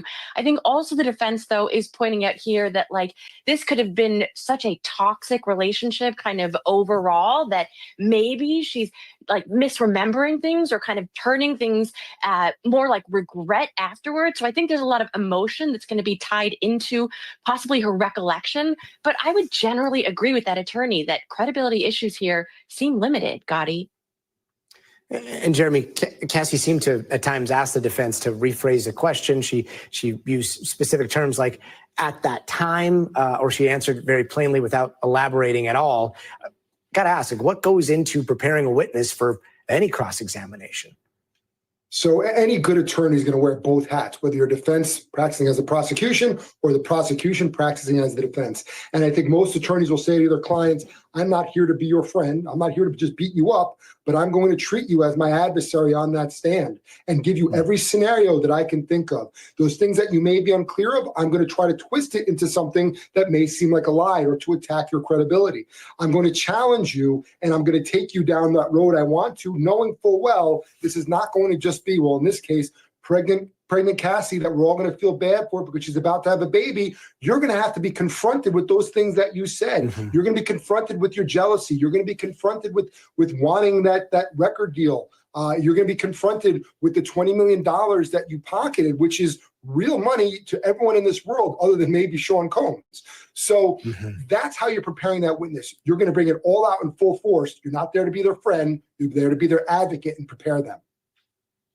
And Angela, real fast, this cross-examination. Yesterday, we asked you what it was going to go like, and you said it was going to be a kind of a tightrope walk by the defense, and the defense might even compliment Cassie. That's exactly what we saw today. She's up there 8 months pregnant. Do you think that they're going to continue to find that delicate balance as they go into the last day of cross-examination, or could we see something different tomorrow?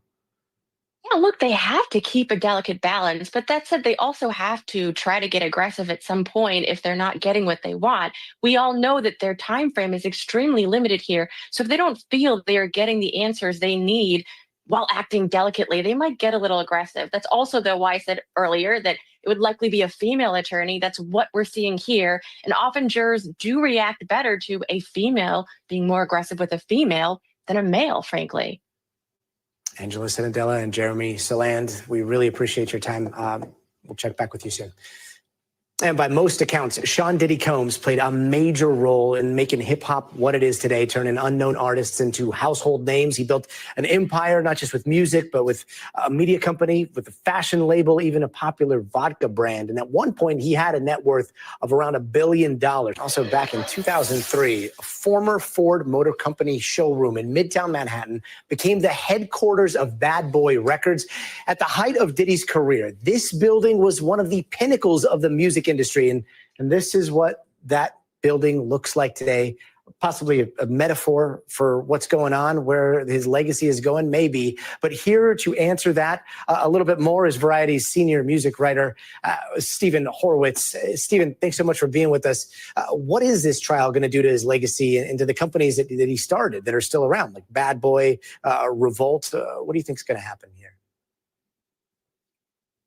Well, I think in the court of law, it's that you're innocent until proven guilty. But I think in today's society, you're often guilty until proven innocent. I mean, social media allows for anyone with opinion to have a platform to be amplified, whether their opinion is positive or negative or correct or incorrect.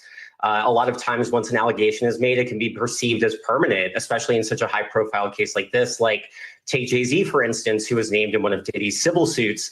Despite the fact that the accuser dropped his name from the case, there are many people online who still hold him accountable for the accusations and claim that he paid his way out of the situation. So I think in a case this big on a federal level and all these civil suits that have come at him, it's going to be very hard for him to come out of this and to rebuild himself as the mogul that we've come to know him to be over the years.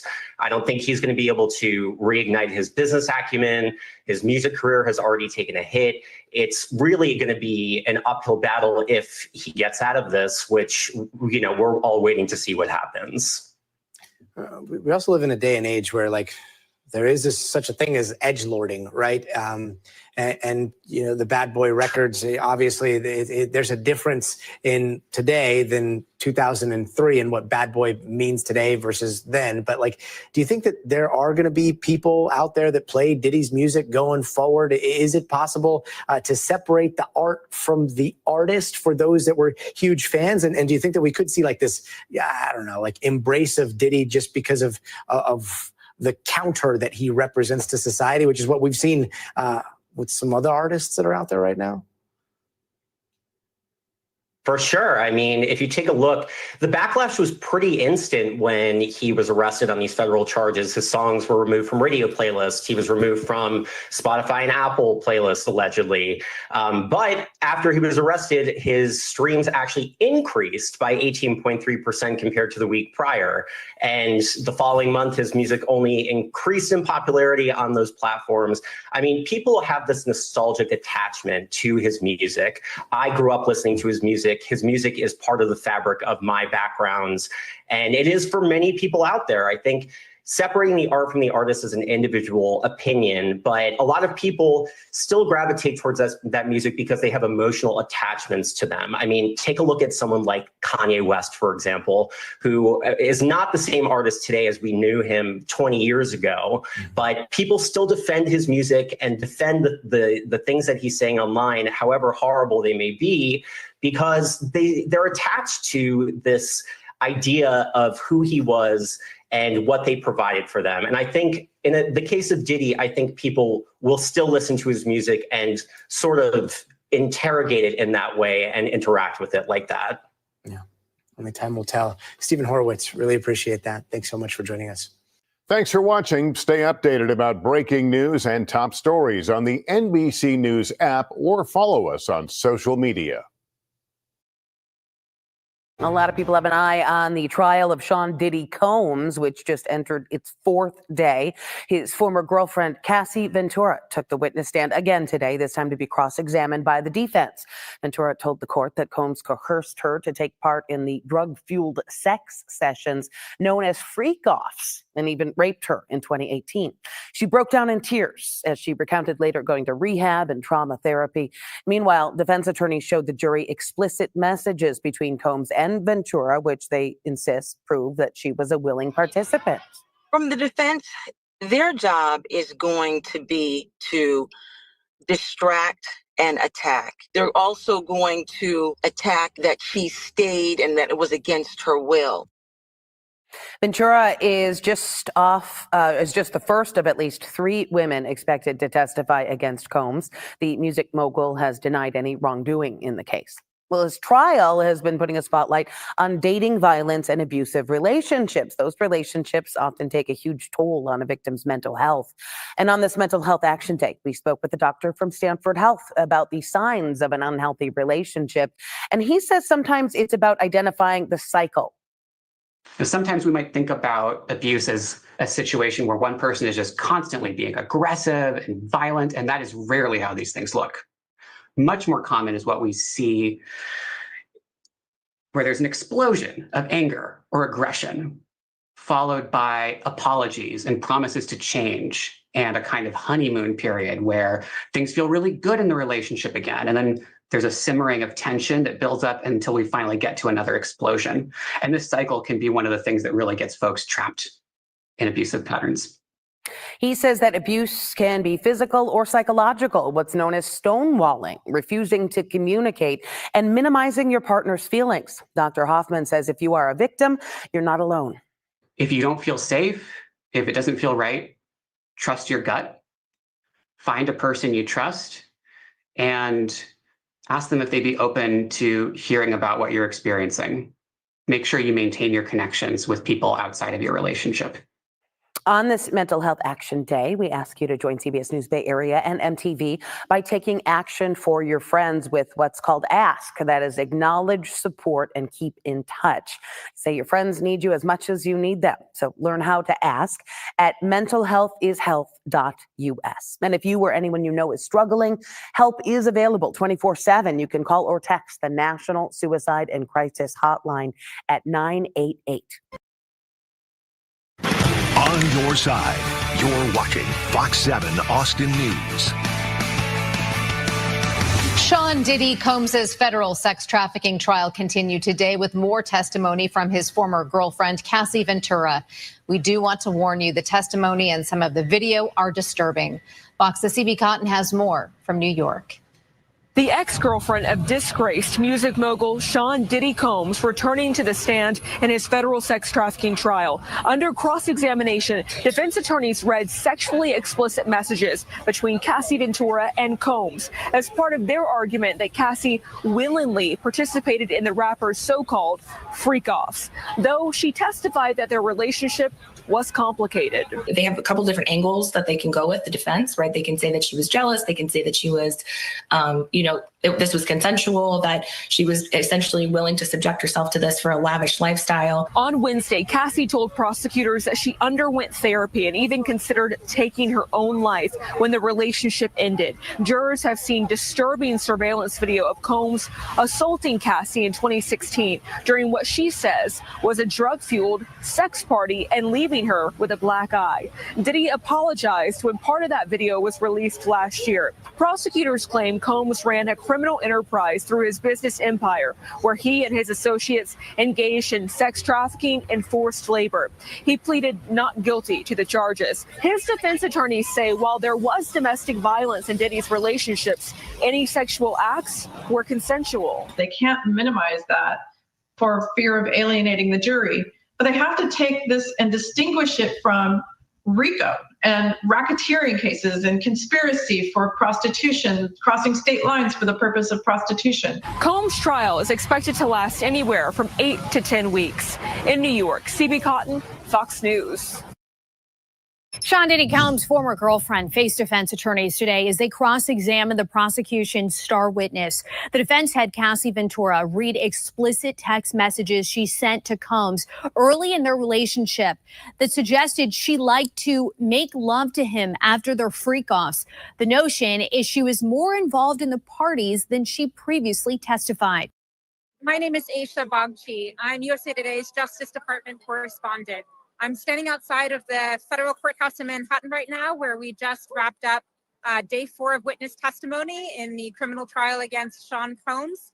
The defense started out its cross-examination of Cassie Ventura by walking her through a lot of messages from the early stages of her relationship with Sean Combs. These were really loving messages, and that's something that Cassie Ventura confirmed. And then the defense tried to hit on a couple other themes. They walked Cassie Ventura through a lot of messages that had to do with past drug use, both by her and by Sean Combs. The defense also walked Cassie Ventura through a lot of different messages in which she expressed wanting to have freak-offs. We saw text messages today where Cassie Ventura said she wanted a freak-off or that she enjoyed a freak-off. So you can see the defense start to paint a story about how they're going to try to defeat these charges. One part of that might be thinking about the drug use. Maybe that shows that Sean Combs didn't know that he was using fraud, force, or coercion in order to traffic Cassie Ventura. That's something that prosecutors have to prove, that he knew that. And then when it comes to the messages about the freak-offs, maybe the defense is going to argue at the end of this case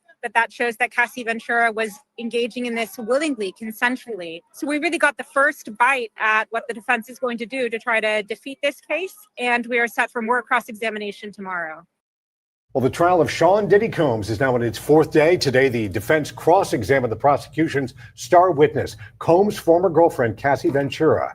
He is facing charges of racketeering and sex trafficking. Yes, he is. And Ventura took the stand today, being cross-examined by the defense, presenting romantic text exchanges between the former couple going as far back as 2007. Now, Combs' attorneys showed more explicit messages to the jury, which they insist prove she was a willing participant in so-called freak-offs, referring to them as that in a 2009 email as, quote, the next step in their sex life. What the defense will do is that they will say that she may have even willingly used Mr. Combs. They're also going to attack that she stayed and that it was against her will. Over the past 2 days, Ventura, who's 8 months pregnant, has detailed physical and sexual abuse she claims to have endured during her 10 years with Combs. She is the first of at least 3 women expected to testify. The judge has ordered the defense to finish cross-examination by tomorrow. Now to the sex trafficking trial of Sean Combs, and today his attorneys grilled former girlfriend Cassie Ventura. Defense lawyers questioned Ventura about very personal and graphic text messages and emails between the two, hoping to convince jurors that the drug-fueled sex parties were consensual. At one point today, the judge warned the defense attorneys to finish their cross-examination by tomorrow midday. Eyewitness News reporter Darla Miles is live at the federal courthouse in Lower Manhattan with much more on today's testimony. Darla. Liz, what we saw in court today was very meticulous, methodical cross-examination, no dramatical aha moment as you might see in the movies or in TV shows. We saw defense attorneys go through hundreds of emails, hundreds of text messages that not only show Cassie Ventura as a willing participant in the freak-offs, but as a person who also set them up. Defense attorneys for Sean Combs Thursday trying to chip away at the testimony and integrity of Cassie Ventura. Combs seemingly so eager to get cross-examination underway this morning, arriving at the courtroom early, standing at the defense table, looking out the main doors as the public filed in. This afternoon, the text message exchange between Combs and Ventura before the 2016 freak-off at the Intercontinental Hotel made public. One message reading, "Baby, I want to F off so bad, but I don't want to expletive myself up. What am I to do?" Another reading, "Let's do it. Can you set it up, though? I need to go home and grab some stuff." Defense attorneys asked Ventura after introducing the messages into evidence, saying, "You proposed a freak-off. You kept asking him." This part of a strategy for Combs' legal team, methodically reviewing email after email, text message after text message, showing Ventura as a willing participant who never said no. But the strategy also working against the defense. Anna Estavo at times meandering, stopping short, saying, "We can move on from this." Another time saying, "I know, I'm all over the place." Defense attorneys also working to paint a picture of Ventura as a scorned woman, possibly motivated out of jealousy for the late Kim Porter, who shares 3 children with Combs. "Were you jealous of Miss Porter?" defense attorneys asked. "I had some jealousy, yes." Were there periods during the holidays when Mr. Combs spent time with Miss Porter? Ventura answering, "I always knew that, every holiday." "Did that upset you?" Ventura answering, "It did, yeah." Now, Cassie Ventura, again in her 3rd trimester, and timing of her testimony has been an issue all this time. At one point, we knew that she was supposed to wrap up her testimony at the end of this week. Today, defense attorneys were instructed to make sure their cross-examination is over by noon tomorrow to leave time for redirect. Reporting live in Lower Manhattan, Darla Miles, Channel 7 Eyewitness News. And we'll see you tomorrow for an update. Thank you, Darla.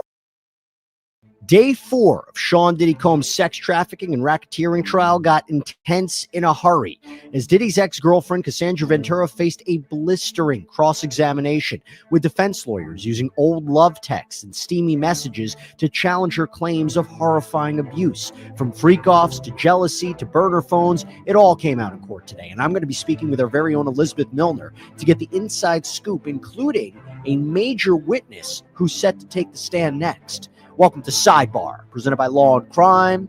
I'm Jesse Weber. The 4th day of testimony in Sean Diddy Combs' sex trafficking and racketeering trial turned explosive as his former girlfriend, Cassandra Ventura, faced quite aggressive cross-examination about her tumultuous 11-year relationship with Combs. The defense pushed back hard on Ventura's allegations that she was coerced and abused by the fallen mogul, showing jurors old text messages and emails where the two appeared to exchange loving words, even some pretty explicit plans for their so-called freak-offs, raises the question of consent or not. So to give us that up-close and personal account of every single gripping moment that happened inside that courtroom, we're going to bring back on Law and Crimes reporter Elizabeth Milner, who is in that courtroom once again. Elizabeth, thank you so much for coming on. So set the scene for us. What was the atmosphere in that courtroom like today? Was it tense when we're talking about cross-examination? Did it feel different than direct examination? Yeah, for the most part, this was a day that a lot of us were anticipating. A lot of us were wondering, what is the defense going to have when it comes to this cross-examination? You know, the last couple of days while Cassie's been under direct examination, to me at least, just kind of watching her tone, watching how she answers these questions, she really kind of seemed very compelling. She felt like a compelling witness. So obviously, the defense's job is going to be to poke holes in this. Did you want to participate in these freak-offs? Did you have a way of helping set these up? Did you initiate wanting these freak-offs in some instances when Diddy was sick, or other instances as well too? And so today was definitely a very highly anticipated day. As far as the tone just in the courtroom, I think a lot of people were just kind of wanting to know what was going to happen next. So as far as just who was inside that courtroom today, it looked a little different than it has, on day one and even a little bit into day two. In that, we had Karen Agnifilo inside that courtroom today. She is obviously married to Mark Agnifilo. You had Diddy's mother, Janice Combs, in the courtroom. His sons, Christian Combs, Quincy Brown, Justin Combs, all came into the courtroom today. Notably, the daughters, again, not inside that courtroom today. Chance's mother, who's been inside that courtroom, also wasn't there today. Neither was Justin's mother inside that courtroom. So it was a little different than we've seen, on prior days, especially for opening statements, as well as even into day two. As far as those who were there to support Cassie, it was still the same as it has been the other couple of days she's been testifying. Her husband, Alex Fine, was inside that courtroom. Cassie's brother was inside that courtroom, as well as Cassie's mother and her attorney, Doug Wigder. As far as even when Cassie came into the courtroom today, you would think that maybe she would appear nervous or just a little shaken, depending on, what to expect really from what the cross-examination would look like. But she appeared very cool, calm, and collected, just similar to how she has been on the stand these last couple of days. She just walked up to the witness stand. The judge reaffirmed that she is still under oath. And so she just sat there. And even when Ana Maria Esteveo was asking her question, she, for the most part, appeared cool, calm, and collective. Her tone was still the same, even during, as far as comparing it to her direct testimony, where, she was very soft-spoken. There were times, she wasn't saying yes or anything like that. Instead, she was saying yep or mm-hmm. And she just appeared, again, very soft-spoken. She appeared that she didn't seem nervous, at least from what I could see of her. Of course, there were some moments where you could kind of feel that she was uncomfortable, especially when it came to these graphic text messages that were being displayed, but she didn't feel comfortable necessarily reading them out loud. And it makes a lot of sense, right? This was, it appeared that these were private messages between people who were dating, people who were together for a years-long period. But just keep in mind, even to now, she is married to somebody else. And, her husband was in that courtroom. And so I could tell that there was a little uncomfy moments when it came to especially some of those graphic tests or those graphic text messages that were being displayed in court today. But as far as the tone goes, just overall, it appeared just kind of like another day in court. I'm assuming that, Cassie kind of knew what to expect as far as where the defense would go, what type of questions that they would ask her, knowing that they would try to poke holes into her credibility. But again, she appeared cool, calm, and collected while on the stand. No emotional moments or anything like that. No points where she appeared visibly agitated or angry.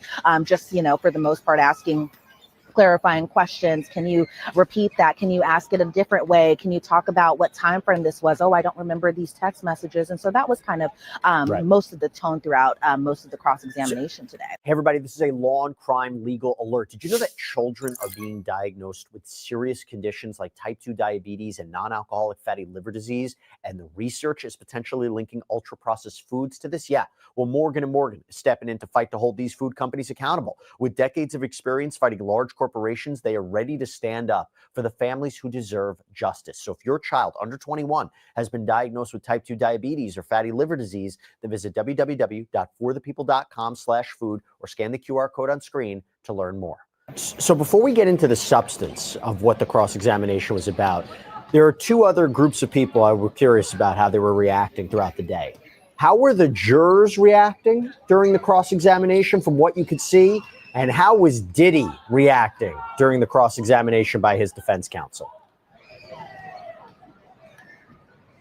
As far as I could see from the jurors today, they seemed at some points a little bored. It seems at some points they're kind of wondering what's happening next. I think even when the text messages were shown, a lot of them were very much analyzing them. A lot of them had direct focus onto the computer screen in front of them, just so that way they could read all the messages, even the more graphic, sexually explicit messages. I saw there were sometimes some jurors were doing, the tennis match look, where they were either looking at Cassie, who was on the witness stand, then looking at Ana Maria Estevao while she was asking the questions, kind of doing a back and forth. Meanwhile, some other jurors were just laser focused on Cassie and just what she had to say and how she responded to the cross-examination today. As far as Diddy goes, Diddy, just like every other day, is very much participating in his defense, very much so passing off notes to his defense attorneys to kind of hand over to Estevao, who was standing up doing the questioning. He very much so was intently looking at either Cassie or the exhibits in front of him, especially when it came to those sexually explicit text messages, or even just the text messages and the emails back and forth with one another. And so just like every other day, Diddy is very much so participating in his defense, because as the defense has pointed out a number of times, that Cassie is a very critical witness to the case. Mark Agnifilo said she is probably the most key witness in this case, somebody that, they wanted to make sure that they were doing a thorough cross-examination of her, because Diddy's life somewhat depends on this, because, they were making the point that he's facing a life sentence if he's convicted. And so they wanted to make sure that they were asking every single question that they needed to ask. Do I think that was necessarily accomplished? I'm sure we'll get to that in just a second. But for the most part, as far as Diddy goes today, he was definitely participating like usual. Yeah, and look, she is the number one witness. What do I mean by that? She's the star witness. She starts at the start of this trial. I believe this case rises and falls with her testimony. She is making up a number of the counts that he's facing right now: racketeering, sex trafficking. Her testimony would help support those, and also help support transportation to engage in prostitution. The prosecution needs her to testify, which is why I believe one of the reasons they want her to testify so early is because she's 8.5 months, 9 months pregnant. They got to make sure she gets on the stand before something happens. Now, you mentioned the text messages. This day was filled with text messages. Elizabeth, I'm going to ask you what we learned about these text messages. I'll leave it to you how graphic you want to get about them, depending upon what the value is. But what were the text messages? What were the value of the text messages? What was the defense doing with these text messages? And by the way, emails too. So communications between Combs and Ventura. Talk to us about that. Yeah, it was a lot of messages today, a lot of things that were read inside that courtroom. First, starting off with messages first with Ana Maria Estevao asking Cassie, so you love Diddy? She said yes. And he loved you? She said yes. You called him Sean. You knew the real Sean. And Cassie said, can you repeat? And then along the lines answered the question that, she knew the Sean that other people didn't see. When they started getting into the email correspondence and text correspondence, they went all the way back to 2008. One email that said, I'm a very lucky woman. And I'm going to kind of paraphrase this email because it was a lot going on. Cassie said, I'm a very lucky woman. I miss you. And I fly wherever you needed me to. I love you. And then she signed it off, Cass. They showed a 2009 email that Diddy had written to Cassie. And this was the baby girl and the pop email correspondent and nicknames that they had for one another. Diddy said, I love you so much. It makes me cry. And then Cassie responded, you hungry, pop. And so I think what the defense was trying to do, at least with these initial messages, is just kind of show that there was love and there was affection there. But just think about these time frames and these dates. This was around the time that the two had first started dating. And I felt like it kind of played into what she had said under her direct testimony, that she did care about Diddy, that she did love him. She's been very honest about that that she felt like the two were in love, especially at the beginning of her relationship. There was one message from 2010 Cassie wrote, going to sleep so tomorrow will be faster, and kind of saying tomorrow will be faster so I can see you soon. Diddy responded, I love you so much. I never knew it could be like this. Cassie responded, I'm so happy. We're so in love. There was another message, this one from the year prior. Cassie saying, I love you so much. It made me feel like I can't wait until we just don't care anymore. And Cassie was pretty much saying that this was because she wanted to be open about the relationship, because the defense was trying to point out that Cassie and Diddy, for about a 2-year period, they weren't as open with their relationship, and that Cassie essentially just wanted to be public. Again, something that kind of corroborated her under direct testimony, where she said that she just, was in love with him and just wanted to be with him at all points, all the time. A lot of just I love you back and forth. Again, just kind of trying to establish that these two were in love, that it wasn't forced or fraud or coerced or anything like that. Then we get to a message around August 5th of 2009. Diddy asked, when do you want to freak off? Cassie said, I'm ready to freak off, LOL. Diddy responded, you tell me the date, you choose. And then I'm paraphrasing right here. She had responded, I feel like a Friday would be best. Diddy responded, also paraphrasing here, Friday it is. Maybe we can get Jules here. Jules was an escort that they had used very often in their freak offs, according to her testimony. He was brought up a number of times, and notably, he was the escort that was inside that hotel room during the 2016 Intercontinental Hotel incident. There were other messages that went into Diddy had a subject line that said, what are you thinking about? And then Cassie responded in a very kind of sexually explicit way that I'm not going to repeat on air.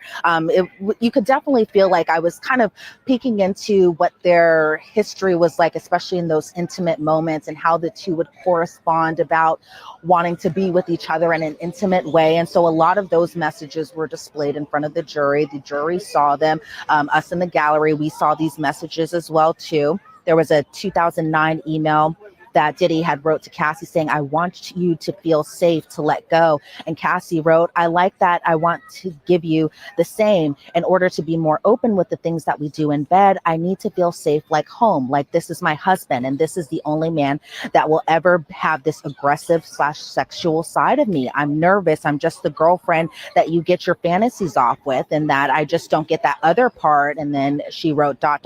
anymore, at least. And she kind of at least to me and my perspective, appeared a little apprehensive about doing these freak offs. She was asked by the defense, do you have a fear that you guys wouldn't go public, you guys being Cassie and Diddy? And she said, I guess she thought about this. Again, this is around that 2009 timeframe when the two were still kind of under wraps there. But she said that the freak offs were kind of an integral part of her relationship, and that essentially she just wanted more. There was a part where they had talked about her 21st birthday. Her 21st birthday is pretty important because that was the first time the two had kissed. That's the first time that she had kissed Diddy, because remember, she had met him 2 years prior to that time. She said that this was again at her birthday. Big names, like a name that we had seen in the People and Places list from jury selection. Dallas Austin was at her that birthday party. Britney Spears was at that birthday party, and they were all brought by Diddy.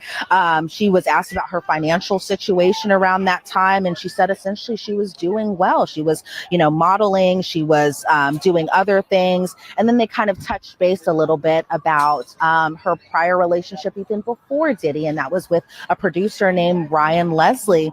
And around this time frame, because Cassie was still in a relationship with Ryan at this time, the defense was trying to paint it as, when you had met Ryan, he was 10 years older than you at this point of time. And I had kind of looked it up. The Diddy and Ryan Leslie aren't necessarily close in age. I think Ryan Leslie's still in his mid 40s, whereas Diddy's in his mid 50s. So there's a little bit there, but I could kind of see where the defense was trying to go and try to paint it as that you kind of get with older producers, with older men, and that could possibly kind of help you with your career. Then we saw an email from 2007 where Cassie had wrote, we really had 1 week of each other just together, and I can say it's been the best and the worst. The defense asked her about her relationship with Diddy. Has it always been complicated? And she kind of affirmed that a little bit. She said she thought Diddy at first was actually more interested in her friend Carrie Morgan, somebody that's been brought up a number of times during the testimony. And so as far as a lot of these messages, part of it, when I was sitting inside the gallery today, I was kind of like, where is this going?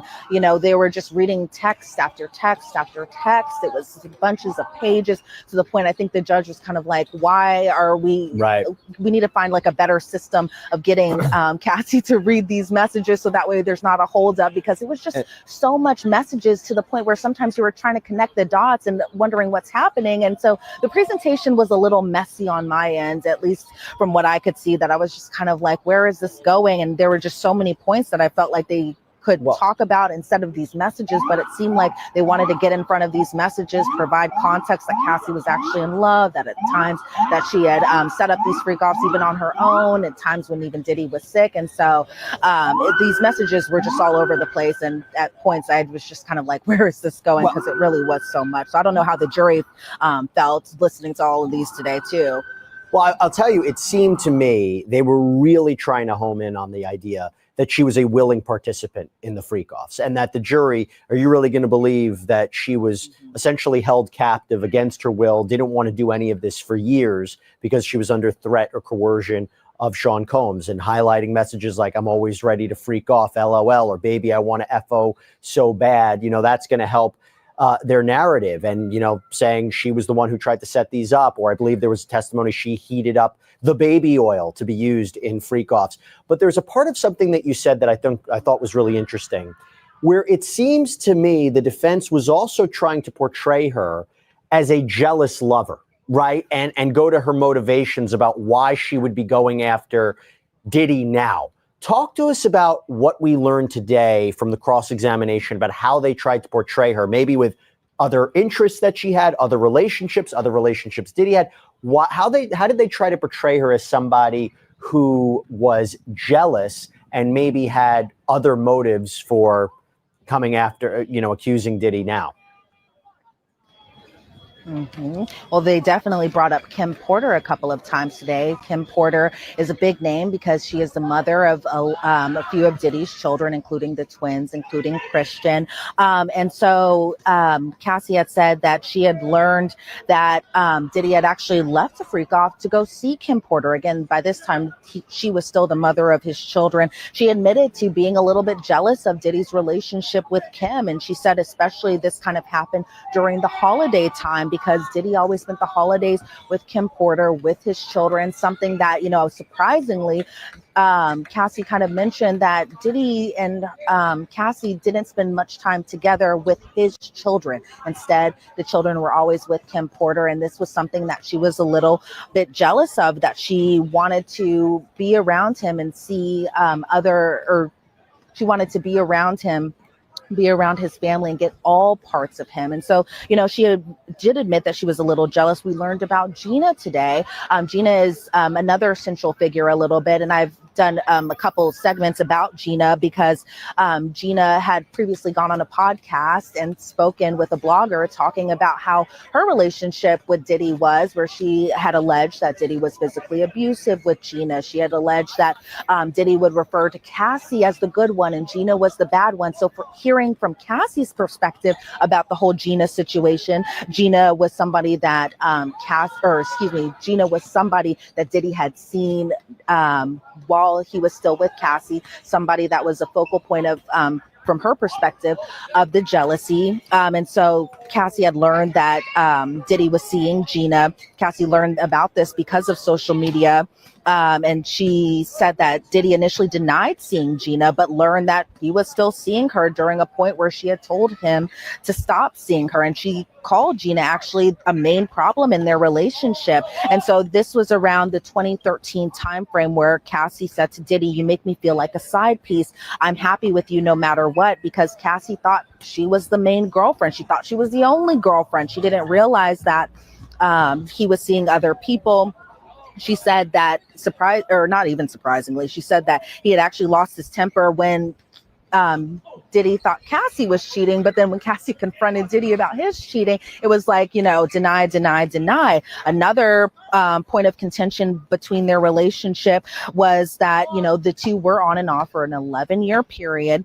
Cassie says that Diddy learned that she was seeing other people, and she said that it would get scary if he would find out these situations and then enter and segue into Kid Cudi. Surprisingly, they didn't talk about the car arson at all today through it, but it was essentially to kind of talk about how Diddy was just so hurt and just so devastated by the fact that Cassie was seeing Kid Cudi behind his back. The defense was trying to point out that Diddy was the one who actually introduced Cassie and Kid Cudi to one another because he was trying to get them in the studio together to pretty much kind of advance her career. And this was around the 2011 time frame.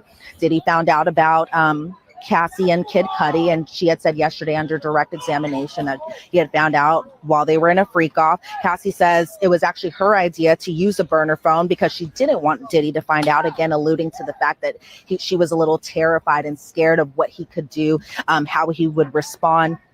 And she said that she began her relationship with Kid Cudi at a point where she and Diddy were actually off. They were on a break, but she began a relationship with Kid Cudi because the two were just enjoying each other's company. She said that she did admit that she was still doing freak offs during this off period with Diddy, but then she would kind of go and hang out with Kid Cudi. Meanwhile, while all this is going on, she and Diddy are still on a break. And she again said that it was scary if he had found out. She was asked if Diddy knew that Cassie and Diddy were on a break, and she said that I don't know. And then that's when the cross got a little awkward because they were trying to kind of figure out a way to kind of ask these questions. And I had mentioned this during the lunch hour today that it was just a little weird to kind of see this cross-examination around this point because Estevao was essentially just kind of adding or concurring with Tenny Garagos, who was sitting at the defense table. I think a lot of us were kind of questioning why Estevao was the one doing the line of questioning. You know, we understand obviously that the defense was going to use a female to ask Cassie these questions under cross, but I was just kind of like, why is she conferring so much? It seemed like she didn't know what to ask next. And so that was an interesting point that I had seen while in the courtroom today. As far as just the Kid Cudi relationship goes, you know, I had mentioned this just yesterday that when Diddy had found out, he got a bottle or a wine bottle opener, put it in between her finger, it's in between his fingers, and lunged at her. But Cassie said that he had made no contact when he had lunged at her with the bottle opener. She said her relationship with Kid Cudi the entire time was just about a month, and she got back together with Diddy. She was asked, was the relationship offensive to Diddy because of Kid Cudi's stature in the music industry? And Cassie was kind of like, well, yeah, because Diddy wasn't cheating with other celebrities. And Cassie responded, I don't really know.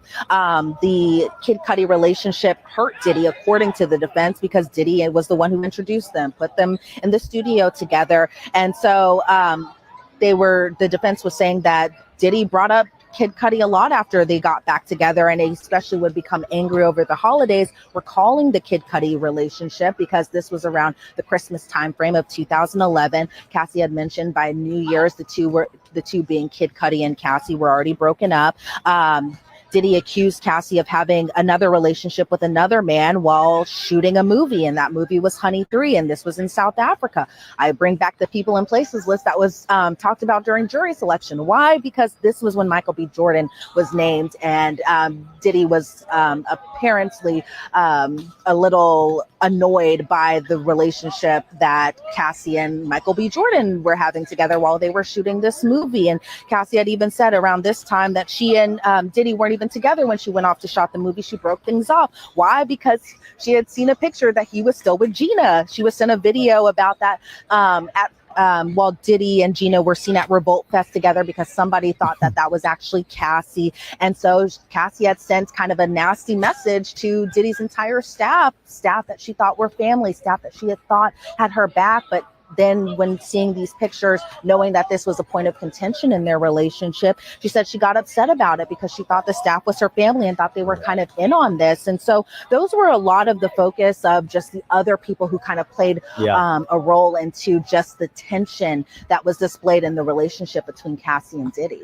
And yeah, they questioned, it seemed to me, a lot of her motivations. They brought up the November 2023 lawsuit to suggest you knew this was going to ruin his career, right? Now, there was a large section of the testimony regarding drug use, and I couldn't tell if it was to suggest that, hey, Combs isn't responsible for your drug use. You know, one of the things he's charged with, right, is alleged he used drugs to make victims more compliant, drug trafficking, one of the underlying crimes of racketeering. And I'm curious how they had that whole conversation regarding drugs. Was it just to suggest, she had a drug issue herself that was her own problem? Or was it also to suggest, hey, he had a drug problem and that explains a lot of his behavior, which if I understood it correctly, is interesting because I'm not sure I quite understood where they were going with that. I have an idea of where they were going with that, maybe to explain away some of his actions that they originally said were indefensible. So talk to us about what we know about all the drug use. What was the conversation about that? What was she questioned about? Yeah, the drug use was also pretty prominent, especially during the afternoon portion. She was questioned, and I feel like the questioning along the lines, to your point, Jesse, was trying to paint her out to be kind of this drug addicted person during the time frame. They were questioning her. Did she use drugs when she was with Diddy? Did she use drugs without Diddy? Did she use drugs when she was with her friends? Oh, do you not remember these questions or these answers because you were addicted to drugs around that time period? And so there was a point where Cassie had said that there was a time that Diddy didn't want Cassie to do drugs, even though she still was, or even though that Diddy still was. The defense says Diddy didn't want you hanging out with a certain friend. The friend's name was Bonna. Bonna is also a pretty important name into this story. I'd covered her when she had filed her civil claim against Diddy. Bonna was allegedly hung outside of a balcony by Diddy when he was going through a rage period, something that Cassie had talked about in her direct testimony to yesterday. The defense was trying to say, well, you and Bonna, you guys did a lot of drugs together. And Cassie at this time was saying, she was doing opioids. Meanwhile, Bonna, according to Cassie, provided these drugs like opioids. Meanwhile, Bonna did cocaine, according to Cassie. Cassie had said that Diddy was pretty explosive when he found out that Cassie was taking his drugs, and Diddy had actually contacted drug dealers not to give drugs to Cassie at this point. The defense was trying to paint it out that Diddy was just worried about her health and that she was taking a lot of drugs including ketamine, GHB, MDMA, ecstasy. They talked about the Cannes Film Festival trip where Diddy had squeezed Cassie's leg so hard that a bruise appeared on her whenever she was taking pictures on red carpets. And he had squeezed her leg so hard, according to Cassie, because she had taken drugs from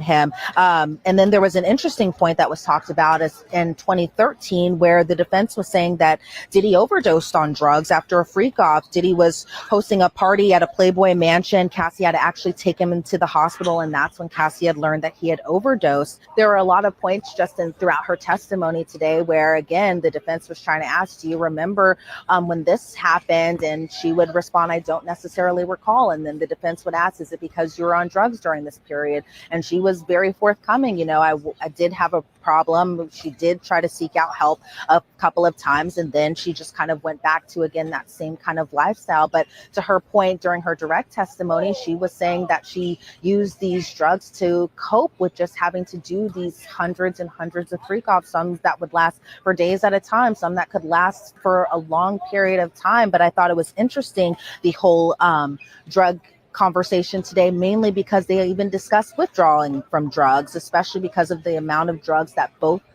Cassie and both Diddy were taking, and even kind of insinuating that the reason that everything had happened at the 2016 or happened at the Intercontinental Hotel in 2016 was because just a few days earlier than that, Diddy was sick. And they were saying, being the defense, was trying to paint it as Diddy was sick because he was going through withdrawals, and that made him agitated, that made him irritated. Meanwhile, at the same point, they were trying to say Cassie was insinuating doing these freak offs, kind of making it seem like she was asking for what had happened to her, as far as just him being so aggressive and violent with her. Because again, we've all seen that surveillance video, but I definitely think the defense was trying to paint it as Diddy was going through withdrawals at this point, and that's why he became agitated and irritated, and that's why he had attacked her on that day. As something that had shocked everyone when we had seen that video. Still shocking seeing it inside that courtroom. They didn't show it today during the cross-examination, but they definitely were talking about the 2016 incident, especially towards the end of the day today. Yeah, I don't quite buy that one, right? The idea he was going through withdrawal kind of explains what happened in 2016. Didn't you say in the opening statement that video was indefensible? Feel like they might have stretched a little bit too much there. But look, the text messages, the conversations, communications, not ideal for a prosecution case. Not the end of the case, but not ideal for a prosecution case. So it's kind of a mixed bag in terms of how much the cross-examination helped the defense. I will say, I thought it was interesting, real quick on this, Elizabeth. Didn't they say, hey, you know how the prosecution was insinuating Diddy had all control over every aspect of her life, including her appearance? Well, the defense, didn't they seem to suggest, no, there might have been legitimate feedback he was giving, right? Yeah, definitely. They were trying to paint Diddy kind of talking about his stature within the industry, essentially saying that, Diddy was somebody who had a lot of reign in terms of the culture. A lot of people sought out his advice. A lot of people went to him for fashion advice. So they were trying to make it seem that, Cassie, from her perspective, was saying that Diddy controlled every single aspect and manipulated every single aspect of her entire life. Meanwhile, the defense was trying to say, look, it wasn't just you going to Diddy for fashion advice. It was other people who were interested in taking fashion advice from him because, again, of just how big his stature was at the time. They were saying that he did so much for the culture and that he, started a line like the Sean John line. And that was a very popular fashion line. And so the defense was, again, trying to make it seem that this wasn't manipulation. He didn't control what you wore, but you would ask him, do I look good in this? What do you think of this outfit? And so, yes, to your point, Jesse, the defense was definitely trying to poke those holes into where they needed to poke them to kind of make the argument that this wasn't manipulation, this wasn't coercion, and this was something that two people just do normally in a relationship together. So that brings us now to scheduling, right? So we are not done with the cross-examination. It's going to continue tomorrow, but Judge Arun Subramanian not happy about this, right? So two things I want to end on here. Talk to us about what the whole conversation was in court about actually scheduling Cassandra Ventura's testimony. And I believe we may have an answer as to who is going to be the next witness who is a major witness in this case. Talk to us about it. I definitely think so. So during the lunch hour, I was talking about how the defense was saying that they needed an entire day of more cross-examination to a point that they could carry this all the way out into Monday. This was something that the government was visibly annoyed about because they were like, we had this scheduling talks for weeks, not even just weeks, but months. And they were trying to make the argument, they being the government, that they had known all along that Cassie needed to be off the stand by the end of the week. So they didn't appreciate that the defense was trying to drag this over into Monday. And so they came up with a solution, essentially, and just that they believe that the cross-examination beginning tomorrow will take up half the day, should wrap around the lunch hour. So still a few more hours of cross-examination to go through. As far as the redirect goes, the government affirmed today that the redirect may take no more than about 30 minutes or less. And so it looks like Cassie will finally be off the stand tomorrow if everything goes as planned. You just never know sometimes with the trial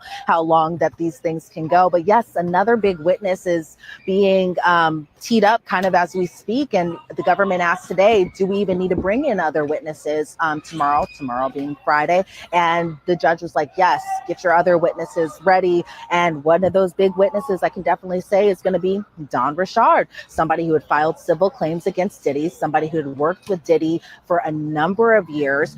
She had worked for him for not even a number of years, for decades even. Somebody that Diddy himself, when the civil suit was filed, called her a friend and essentially said that he was disappointed that she had even filed this civil claim against him. And so the prosecution said today that she would be one of the next witnesses to be testifying against Diddy. And so it'll be interesting to see kind of how that'll all play out. And so she should be one of the next witnesses. If she's not directly after Cassie, she'll be the following witness for sure. Yeah. And Elizabeth, I don't know if you have the answer to this. I'm not entirely sure. Is Dawn Richard one of the named alleged victims in this case? I say named. They're all using pseudonyms, except for Cassandra Ventura and maybe one other. Do we know if she's one of the alleged victims in this case that makes up sex trafficking or racketeering or anything like that?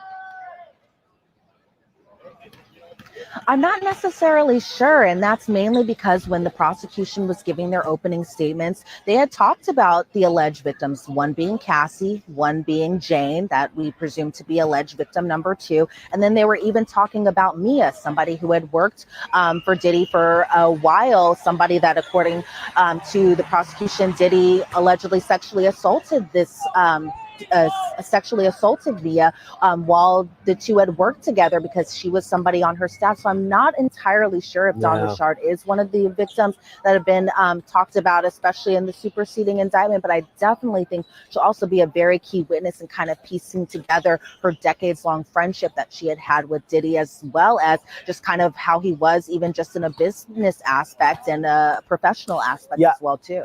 And I think she was a witness to some of the allegations of Cassandra Ventura. And if I'm right about that, that goes to further corroboration. So it's not just the security guard who testified. It's not just the male performer who testified. Now you'd have Dawn Richard, who I think I'm right? I think she had testified. I think she had alleged before that she witnessed alleged abuse of Cassie at the hands of Sean Combs. Yep. Yeah, she did. In her civil claim, she alleged that she had seen Cassie with visible injuries on herself. She had said to Cassie that, according to her civil claim, that she had just wanted Cassie to be safe, essentially. She had said that she saw one instance where she was at Diddy's home. Cassie was cooking breakfast and Diddy threw a hot frying pan at her head. And so I definitely think she will be another central figure in kind of verifying Cassie's claims, especially the physical abuse that she endured. Not so much, I believe, about, the freak-offs and that extent, but definitely as far as the physical abuse goes, I think she'll be another key witness to kind of verify Cassie's claims. And that would make sense she didn't know about it, because what we heard today was Cassandra Ventura was not very open about these freak-offs until she ultimately filed her lawsuit. Elizabeth Milner, thank you so much, as always, giving us play-by-play, detail by detail of what happened in that courtroom. You are our eyes and ears. Thank you so much, Elizabeth. Really appreciate it. Thanks, Jesse. And that is all we have for you right now here on Sidebar, everybody. Thank you so much for joining us. And as always, please subscribe on YouTube, Apple Podcasts, Spotify, wherever you should get your podcasts. I'm Jesse Weber. I'll speak to you next time.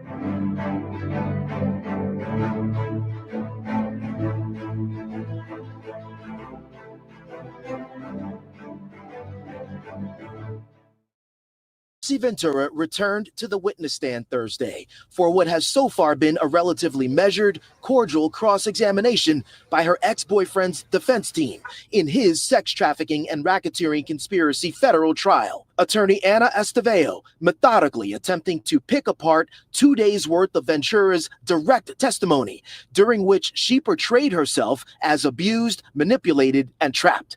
The cross began with a review in front of the jury of a series of ultra-graphic sex-related messages she sent to Combs during their 11-year romantic relationship. The apparent goal? To lay a foundation for Ventura's willingness to consent in their voyeuristic, drug and sex-filled freak-offs, essentially to establish that Ventura had agency in their relationship. In one 2009 exchange, 2 years into their relationship, Ventura wrote, quote, "I'm always ready to freak off. It can be whenever." She continued, quote, "I feel like a weekend would be best because we need time to recover from work. But you know it doesn't matter to me." Other messages Ventura acknowledged sending to Combs about freak-offs are simply too explicit to read on television. Estevao also probed Ventura's understanding of who knew about the freak-offs and conceded she and Combs did not want anyone, including his company employees, to know about them, adding to her knowledge neither he or she discussed the freak-offs with anyone.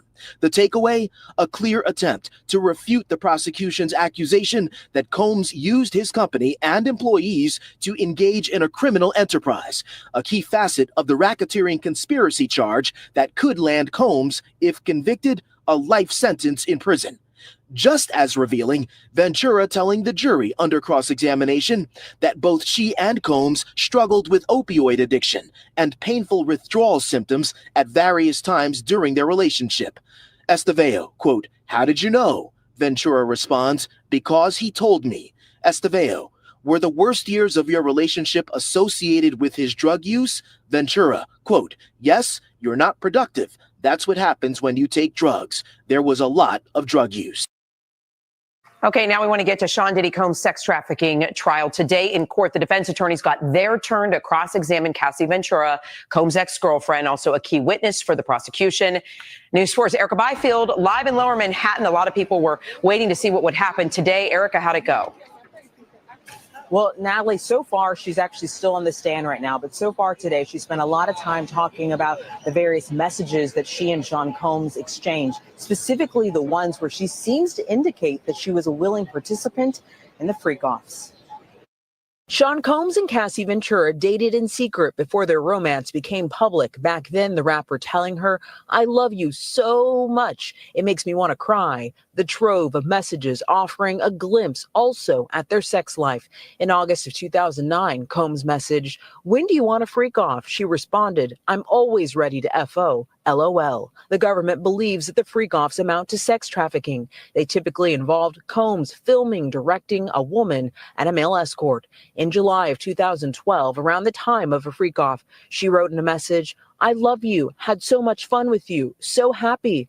He responded, I love you. Earlier in the week, questioned by a prosecutor, Ventura cried, saying that she did not want to do them, but did it because of love and to please Combs. Doing this made me feel horrible, worthless, and like I didn't have anything else to offer. Combs has pleaded not guilty to all the charges. Ventura also admitting on the stand, in the 10 years that she and Combs dated, they were both heavy drug users. There was also a lot of violence, like that LA hallway fight that left Cassie with a black eye. Combs' defense attorney probed her, questioned if through the years his mood changed when he was in withdrawal. Cassie saying yes, following up with this exchange like this. I would say he was an addict. What was he addicted to? Success. So as I mentioned, she's still on the stand at this point, and just moments ago, she was asked by a defense attorney to confirm that the baby oil that they used during those freak-offs, she was asked a question if it had any kind of drugs inside that baby oil. She confirmed to the defense she does not believe any of that baby oil had any drugs inside. She's expected to be on the stand, of course, the rest of today. They typically let the jury go at 5 o'clock, so we have about 45 minutes to go. Erica Byfield, News 4, New York. Attorneys for Sean Diddy Combs got their first chance to question his former girlfriend, Cassie Ventura. The music mogul's sex trafficking and racketeering trial just wrapped up its fourth day. As Bradley Blackburn reports, today's testimony revealed even more disturbing evidence. Cassie Ventura took the witness stand again Thursday, this time being cross-examined by attorneys for Sean Diddy Combs. The defense began the day presenting romantic text exchanges between the former couple, going back as far as 2007. Combs' attorneys then showed more explicit messages to the jury, which they insist prove Ventura was a willing participant in so-called freak-offs, referring to them in a 2009 email as the next step in their sex life. Over the past 2 days, the prosecution's star witness, who's 8 months pregnant, has detailed physical and sexual abuse she allegedly endured during her 10 years with Combs. Ventura told the court the music mogul coerced her to take part in the drug-fueled sex sessions with hired male prostitutes that took place across the globe, and even raped her in 2018 as their relationship was coming to a close. She broke down in tears as she recounted later going to rehab and trauma therapy in 2023. From the defense, their job is going to be to distract and attack. Attorney Judy Saunders specializes in sexual abuse cases. What the defense will do is that they will say that she may have even willingly used Mr. Combs. They're also going to attack that she stayed and that it was against her will. Ventura is just the first of at least 3 women expected to testify against Combs, who stands accused of sex trafficking, racketeering, conspiracy, and transportation to engage in prostitution. Combs has denied any wrongdoing in the case. The defense argues that his accusers consented to all sexual activity. Bradley Blackburn, CBS News, New York. And it is now day 4 of testimony in the trial against music mogul Sean Diddy Combs. Today, the defense began cross-examining Diddy's ex-girlfriend, Cassie Ventura, after she accused him of rape and physical violence. Scripps News national correspondent Alex Miller is live for us in New York. Alex, you have been focused in on this courtroom the entire time. What has been the focus today? Well, this cross-examination of Cassie Ventura has gone pretty slowly, to be quite honest, but they spent the bulk of the afternoon talking about her drug addiction and, frankly, Sean Diddy Combs' drug addiction as well. We learned that he overdosed after a drug-filled day that ended at the Playboy Mansion. When he got home, she ended up bringing him to the emergency room. Not only did we talk about that addiction, but also her own addiction, that they were both addicted to painkillers, that they liked to do drugs together. We were shown texts on the screen that showed her asking him for certain drugs. They went through methodically the different drugs that she used, which ones she preferred, which ones she didn't, where they used them, and how they really impacted their relationship. But remember, this is the defense asking her the question. So they also wanted to show a little bit of a positive light of their relationship. So early on in the day, we saw some messages between the two where they talked about their love for each other, how lucky they felt to have each other. And we saw some messages where she said, you know, I love you. I miss you so much. I'd fly wherever you needed me, wherever. And they also wanted to drill down on these freak offs and the fact that they need to prove that she was actually a willing participant, not somebody that was coerced, as the prosecution alleges. And so we did see some messages where she appears to be setting it up, asking for these freak offs to happen, where she said at one point, I'm always ready to freak off. So these are important moments that the defense is trying to capture because there was so much discussion over the last 2 days about Cassie Ventura feeling uncomfortable being able to speak up for herself, particularly because of the domestic violence that we saw exhibits of from Sean Diddy Combs, including today. We saw a photo of her eyebrow completely gashed in, and the fact that she sent that photo to Sean Combs so that he wouldn't forget, because part of what the defense is saying is that he didn't remember some of these moments where he beat her up because he was on so many drugs. We also learned more about that relationship that she had in secret with Kid Cudi during her on-again, off-again romance with Sean Combs, something that infuriated him, particularly because of who it was with. When Sean Combs was cheating on Cassie Ventura or had other girlfriends, his reasoning behind it was that he didn't do it with anybody that was famous. And of course, Kid Cudi, a very well-known entertainer. So there was a frustration on his part that this is who she was choosing to associate with. He's the one who introduced the two of them, and she had a burner phone to be able to talk to him because she was so concerned about how Sean Combs was going to react. One other thing, Andrew, we talked a little bit about the swingers lifestyle today. This is something that we had heard before the trial was going to be part of their defense, that they were just simply a couple that was having an alternative lifestyle. She said it really only applied in the sexual manner, but that the rest of their relationship was very different than something that you would have heard from a swingers lifestyle. Yeah, and Alex, you've been talking about how Cassie Ventura is pregnant. I think you said 8 months. Did the defense team push her as much as some people expected? And is she still going to be on the stand tomorrow? Or are we going to hear from some other witnesses? Yeah, they are walking a very fine line right now. First of all, she's a victim of domestic violence and of rape, which is something that we learned yesterday. And so they have to be very careful when you're cross-examining a victim in that sense.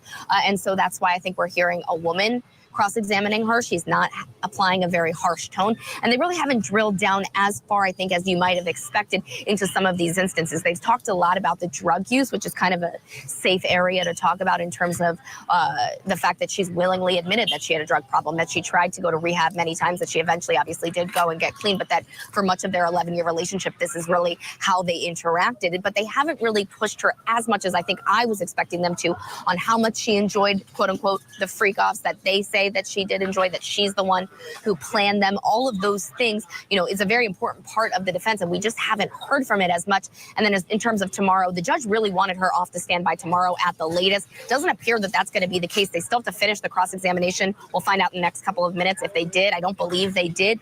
And then each side will still get a chance to talk to her as well for the redirect and recross examination. All right, Scripps News national correspondent Alex Miller as we near the end of day 4 in this trial. Alex, thank you. Her second day of testimony under direct examination by prosecutors was incredibly emotional.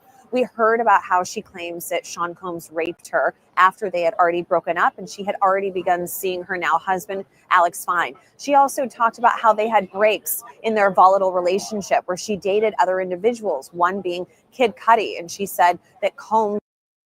Sean Diddy Combs' attorneys cross-examined his ex-girlfriend Cassie Ventura on day 4 of the hip-hop mogul's federal sex trafficking and racketeering trial. And we want to warn you, some may find the details in this report disturbing.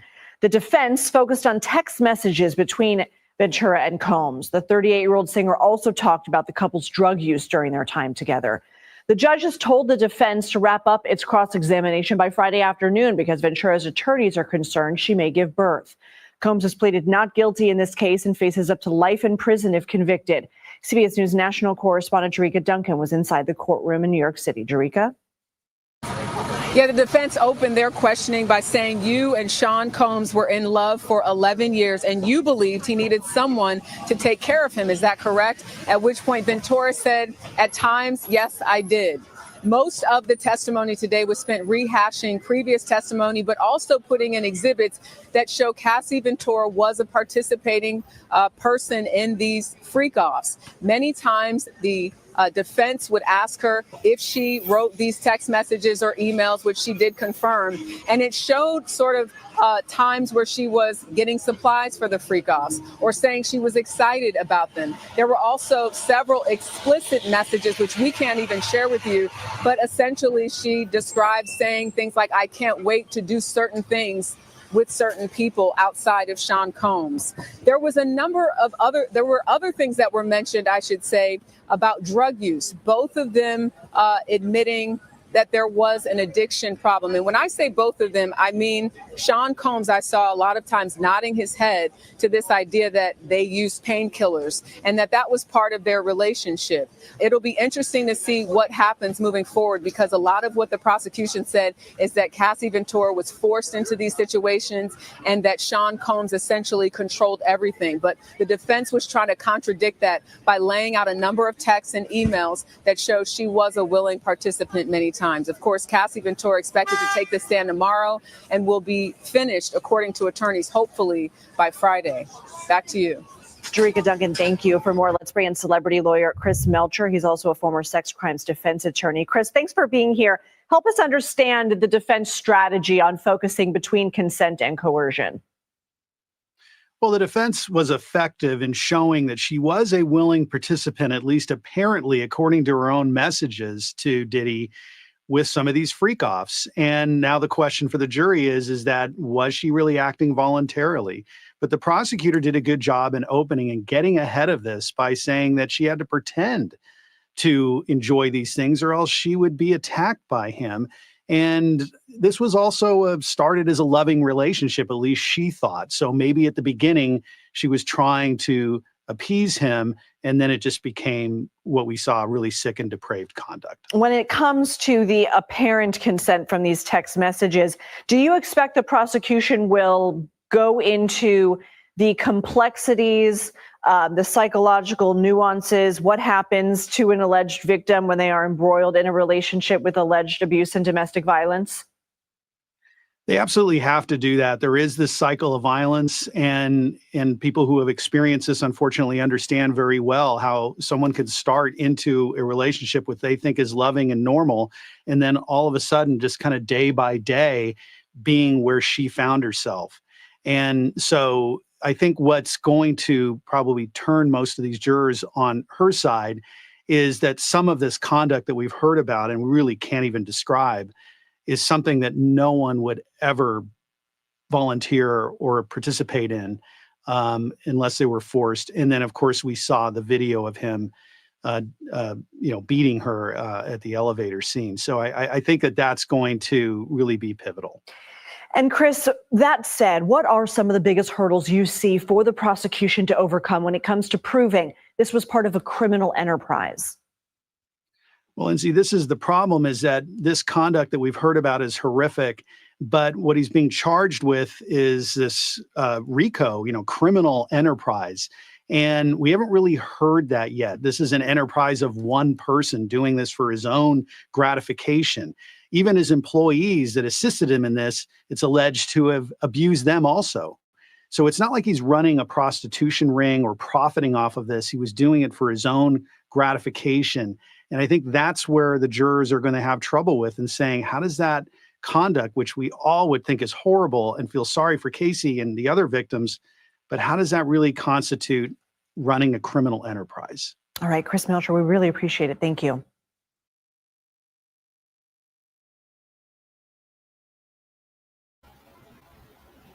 Ooh. So all of that took 4 hours. Just 4 hours. Let me see if I can make this. This thing drives me crazy. Okay, so I need to keep it on that. It drives me crazy when the video stops. So pretty much everyone said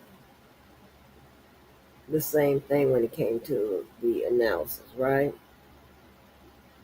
But these attorneys said, I said it a few days ago, but they gave their analysis of what they thought of the cross-examination, right?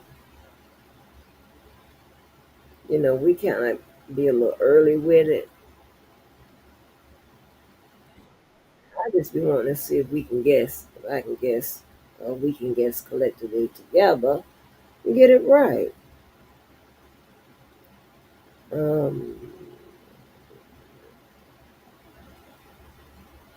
Let me see if there's a late minute one that came in later on this evening. Let's see if I can add that to the record.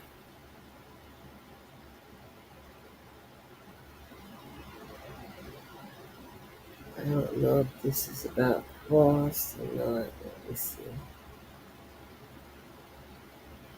Oh, well, we got a psychological impact. I can add that to the record.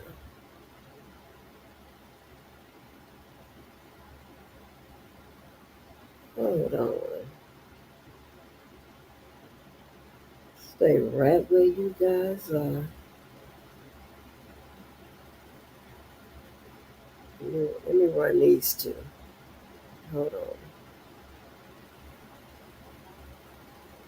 It's a few more minutes.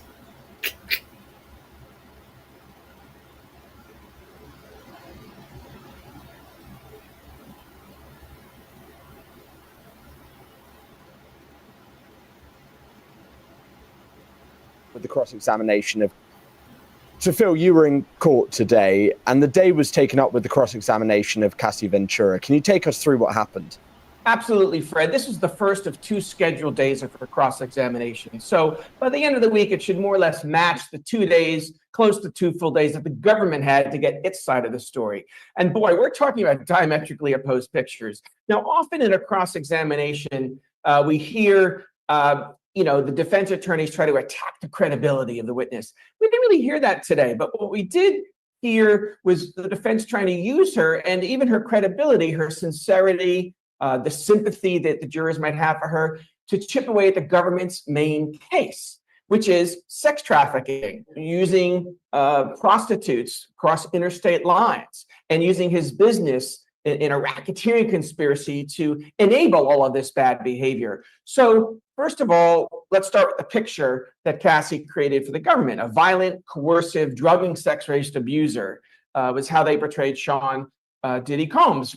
Very different than what most people know of him as a music mogul, a rapper who's won Grammy Awards. But they tried to sort of, in my opinion, soften him up, even out the picture. The defense attorney referred to Combs as imperfections as she drew out Cassie to say some nice things about her ex-boyfriend, that he was exciting, entertaining, a fun guy, very sweet and attentive. She was in love with him. She liked his real personality. She never felt so loved and safe and empowered since they got together, some years ago. We're talking about 2007, and then they stayed together for a decade. So they drew on her memory, but also her texts and her emails over the years, which have all been recovered, where she said things like, "I can't express how grateful I am that you've chosen me to be part of her life. Softening the image, a different picture than what the jury heard the first couple of days where she was on the stand. And did they try to attack the points that she had said, or was it a more sympathetic approach that they took? They didn't really attack her at all. They didn't really lay a glove on her at all. They tried to show, I think, the human side of Sean Combs, the flaws, and maybe even using the drugs that they used all the time, both of them, not just for these so-called freak-offs, these sort of crazy hours-long, days-long sex parties that they had with each other, with male escorts, sometimes female escorts, the romps that they called freak-offs that were fueled by ecstasy and cocaine and magic mushrooms, marijuana, ketamine. Not just that they partied, but what we really learned today was that the drug use by both of them, particularly Sean Combs, went way beyond these party nights, that he had an opioid painkiller addiction. And kind of a bit of breaking news that broke today in the trial was that he had an overdose. He suffered an overdose one night after he had a freak off. They went to a sex club, then they went to the famous Playboy Mansion, and then all of a sudden he's having an overdose from painkillers. Let's just talk about the text messages that you just mentioned there. They were played in open court. What did they say, and what was the reaction to those? They went through them, and it seemed to me that this was a way of chipping away at the charges, particularly the charge that this was sex trafficking, and that Cassie's victim number one, as alleged in the indictment.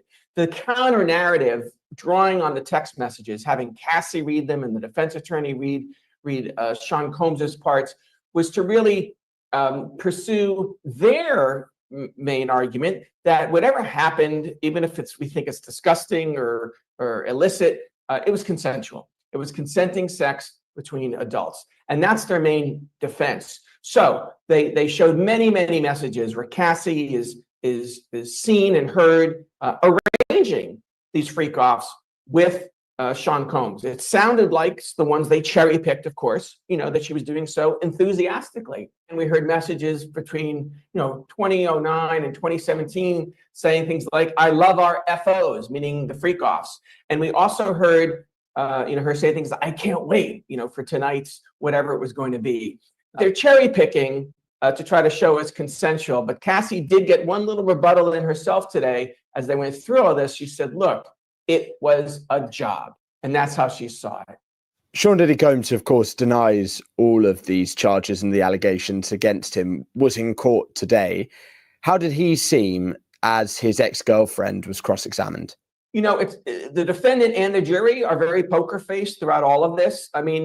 But he's sitting there in the middle of his defense table. He's flanked by attorneys on both sides. There's a total of 9 people on his defense team. There's 6 on the prosecution team. He's a very stylish man, as we've discussed. That's his reputation. He's been allowed to bring 5 different suits to court, for 5 days of the week, so he doesn't wear the same thing every day. But he hasn't worn a suit. He's dressed down. Today he was wearing slacks and a sweater like the day before and the day before that and the day before that. Obviously, he can't dye his hair in jail where he's been held for 8 months, so he's kind of gray. And we're expecting this cross-examination to finish tomorrow. What do you expect we'll hear?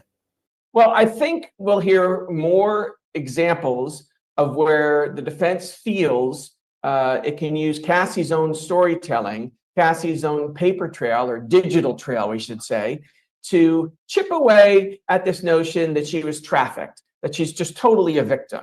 They're trying to show that she was an equal participant and planner in these freak-offs, these sexual romps that they had.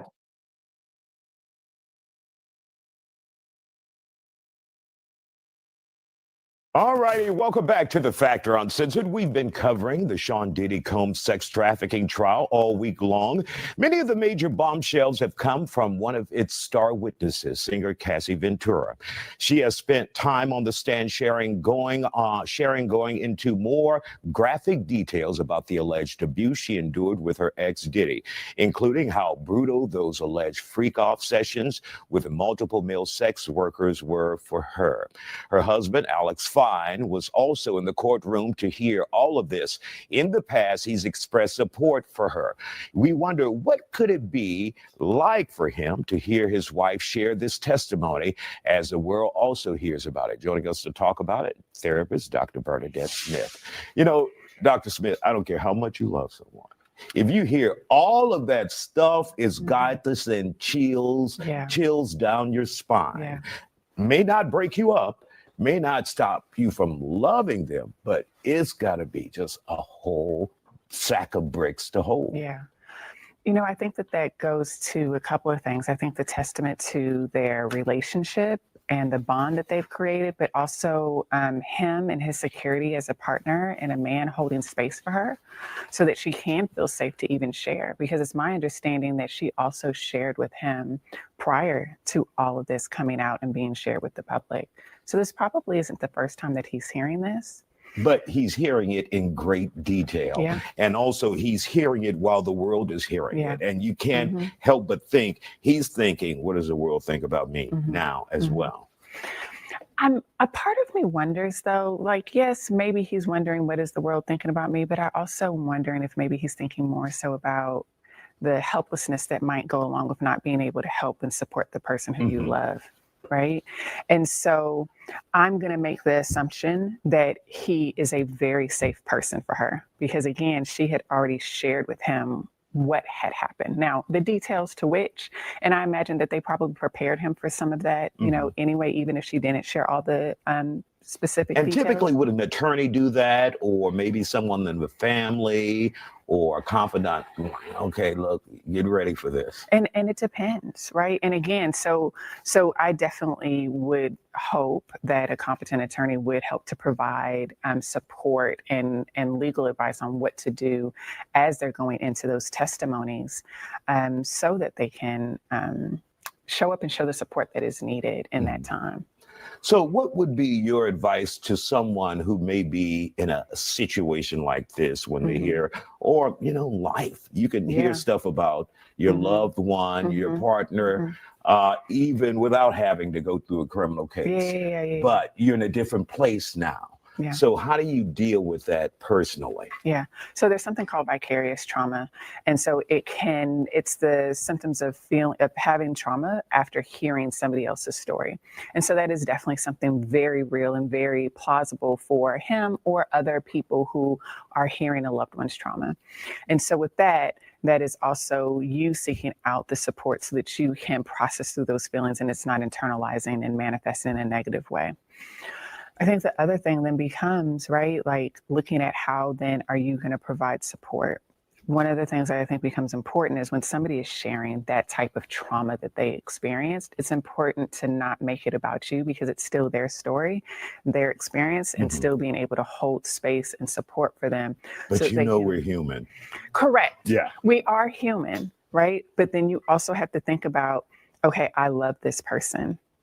Right. And what does that empathetic lens look like? Now, I have no expectation for people outside of her circle, but inside of the circle, if I'm sharing something traumatic that I've experienced, my expectation for people inside of my circle is to hold space for me, hold empathetic space for me, so that I can continue to grow in that.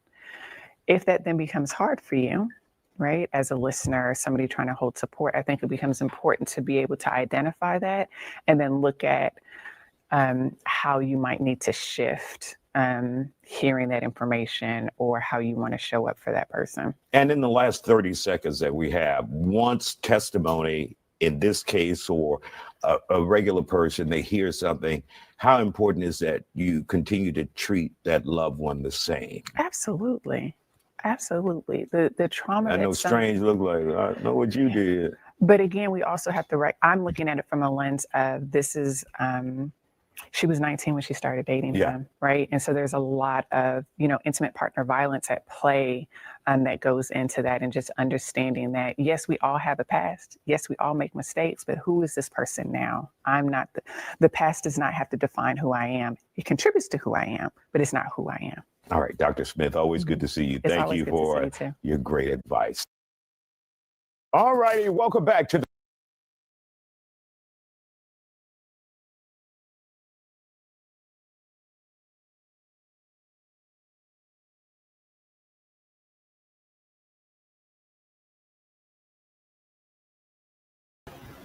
Okay, we're gonna have to figure out how to make that my preference, because this, anywho, so that's a perfect way to end, right? Get some psychological understanding of what to make of all of this. Like, so, I mean, you can't never say what you won't do, because I mean, you could think you want to do it, but and then something click and say, oh, what the heck, right? But I guess whatever you do, you need to have control, right? Because if not, you could find yourself in, some mess like this where it goes really, really bad. I mean, maybe at first or at some point it was fun. Maybe she thought she was pleasing him or whatever. And I guess she was. And then it just turned into something where it was no longer something that was volunteer. It was like a demand. I mean, this is okay. But anyway, hey, a lot of y'all over there on Twitter that came on through. I appreciate that. So I guess I should have said this earlier before 200 people came through. So um, the heart button is the like button. So you can hit that.